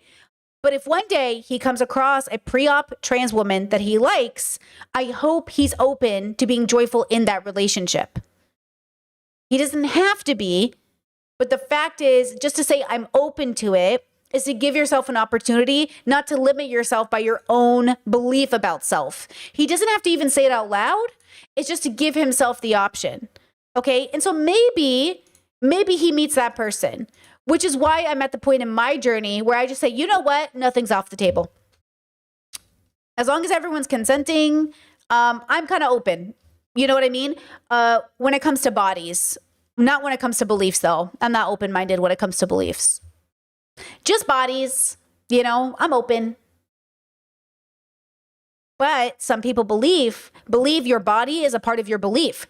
So if you're conservative, you would say, I'm not open to your body because my belief is that this kind of body is an ugly body, a wrong body, an evil body.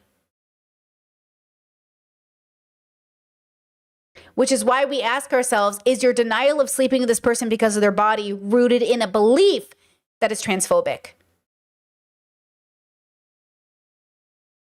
Personal preferences or like needs or like experiences with certain types of genitalia, whether they're informed by like a strict like relationship to your sexual identity or a trauma experience or whatever, are totally valid. But I think what becomes dangerous is the territory of being like, well, you have a penis, so you're not a woman yet. Like that's not true. No. Me having a preference and not being able to be sexually turned on by this for whatever reason, that's valid and true. So it's like both of those things are existing at the same time, right?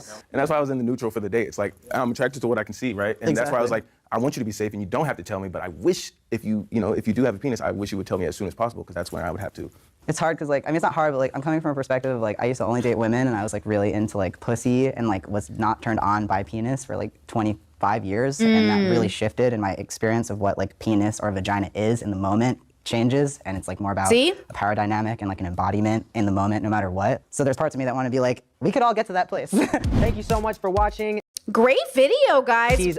This is a cool channel. This is Brian Terada. I'm going to go ahead and share it. Let's also read his comment section. You know I love me a comment section. I really appreciated this video. Very progressive feeling. A little centristy, a little progressive, right? Did that guy dirty interrupting him with an ad? I thought so too. I respect the fuck out of Marcus for just being real and saying it's your life. My opinion doesn't matter. Like, y'all don't need to be going to war to prove you're an ally. True. People forget that transition isn't just medical. Most of it is social. True. A kid wanting hair, name, and clothes that expresses their current understanding of their gender doesn't require a doctor. Very true. The only time I'm happy, YouTube has the quick skip button for the Scentbird ad. That's disrespectful to interrupt his answer. That was a funny moment to cut. Let's see. That guy looks like Drake, such a sweetheart. Or the guy that looks like Drake is such a sweetheart. Let's see. I'm a trans woman and I'm split for the first question. Obviously, you shouldn't be forced to tell someone you're trans, but especially in our current societal climate, I'd be making absolutely sure they knew I was trans before we even met in person. Oh, that's an interesting, way to be safe, is to have the conversation online before you even meet. Yeah. Interesting. Yeah, that's interesting. This is what I wish Jubilee was, a genuine conversation. I know. This is what I think maybe even at some point Jubilee thought it would be. You know, I was just complaining to my partner about Jubilee copywriting people because I want these channels to understand, like, I'm not going to watch your videos alone. I want to have these conversations with people because that's the point of your video, right? To have a conversation. Well, I need to watch it with people then. And I'm a streamer, so I don't watch it with people. But Jubilee specifically started copywriting people, remember? And they said it's because we lose all of those views and it costs a lot of money to put this together. But the dilemma, again, I understand that and I appreciate you putting it together. But it's not like at the end of the day, what you're bringing to the table isn't as good as the conversation happening around your content. I'm so sorry. Jubilee content isn't good. It's bad content. It only becomes good content because we're commenting on it. So this idea that they think they're making good content is the problem. Maybe they would have been making good content if they weren't so busy thinking about money. But because they're so busy thinking about money, the content is shit. And the content being shit, it only becomes good because of commentary channels. I don't give a fuck about Jubilee straight up. Jubilee straight up is cranberry juice without a little bit of water in it. Girl, I am the water to your cranberry juice. I'm making it better. Okay? I don't know. I think they made a big mistake with that. They really fucked up. Jubilee sucks now. Most of the people I know don't even watch Jubilee. You know what I mean? Because they're like, no, like we're not gonna. It's triggering content. It needs a buffer. You know.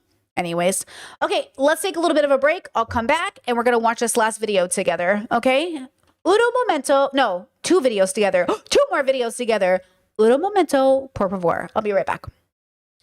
I'll be right back. Right back.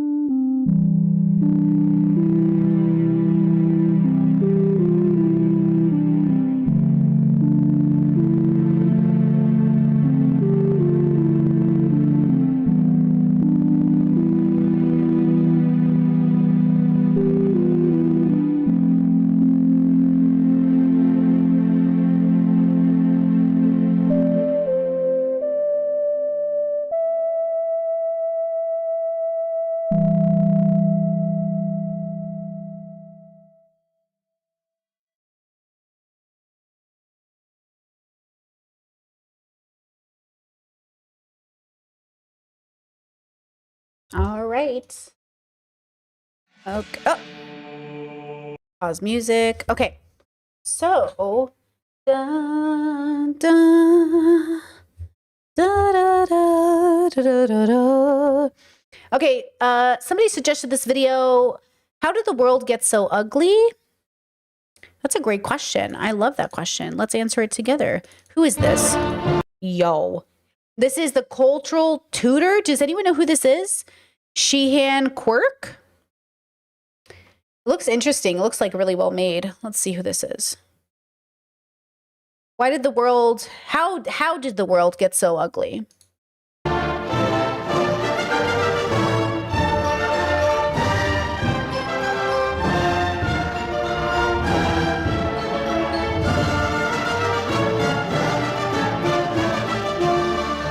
Ooh, construction? Let's see. I'm by the River Thames in London. Now, it's a charming... Hold on. Hold on. Just kidding. Be right back.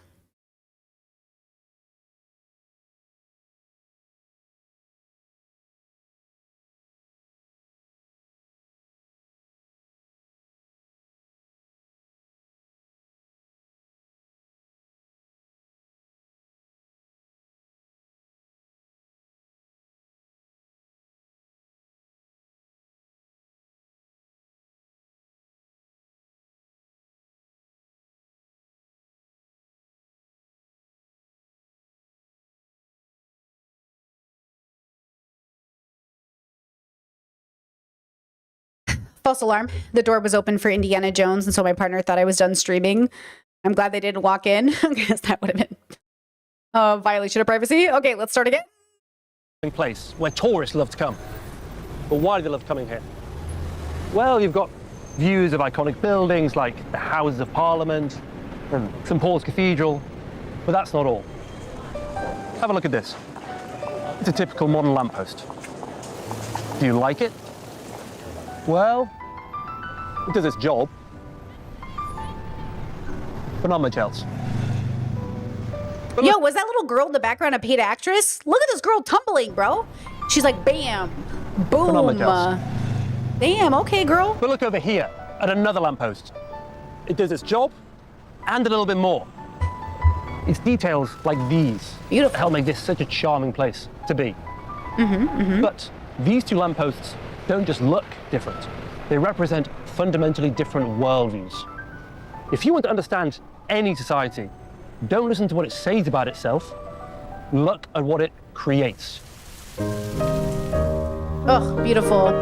I will say, I do love the way Croatia looks. Like, guys, their most normal fucking buildings have the most beautiful decorations, like statues, and just like I wish I could take so many pictures and show you, but like, you know, you end up doxing yourself and all that stuff. So like, it's weird living in a place that's so beautiful and I can't show it to you just so I can remain private. It's so beautiful. It's like the buildings are beautiful. Everything is so gorgeous. Like, I wish I could show you. I wish I could give you a tour of how beautiful Croatia is.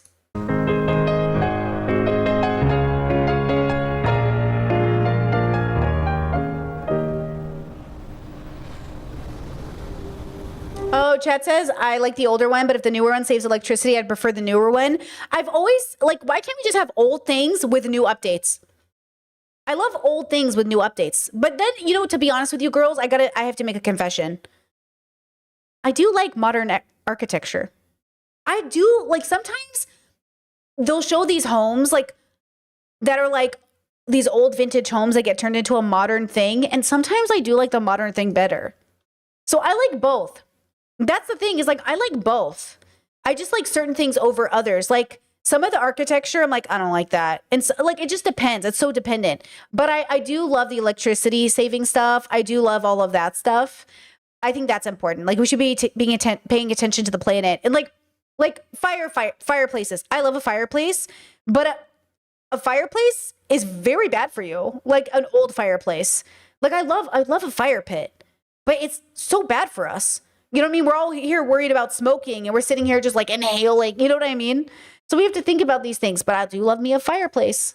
London's little lanes are charming now.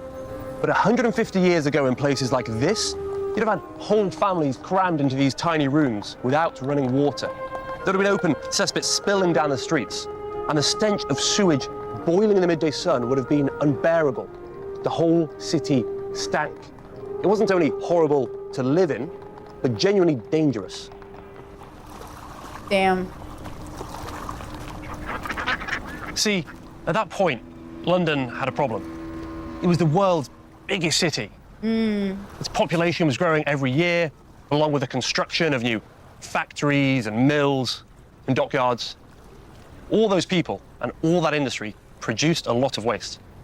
It had to go somewhere. Where did it go? He's at 1.25. Does he sound sped up to you? Into the Thames. Oh, damn.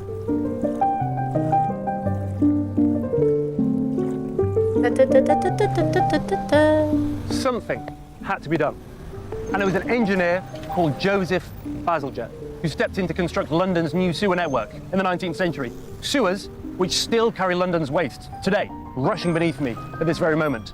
And he also constructed this embankment that I'm standing on to replace what was essentially a stinking swamp filled with rubbish and human waste and eels.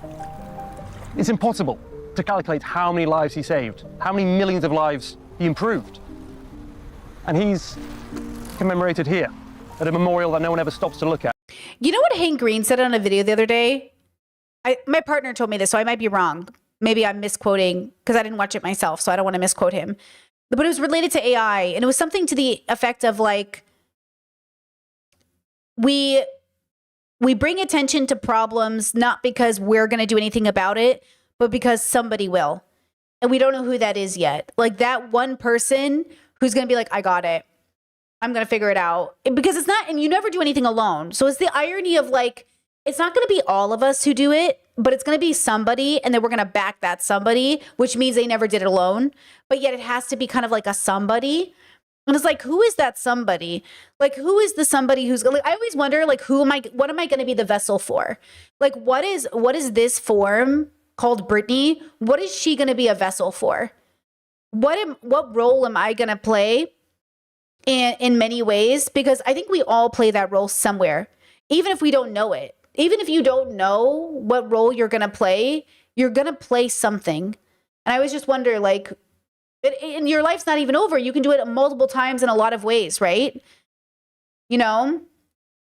Yeah, it's kind of interesting to think about.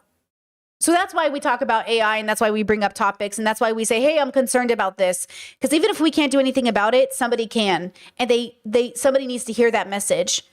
You know, and somebody needs to think about it, which actually is a pro-life argument. Do you know this pro-life argument? My parents would say, you can't have an abortion. What if you abort the next person who's going to cure cancer? Okay, touche, but also hear me out. If not them, somebody else.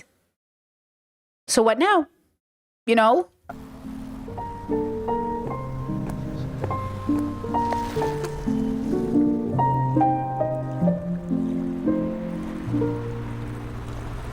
When Bazalgette's embankment was completed. By the way, you know how I say every rock and tree and creature has a life, has a spirit, has a name?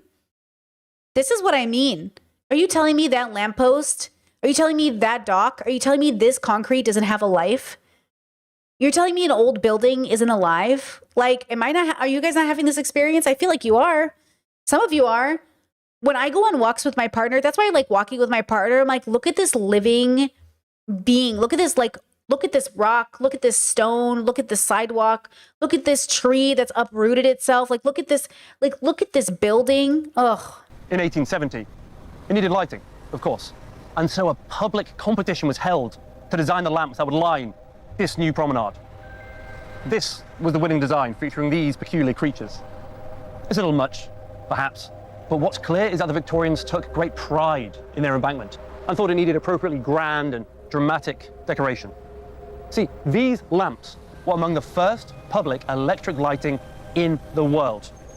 This was a radical, revolutionary new technology. Crowds literally gathered to watch them be lit up for the first time. What the iPhone was in 2007, these lamps were in 1870. But looking at it now, you would know that. Actually, hold on. So I don't know if you guys have watched this video recently. Let me show you.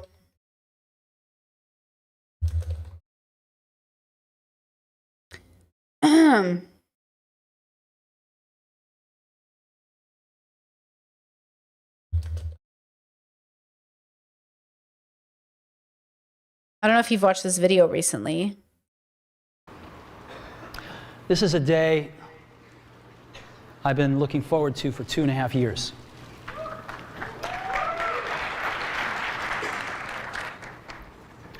Every once in a while, a revolutionary product comes along that changes everything. And Apple has been, well, first of all, one's very fortunate if you get to work on just one of these in your career. Okay, this is the launch of the iPhone. And a pointing device. We solved it with the mouse, right? We solved this problem. So how are we going to take this to a mobile device? Well, what we're going to do is get rid of all these buttons and just make a giant screen. A giant screen. Now, how are we going to communicate this? We don't want to carry around a mouse, right? So what are we going to do? Oh, a stylus, right? We're going to use a stylus. No. No. Who wants a stylus? You have to get them and put them away and you lose them. Yuck. Nobody wants a stylus. So let's not use a stylus.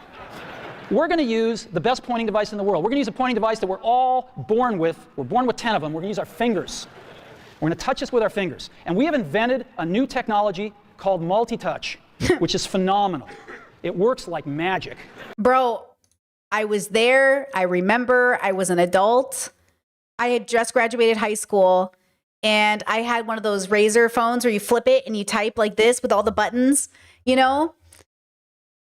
And that was it. That was 2007. And it was, and I remember saying like, how the fuck am I going to touch this my screen? I remember being so upset at a touch screen. I was like, ew, it feels weird. I don't like it. I don't want to do it. And now look at me now. I literally was those people. I was like, oh, I don't like the way it feels. I don't want to do this. Yeah, we really are living through the time. We're living through such an interesting time. But I think every time was really interesting. You know, like, we are really just living history and we're living through it right now. It's so significant. It's so significant how we don't even realize like we're doing it right now. This video is so nostalgic. It's so romantic. It's like, oh, look at this beautiful London and oh my God, this history, this rich history. But it really is right now. The idea of turning on electricity, these lamps, was like the launch of the iPhone. But even the launch of the iPhone, we don't even think about how significant it was. Even though for those of us who were there, it felt probably more significant. Now thinking back, it's hard to remember how significant that felt. It's almost like we take it for granted in a sense, you know?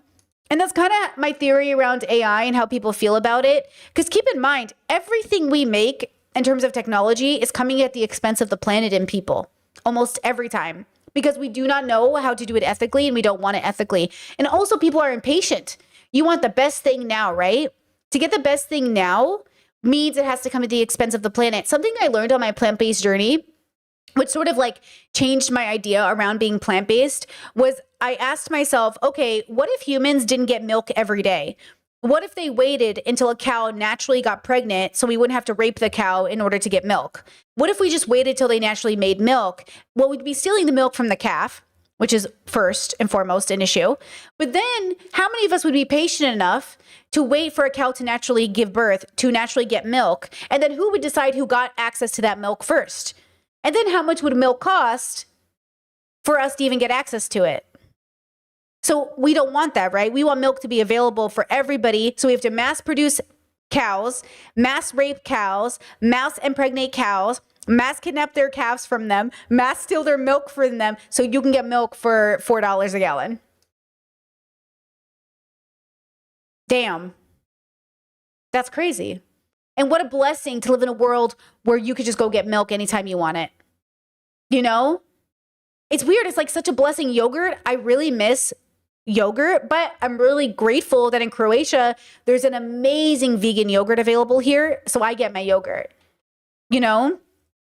So it is, you know, what an interesting way to think about, are humans disciplined enough and ethical enough to be okay not having most of the stuff that we have?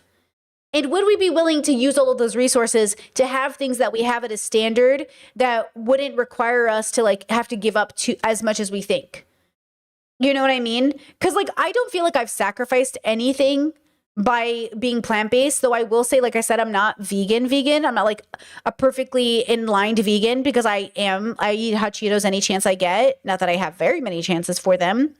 And those have cheese in them, but I would eat a vegan hot Cheeto if they would make it. Oh my God, if they would make vegan hot Cheetos, I would order 1,000 of them, right? So it's not even that I wouldn't eat it, but that's the dilemma, right? So I it's an interesting idea, the idea of like, would we as a collective ever get to that point? And if we think we can, is that defying our nature as a species? So again, don't give in to the idea that because we're animals, we can't learn. But also don't hold yourself to an impossible standard as well. The question is, are you being honest about that standard? Have you reached an impossible standard, or have you just told yourself it's impossible?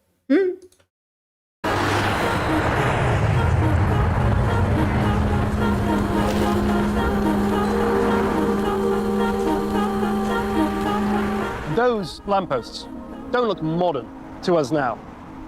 They look quaint and old-fashioned. Why? Because they are decorated. And we don't associate decoration with cutting-edge technology. Ugh. And that's a major difference between us and the Victorians in the 19th century. They saw no contradiction between startling modernity and time-honored tradition. Just like this building, the legendary Houses of Parliament.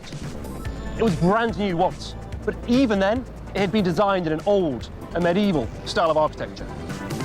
Every technology becomes obsolete and outdated. But a good aesthetic, even if fashions change, can never become obsolete. It is definitionally timeless. Those lamps on the embankment did their job.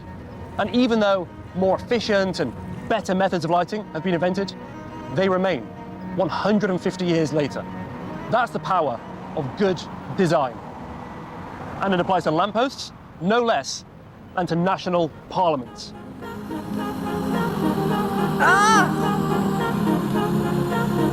Beautiful.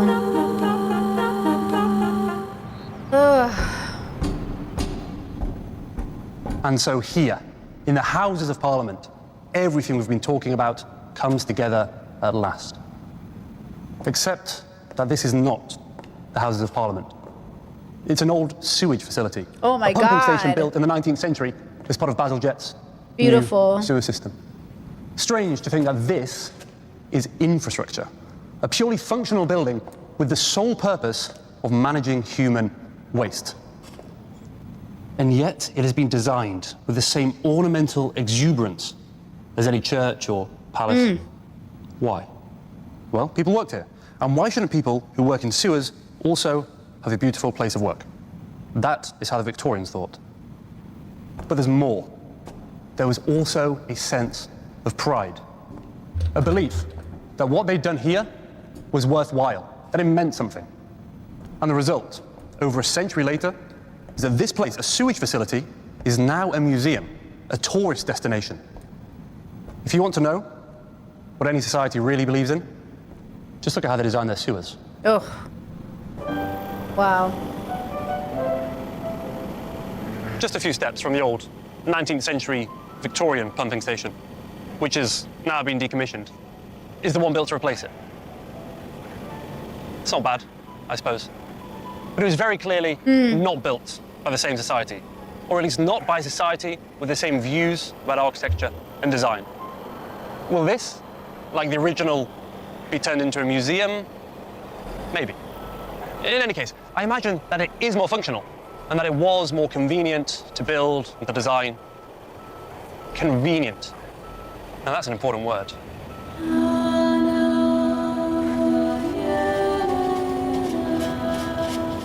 Look at this air conditioning unit. I think it says more about the modern world than anything else, more than phones or social media. It's a miraculous technology, one that has changed the world and improved billions of lives. Hence, we stick them literally everywhere. But it's ugly. Ugly because it doesn't seem to express any belief in the idea that ordinary things can also be beautiful. But worse than ugly, it's boring.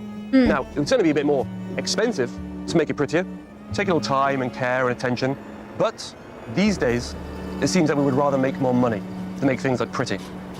And maybe that's okay. So you can see, I hope, that through something as simple as those lampposts, you can understand the Victorians in their entirety. They didn't have to make it look like that, but they did. I see you guys are pointing out like the romanticization of a time period that was really bad for people and a lot of the evils that occurred during this time. And I think that's a really important thing to pay attention to is he is kind of doing this romanticization. He's like, I agree in the sense that like, these are beautiful things and I notice the beauty in them, but I also agree that like, who gets to decide what is ugly or boring or beautiful? And I think that's where the subjectivity comes in here. But I also want to pay attention that he is sort of in a really negative way, you know, kind of, this is a very superficial conversation about something that I think is interesting, but you're right that there's not much depth overall to sort of the informed history. So he's almost insinuating that people back then with less resources made things beautiful, but also who paid for it? How did it come about? Who got like who at whose expense was it created? There's a lot of missing historical elements to the story. I think you're right on that. Now, you might not think it's beautiful, but I don't think it was supposed to be beautiful. It was just supposed to be pretty, at least interesting, at least not boring. And that, in itself, says an awful lot. Walking around a city, any city, and looking at its buildings and its infrastructure, you're not just looking at objects. You're looking at religions and principles, beliefs and ideas. These buildings, they don't just look different. They represent fundamentally different worldviews, clashing ideas about how we should all think, live, and behave. And those skyscrapers say the same thing as our air conditioning units and sewage plants, that we have become a society of convenience above all else. I do love to be convenienced. You know, it's that dilemma of like, oh, we're in a world of convenience and that's a downgrade, but also like, do we really want to go back to life being so inconvenient? Because I don't, you know what I mean? So there's a middle ground. I just feel like I don't want to be, no offense, I don't want to do the Amish thing. I don't want to do it. I'm not interested. You know what I mean?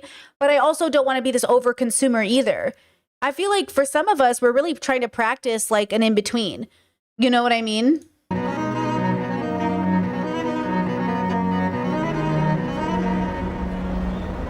But there's something else that we haven't mentioned about these lampposts. It would be easy to believe that they were made by artists. Okay, here, let's see. And that we somehow wouldn't be able to or couldn't afford to make them anymore.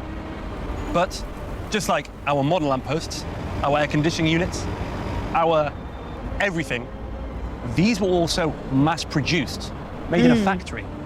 We could still mass-produce lamps just like these if we wanted to. We can make our offices and our warehouses look like Crossness pumping station. We could make... But then it would be a fake antique. So then it would be a fake lack of representation for the time. The cool thing about antiques is they represent the time they were in existence. Making a fake antique is cheap. Have you guys ever seen that? Where like people kind of mass produce things that look old, but they're not old? Well, then they lose their oomph. They lose the energy, they lose the spirit. Because now I know this is fake. So that feels like kind of missing the point as well. Make anything we want. That's the ultimate truth, the hardest one to accept. But we don't, we have other priorities. And that's fine. But it's vital we accept that there is another way.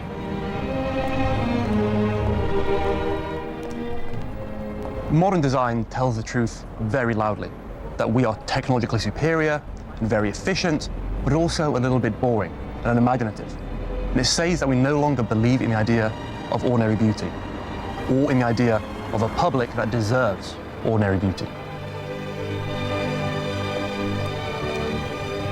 Museums and galleries are wonderful places where we can come and look at things that people used to make and admire their handiwork. They're not just dead. Okay, so I've been thinking about this because I like Japandi. Is that what it's called? I like the Japandi style. I think that's what it's called. And I like all styles, but I am also thinking about cleaning.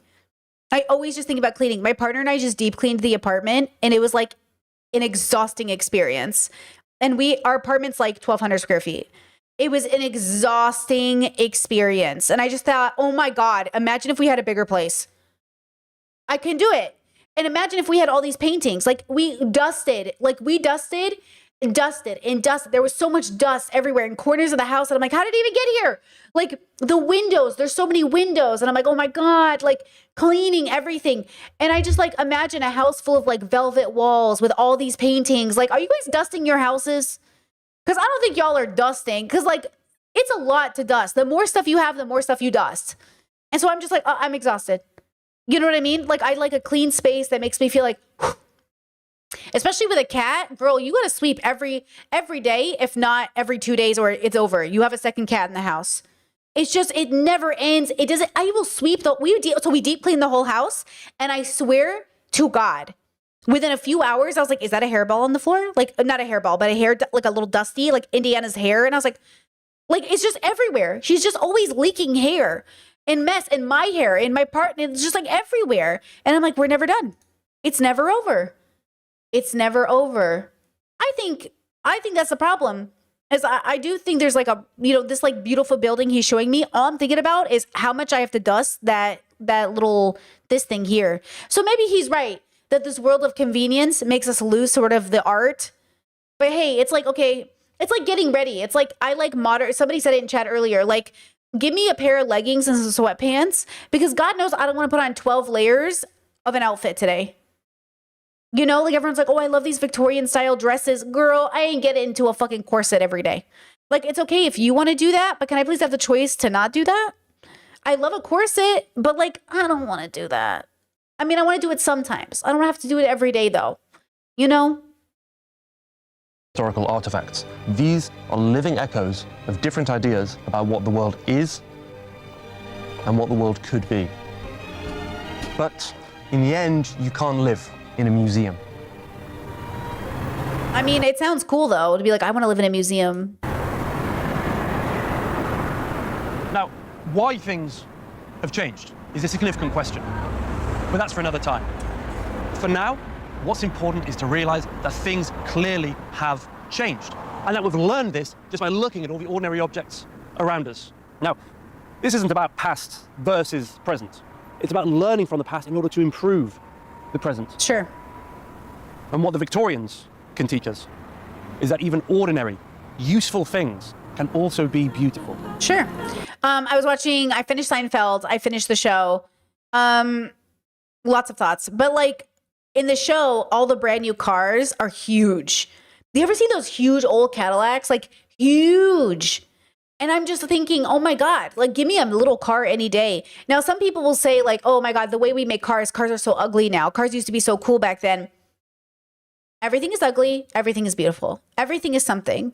Like everything is something to somebody. But I think of like, when I think of a car, I think of something that looks nice and is drivable. I think about parking. My very first thought about driving is parking. So we found cars in Croatia we were looking at. And I was like, ooh, we should get the 2-seater cars.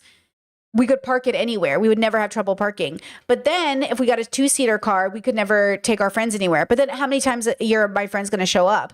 But then if they did show up, wouldn't it be nice to have a car? But then, you know, if my in-laws need a ride somewhere? See, like when you think about your community, you don't just do it for you. And so that's the thing. Like ideally, we'd get a 2-seater car. We'd just get one of those little mini cars and it would be perfect. But because we're thinking about our community, we're like, I don't think we can do that. I think we have to get like a car with multiple seats. And it's like an interesting place to be in.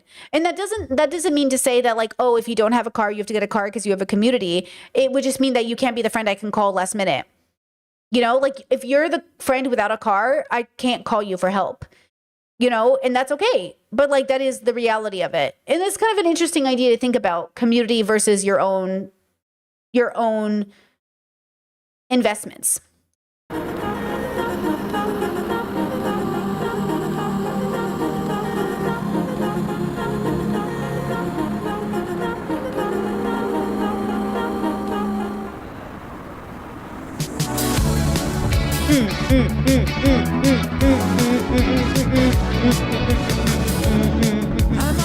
Okay, so this plays out. He does the credits. Very cool video. I liked it. This is the cultural tutor. I think there were some aspects of it that I definitely needed to get into. I think it was prettier than it was informative, but I think it was interesting. Chad says, have you ever seen It's Always Sunny in Philadelphia? I never watched it, but it is a show about horrible people. Yeah, Always Sunny. I love Always Sunny. I've seen every season except the last 2 seasons. I really like Always Sunny in Philadelphia. It is a show about bad people. And it's just an example of like media literacies. Like some people watch it and literally want to be them. And I don't know how you get that message from that show when they're literally the worst people in the room. Same with Seinfeld. It's like, these are the worst people in the room. You know, that's kind of the point, right? And when people say like, because I got into a conversation with a friend about this where they're like, I don't feel like people take risks anymore. Like we're not making Seinfeld. Always Sunny in Philadelphia exists. People are absolutely, now there are parts of the Seinfeld story that could have and absolutely should never have been made. Like it should not have been made.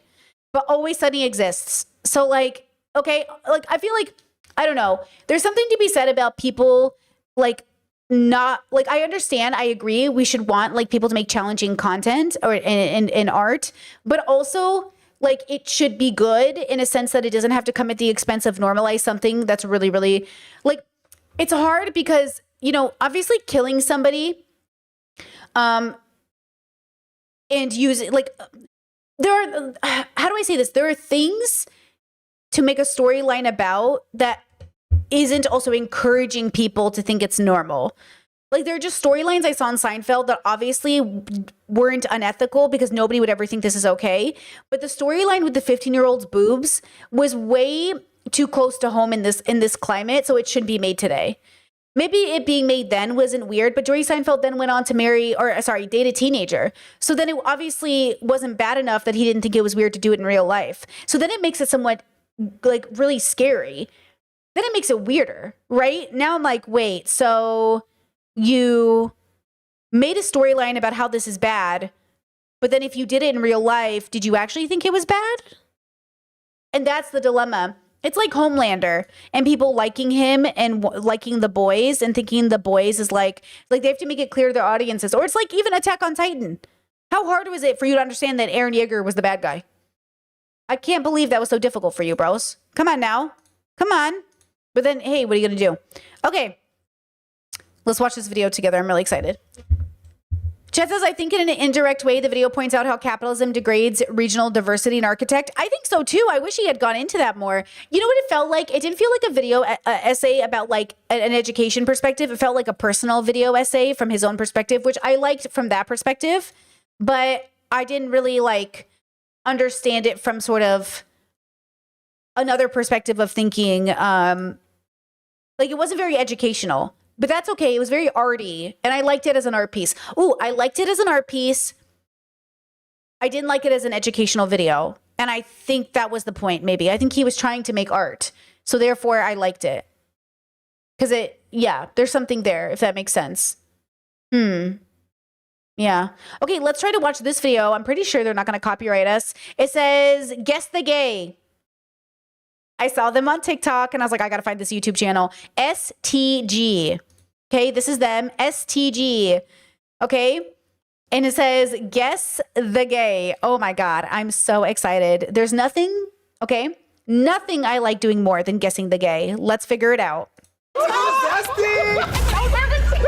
I'm number 2. Oh!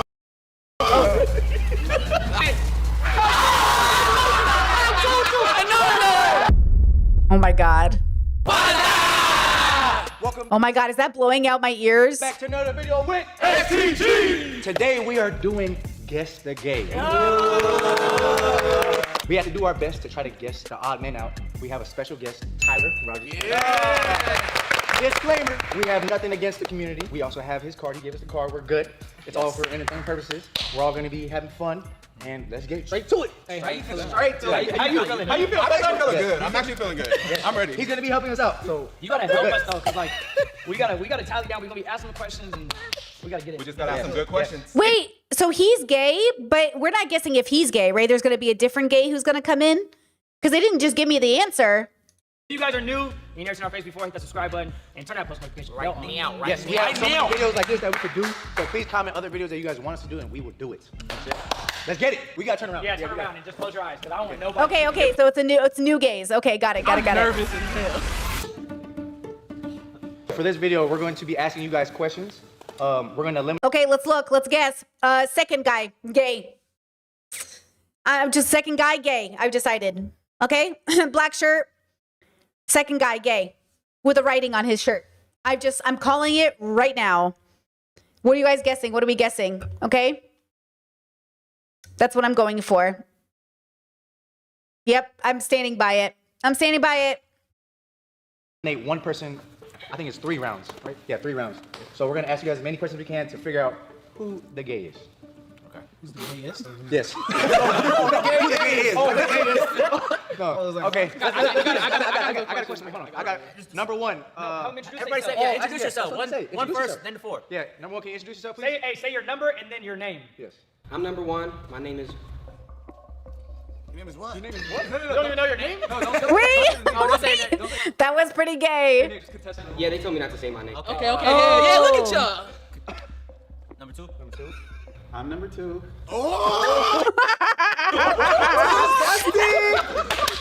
Okay, number 2, you on our radar. Right now. Straight off the bat. On our gaydar.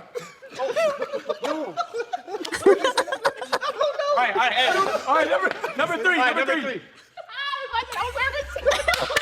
Wait, bro, listen, hey, so we really gotta listen. Number 3, nice to meet y'all.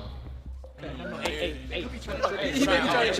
That sound like They're all trying right now. He's trying to make his voice sound They're like all deeper trying than right this. now. They're all trying. All right, number 4. Number 4. I'm number 4. You sound like you right. Not the horses. Number 4 sound like you don't even want to be here. Number 1, what's your music taste? I like EDM music. Sometimes a little hip hop. Depends on the mood I'm in. Okay. Number 2. Probably like Sabrina Carpenter.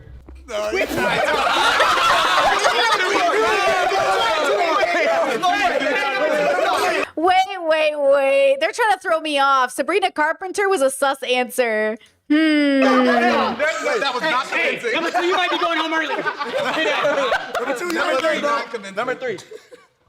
I like rap, R&B, and like EDM. No, that's a straight man. No, the last 2 are straight. Hey, I'm telling you, number 3 is bro. You said give Number 3 is convincing. Number 4. Number 4. I like Tupac. I'm big into country music. What's your best way to pick? You know what they all remind me of? They all remind me of like kind of like the mine, like the dodo birds a little bit. Like they're all of them in a group talking at the same time. I do love this boy energy. When I say I'm a boy, I love everything about this energy. I don't know how to explain it to you. Everything is funnier. Everything makes you laugh. You can't stop at giggling. Like there's something really fucking funny about the whole energy of this group of people. And it's just like, it's just so good. Pick up a girl at a bar. Ooh. A girl? Yeah. A girl? What's your best way to pick up a girl at a bar? Ooh. A girl? Yeah. Either or. No, wait, my bad. Either or. Yeah. Yes, girl. Best way to pick up a girl. Number 1. Oh, wait, yeah. Yes, a girl. You know, I like to fill them out. I'm real seductive with my eyes, so I look at them. Yeah, I don't know. Seductive with your eyes. What kind of eyes you got? What kind of your eyes? Wait, let me finish. Hold on. You have to find out. Wait, so they're trying to guess the gay. So are the men throwing them off by all acting gay? Or are they all trying to act straight? Because if the first guy is trying to act straight, he is failing. I'm so convinced. Like, I'm so confused. She said find out. Whoa. Who has that? He said come find out. Okay. All right, number 2. Well, females. Females? Oh, they're good. Yeah, they're good. I'm not really into females like that, but I just know. No, that's no. Gay guys don't use the word females. That's not. He's definitely trying to act gay. I was wrong. You guys are right. I think it's number 1. Number 3? Number 2 like pussy. I don't know. I don't really go to like bars or clubs like that, but if I were to, I think I would wait and see who approaches me. Okay, number 4? I was raised to be honest, so if it were me personally, I would go up and just ask her if I can buy her a drink. Okay. Okay. That's Listen, a little player. That's a little player. Don't count number 4 out though. Bro, don't count number 4 out. All right, I got a question. All right, hey, we just gonna get spicy right off the bat. Oh, are you the quarterback or the receiver? You the. I do a little bit of both. Oh! Hey, That's number 1. That's number 1. Number 1. All right. Number 2. I'm more of like a quarterback. No, you're not, bro. Hey, who's out of here? Number 2. Take number 4. All right, number 3. Wide receiver.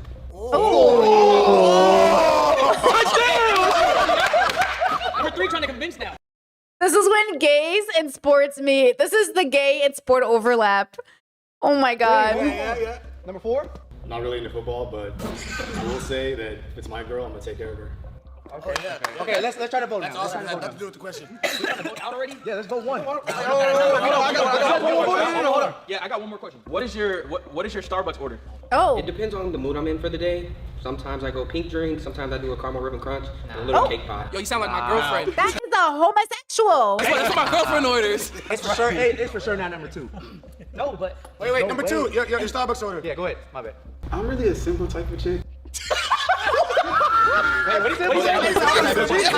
Simple type. That's 2 could be sounding like that. It could be the one that we're trying to look for. Wait. go ahead. My bad. Go ahead. Just really a caramel macchiato. That no. Okay, number 3. I get. Come on, hey, I'm not gonna lie. I get caramel. I'm making some of this. I need a certain amount of pumps. All that. I get caramel That's how you. That's See what the world would be like if men would free themselves from the patriarchy? Not to say that the patriarchy isn't involved in this situation, but do you see how good the world would be if you all weren't so homophobic? I get caramel macchiato. You're out of here. You're out of here. Get the fuck out of here. all right. Number 3. Wait. Number 3. I don't drink coffee, so either pink drink or a white hot chocolate. A white what? Oh. White hot chocolate. Hey, that shit sounds kind of good. Hold on. White hot chocolate. Both is fire. They're kind of good. Hey, number 4. I'm not a big coffee drinker, but if I were to go order a coffee, it would be just a straight cold brew. You drink Cold brew. That's a hetero right there. whiskey. Yeah, we have to vote someone off. We're voting who it's not. Oh, 2. We're voting who it's not. Yeah, it's not. 2. It's 2. 2 is not it. It's not it. Wait. We're voting what? We're voting who? He's like mad.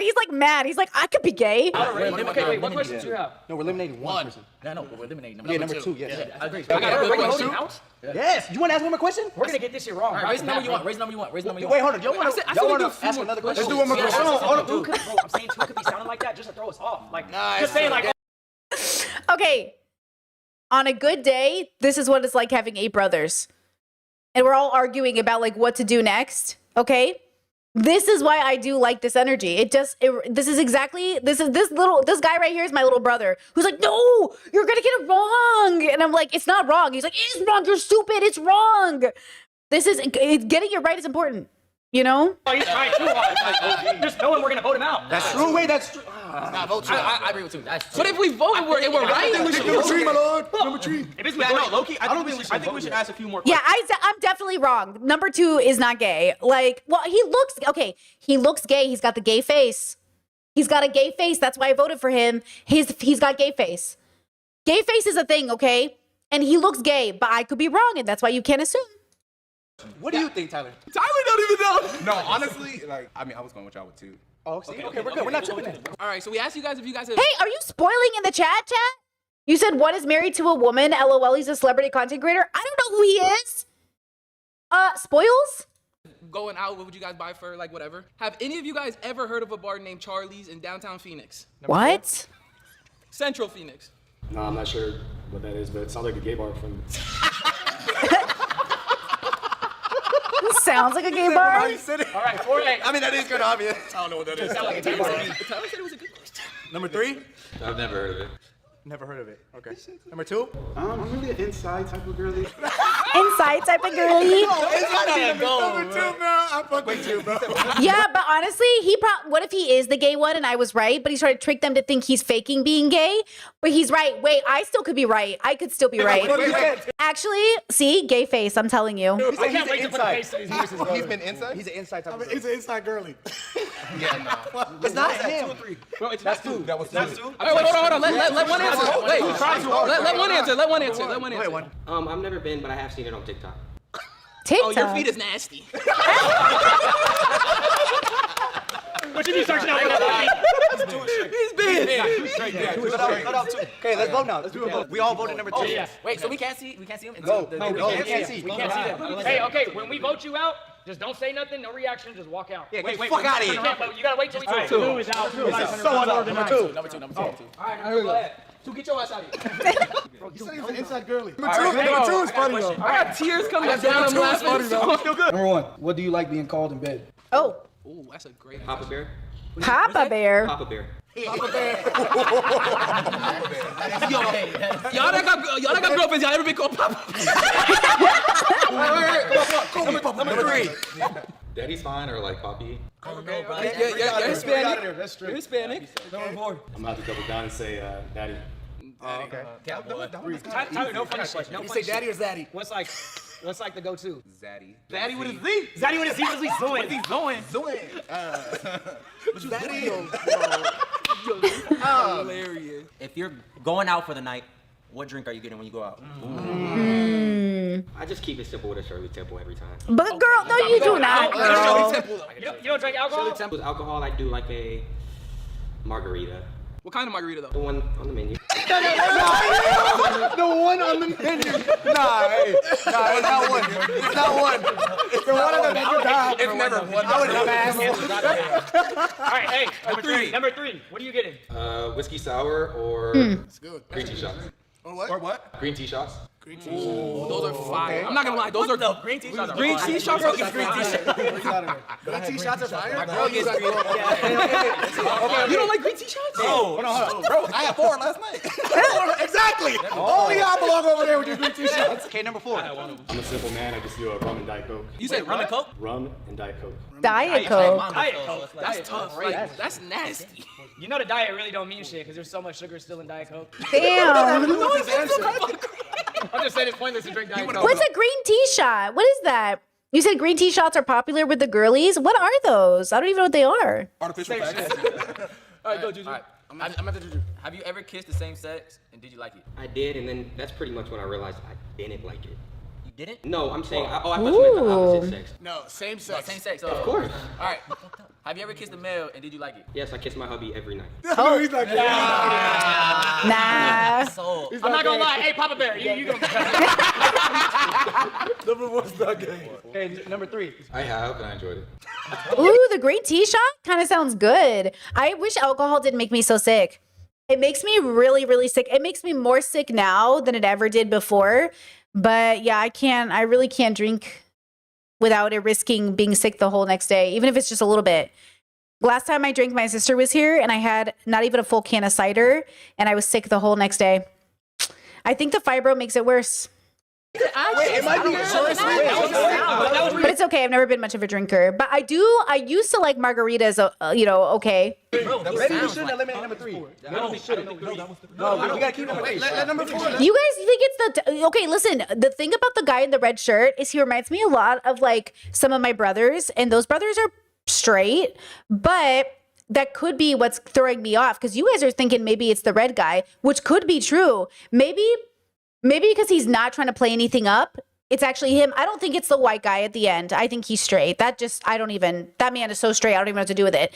But the red shirt guy could be the gay guy. Yeah, I see what you're saying, yeah. Number 4 go. Okay, Bobby. I'm pretty comfortable with my sexuality, so yes, but I was extremely drunk. Oh, hold on.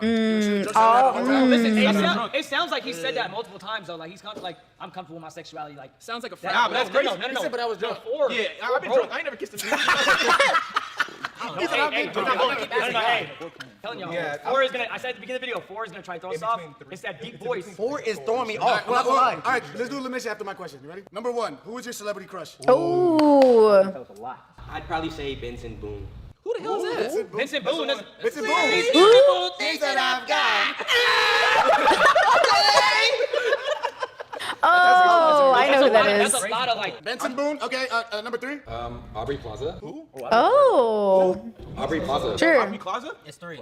Plaza? Look it up. Let someone look it up. He's the singer. The song they just sang together, he's that guy. Aubrey Plaza. Number 4? Well, I like my women thick, so I'd have to go with Scarlett Johansson. Oh, that's Wow. What do you say? That's my crush too. You know that. It is Aubrey Plaza. Wait, what he say though? I like my girls with dicks? Is that what he said? Aubrey Plaza. Aubrey Plaza? It's 3. Plaza? Look it up. Someone look it up. Aubrey Plaza. Number I can't believe they don't know who that is. So I'd have to go. What? Plaza? Look it up. Someone look it up. Aubrey Plaza. Number 4? Well, I like my women thick, so I'd have to go with Scarlett Johansson. Ooh. Is he saying I like my women with dicks? I like Scarlett Johansson? It's because thick. Oh, thick. Is Scarlett Johansson considered thick? Scarjo? Thick?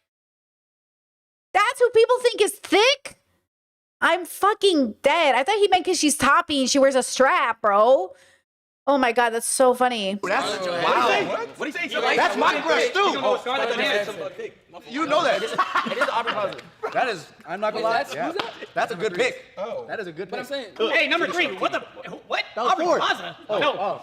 She's a singer? Have you seen Aubrey Plaza recently? No, she's an actress. I've seen her movie. I got one question though, too. I got a serious question. Wait, we had a Yeah, he's 1 and 4. I got 1 and 4. I got a question. 1 and 4? Yeah, I would say 1 and 3. I'm calling 4. Wait, wait. No, leave 1 because he's trying too hard. I really like this channel. They have got to figure out their audio though. They're not there yet. The audio is all over the place, but I like their energy a lot. You can't even think. See, I would watch this over Jubilee, but you got to get your audio going. Leave 1. No, leave 1. Leave 1. 3. Hold on. I got one question. One more. I think we should go one more question. Again, if you're going out, what fit are you wearing out? In detail. In detail. Like head to toe. Like shoes, everything. Number 1. That doesn't matter. So I got these brown leather pants that I wear a lot with these Nike Dunks, and depending on the mood, I will either go a casual button-up. Like Man, he's really embodying the character if he's not, because look at him. He's really thinking, but he's looking up so he maybe doesn't get distracted. But it's almost like he's imagining what's in his closet, which is throwing me off. vacation vibe, or maybe just a nice clean t-shirt. Sounds like a Joel fit. Hey, number 1.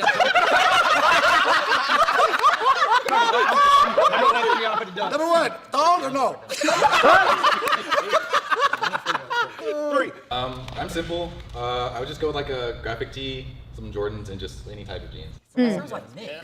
This sounds like Nick. It's like crazy. Okay, wait. Number 4. Watch. Number 4. I'm also pretty simple. I would probably just throw on some boots, some fitted jeans, regular plain t-shirt. Keep it 4. Yeah, wait, no, it might be 4. No, Listen. No, it's not. Oh, wait. Keep 4. He said boots. Listen, okay, hold on. Let's listen here. Number 1 celebrity crush was the only person that said a boy. Number 1 gotta go, bro. No, keep number 1. Bro, trust me. No, I'm saying he's trying to throw it hard. Trust me, not 3. Please trust. Wait, no, Face the camera. Please trust. Number 1's trying to throw us off. Wait, maybe we should throw number 4. It's number 4. Number 4 gotta go. It's number 4.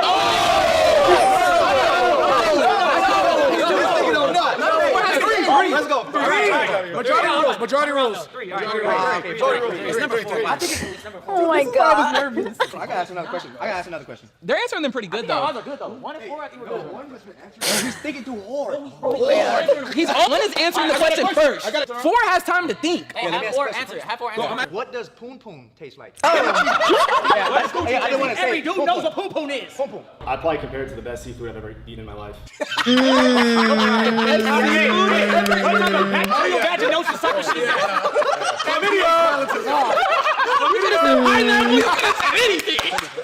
Okay, number 1. Do you not get any? Why not get any? Wait. For your information, I am engaged. I've been with my lady for 8 years. Say what you tell. So my question to you. No. The straightest answer ever is that vagina tastes like seafood.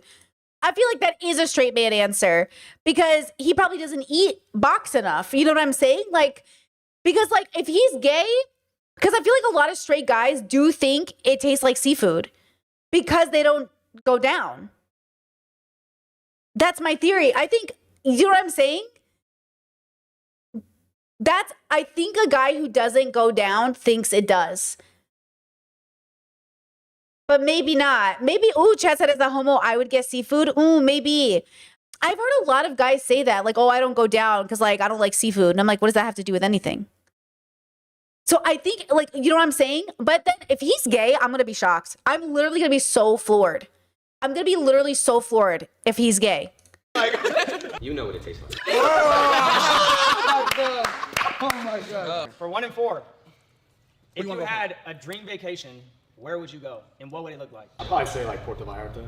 I go to Puerto Vallarta. That shit popping. I don't know where that's at. My dream trip is either Greece or I'd say Bora Bora and like an overwater month. No, Bora. I think they voted out the gay. I think these are I think they're both straight. I think they voted out the gay. You think it's gay? Yeah. Greece and Bora Bora are honeymoon kind of trips. Wait, no, but bruh. one, I don't know. No, Like, hey, one is throwing me off too. Nah, it's But one could be throwing I'm telling you, You already said the gay dude out. One, It's one, four. hey, listen though. One knows what type of video we're doing though. One could be wanting to get like That's all of them. voted out. That's what I'm so saying. we're not right. You know what I'm saying? Like But then 4-2 is. we're not. They're not trying to do. It was number 3. We already voted him It was not number 3. All right, 1 and 4. What is your guys' body count? Body count. Well, I'm really in tune with my emotions, so I don't really kind of go down that path. But if I had to put a number on, I'd probably say maybe 10. Maybe? Maybe. That's a lot. That's a good number though. Number 1? That's a good number. All right. I'm honestly just not comfortable sharing that with you guys. Oh, fucking number 1, dude. Number 1 be fucking. So we get number 1. I don't want to talk about it. So we get 33. What's your favorite workout in the gym? Number 1. Ooh. I do like the leg press, but I'm more of a Stairmaster for 30 minutes. I know what you Stairmaster. What does that mean? I know I do Stairmaster 30 minutes every day. Every day. Number 4? What are we talking, weights or cardio? Either or. Yeah, your preference. I'll probably say biceps, triceps. You gotta make sure you have big arms, you know? Nah, it's 4. It's 4. He don't want to talk All about right, hold on. I got a squat. question. You got big arms and little legs. Hold on, I got a question. All right, number 4. Nainoa. Say my name is Nainoa. Fuck you. Say it. Why? My name is Nainoa. Does he sound like a stud to y'all? Or What does that have to do with this? That was. We doing a review? One is throwing me off. We going forward. Do like 2 more questions. Hold on. One is throwing me off. Let Tyler ask the final question. What's the craziest place you hooked up with someone? 1. The craziest place, I'd have to say, depends on like, what do you find crazy?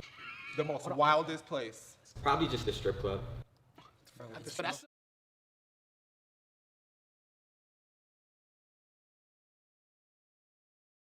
Wait, am I here? What just happened? Sorry, guys. Okay. I was talking to Discord about what pussy tastes like, and I clicked a button. My bad. That's one. Yeah. All right. Number 4. Hold on, wait. All right, number 4. I'd probably say golf course. Wow. listen though. Wait. That's all men at the golf course. Hole in 1. I don't know, but One is throwing me off. Where's your favorite place to shop at, like clothing wise? Ooh, that's good. Okay, so normally I go to American Eagle or Abercrombie. Oh. I didn't even realize people still shop there. Isn't that place like when I was growing up? Those places were for like kids or teenagers, but I guess like people shop there now. I'm sure I could find something I liked, but I haven't been in one of those stores in like 15 years. Hey, no, American Eagle though, I'm not gonna lie. American Eagle, Yeah. No, that's what I'm saying. the way Like, y'all he go came, there. the way he answered that though, like right off the bat. Sit down, That's Reese. crazy. The camera's down. Oh, Chet says it's back in style. Oh, you know, I think I've heard that too. I'm trying to talk to y'all. The camera's not deciding for us. All right, number 4. I'd probably say personal clothes, Zara. Zara? Wait. I know where we're at. Like shit. Lululemon. Zara is tough. Zara is tough. Fire. All right, 1. What's your favorite position? Like I said, I'm not comfortable sharing my sex life. Oh. Bro, why you not comfortable answering that? Bro, why you not comfortable? Like, I know, but I'm saying like any dude is gonna be like, this is my favorite position. I'm hitting it from the back. Like, that's my Maybe he doesn't know how gay guys have sex, so he's confused to answer the question. He's trying to throw us off. Yeah, because he's not comfortable, but he told us what his craziest sex place was. Oh, look at that. But How how you you not- hey, do it again. hey, number 1, how you not comfortable now? But you was on a golf course. Come on, Papa Bear, you can tell me. I'm gonna say reverse cowgirl. Reverse cowgirl. That's Number 4. Are you the cowgirl? I think that was number 1 for this respondent. Was that 1 or 4? That was 4. Number 4. Are you the cowgirl in that position? Or No comment. no comment? Wait, okay. All right, let's run it. Let's run it. Okay, Let's go 4. Okay, I vote 1 but okay. Hey, I'm gonna go. Number 1 is trying too hard. We go with majority. Go one by one. Who you think? I vote 1. okay, keep one. go. Keep one up. Number 1. You think he's what, gay? Yes. Tyler, who do you think? Wait, are we going for voting out or we're going No, for we're voting? voting for There's only who. two. We're going Who the gay is? We're voting who the gay is. Who the gay is? I'm going 1. Damn, man. Okay, wait, don't say anything. Don't say anything. Zay. Bro, 1 is throwing me the fuck off. Zay pick. I say 4. I feel like I don't know. 9. I'm going 2. 4. Okay. Was it tied? What do we at? Where'd you go, Tyler? 3, 4, 5. That's literally half and half. It's fine. Goddamn. Oh, it's even? Two more questions. We gotta ask a juicy ass questions. Bro, I'm telling you, if he doesn't answer this question, I'm gonna be sick. Damn, y'all are good. Watch. Do you like 1 and 4? Do you like wearing baggy clothes or tight clothes? Ooh. I like wearing baggy clothes because I'd rather be comfy than uncomfortable. What do you say? He likes baggy clothes because he likes niggas out there that look like. Okay, number 4. I'm be honest, I like a tight fit. Okay, I'm one, bro. I mean, they're both honest. Like, they both are wearing exactly those fits. We're trying way too hard. But they're both trying to throw us off. They both got me thrown off. Ford just had a deep ass voice first round, and listen how he just answered right now. He changed his voice? He don't sound the same. I He like don't sound the same. I got one more question. All right. One more, we voted. They're both throwing me off. Can we vote? Wait, you said don't attack you though. Don't okay. Number 4. Have you ever douched before you went out? All I can say is I like to be clean, you know? It's 4. Okay, number 1. Of course. Oh my god. Wait. Before you went out? All I can say is I like to be clean, you know? I feel like the first one is actually lying about douching, but the second one might actually just like to be clean. Number 1. Of course.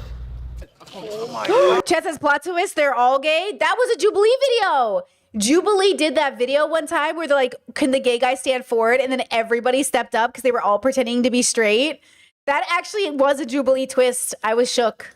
Oh no, was it the reverse? Was it the reverse that everybody was actually straight? I don't remember. But Jubilee did that to me. Four. Yeah, bro, I'm mad. I know it's gonna be fun. Wait, what did you ask? I don't even know what to do. What is that? Clean as that. What is it, dude? Oh, wait, okay, 4. Okay. Just say it's 4 and let's go. All right, fine, okay, 4. If it's 4, I'm gonna be shocked. I'm voting 1. I'm voting 4. All right, count. Oh my god. Same vote. It's the same thing except not going to Yeah. Okay, let's see. Wait, Oh my god. Oh my god. Switch them 1 through 4. We don't need to know. Are some of these people our friends? I'm nervous. Watch. Oh fuck. Oh shit. Oh damn. Fuck. Number I hope 4. we're right. I hope we're right. No, we're not right. Wait, I don't know. Actually, wait. I don't think we're right. Hey, I'm not gonna lie. I can't say. Number 8.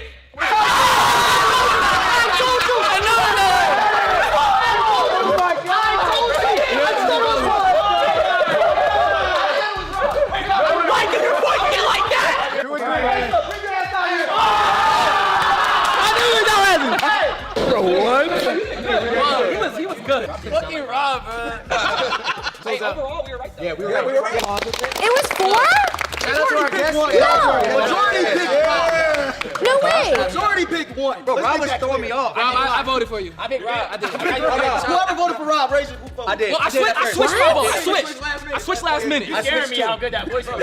Yeah, I switched last minute, but this was very fun. I hope they enjoyed it as well. Wait, but what was the answer? They didn't explain the answer good enough for me to understand. Fucking Rob.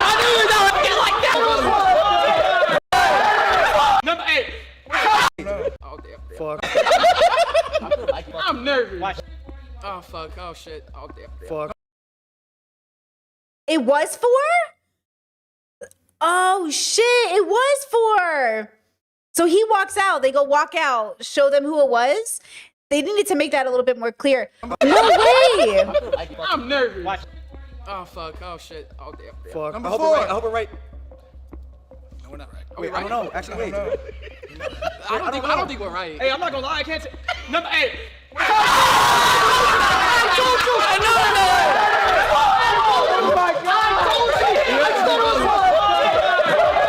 No way. Why can your voice get like that? What? He was good. Fucking Rob, bro. Wait. Number 2 is funny. Hold on. Guess the Gay is a crazy title. Pick 3, my lord. My Discord already made that joke. Nice try. Wait. Why am I still confused about who it was? Number 2 was funny. So it was number 4? So why is it confused? Why are we confused about who it is?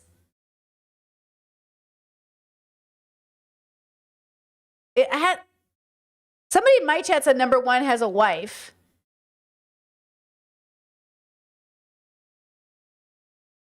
Wait, I don't think subtitles would help. Let me put on the subtitles. Let me see. Hey, I'm not gonna lie. I can't say. No, we're not right. Turn around. It's the same vote. It's the same thing except not going. Okay, so 6 votes for 4 and 4 votes for number 1. Oh, sorry, it's on me. My bad. So, okay, 6 votes for 4 and 4 votes for number 1. All right, turn around. And we're gonna Wait, we so- chose wait, number wait, 4. switch- Switch them 1 through 4. We don't need to know. Some of these people are friends. See, the problem is that they didn't organize it. So first they said bring out all 4 of them and switch them around as if they were going to see the 4, but then they decided not to do that. And then it says, and then all of a sudden it cuts and the guys are sitting again. Oh, fuck. Oh, shit. Oh, damn. Fuck. I hope we're right. We're not right. Wait, I don't know. Actually, wait. See, what's this hesitation? I don't think we're right. Hey, I'm not gonna lie. I can't. Do they scream that way because they know who the second guy is? Yeah, see, why is this so confusing? I feel like it shouldn't be that confusing. Okay, hold on. Let's watch the rest of the video because maybe... Hey, overall, we were right, though. Yeah, we were right. Yeah, we were right. We were right. So it was number 4. They voted for number 4. Majority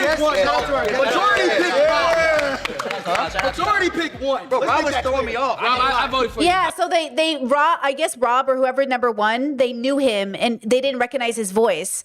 And so that's why they all freaked out because they know him. Whoever voted for Rob, raise your vote. I did. Well, I switched my vote. I switched last minute. You scared me how good that voice was. Yeah, so they knew him. That's why they all freaked out because they know he's not gay. So it is number 4. That's crazy. I never would have guessed that. I switched last minute, but this was very fun. I hope they enjoyed it as well. If you guys don't know them, you guys want to introduce yourself? Your Instagram or anything like that? Or you guys go? Introduce the guy for sure. My Instagram handle is Keith Allen. Keith Allen? Thank you. Shout out to Keith. Hey, go ahead. Real What? video, you know what time it is. Yeah. Ace of Kinsey, with Brother of Color on everything. So. Yo, shout out Keith, because you were good.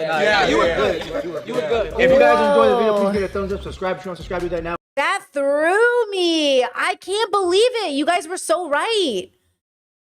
I still don't believe it. That is the straightest gay man I've ever seen in my life.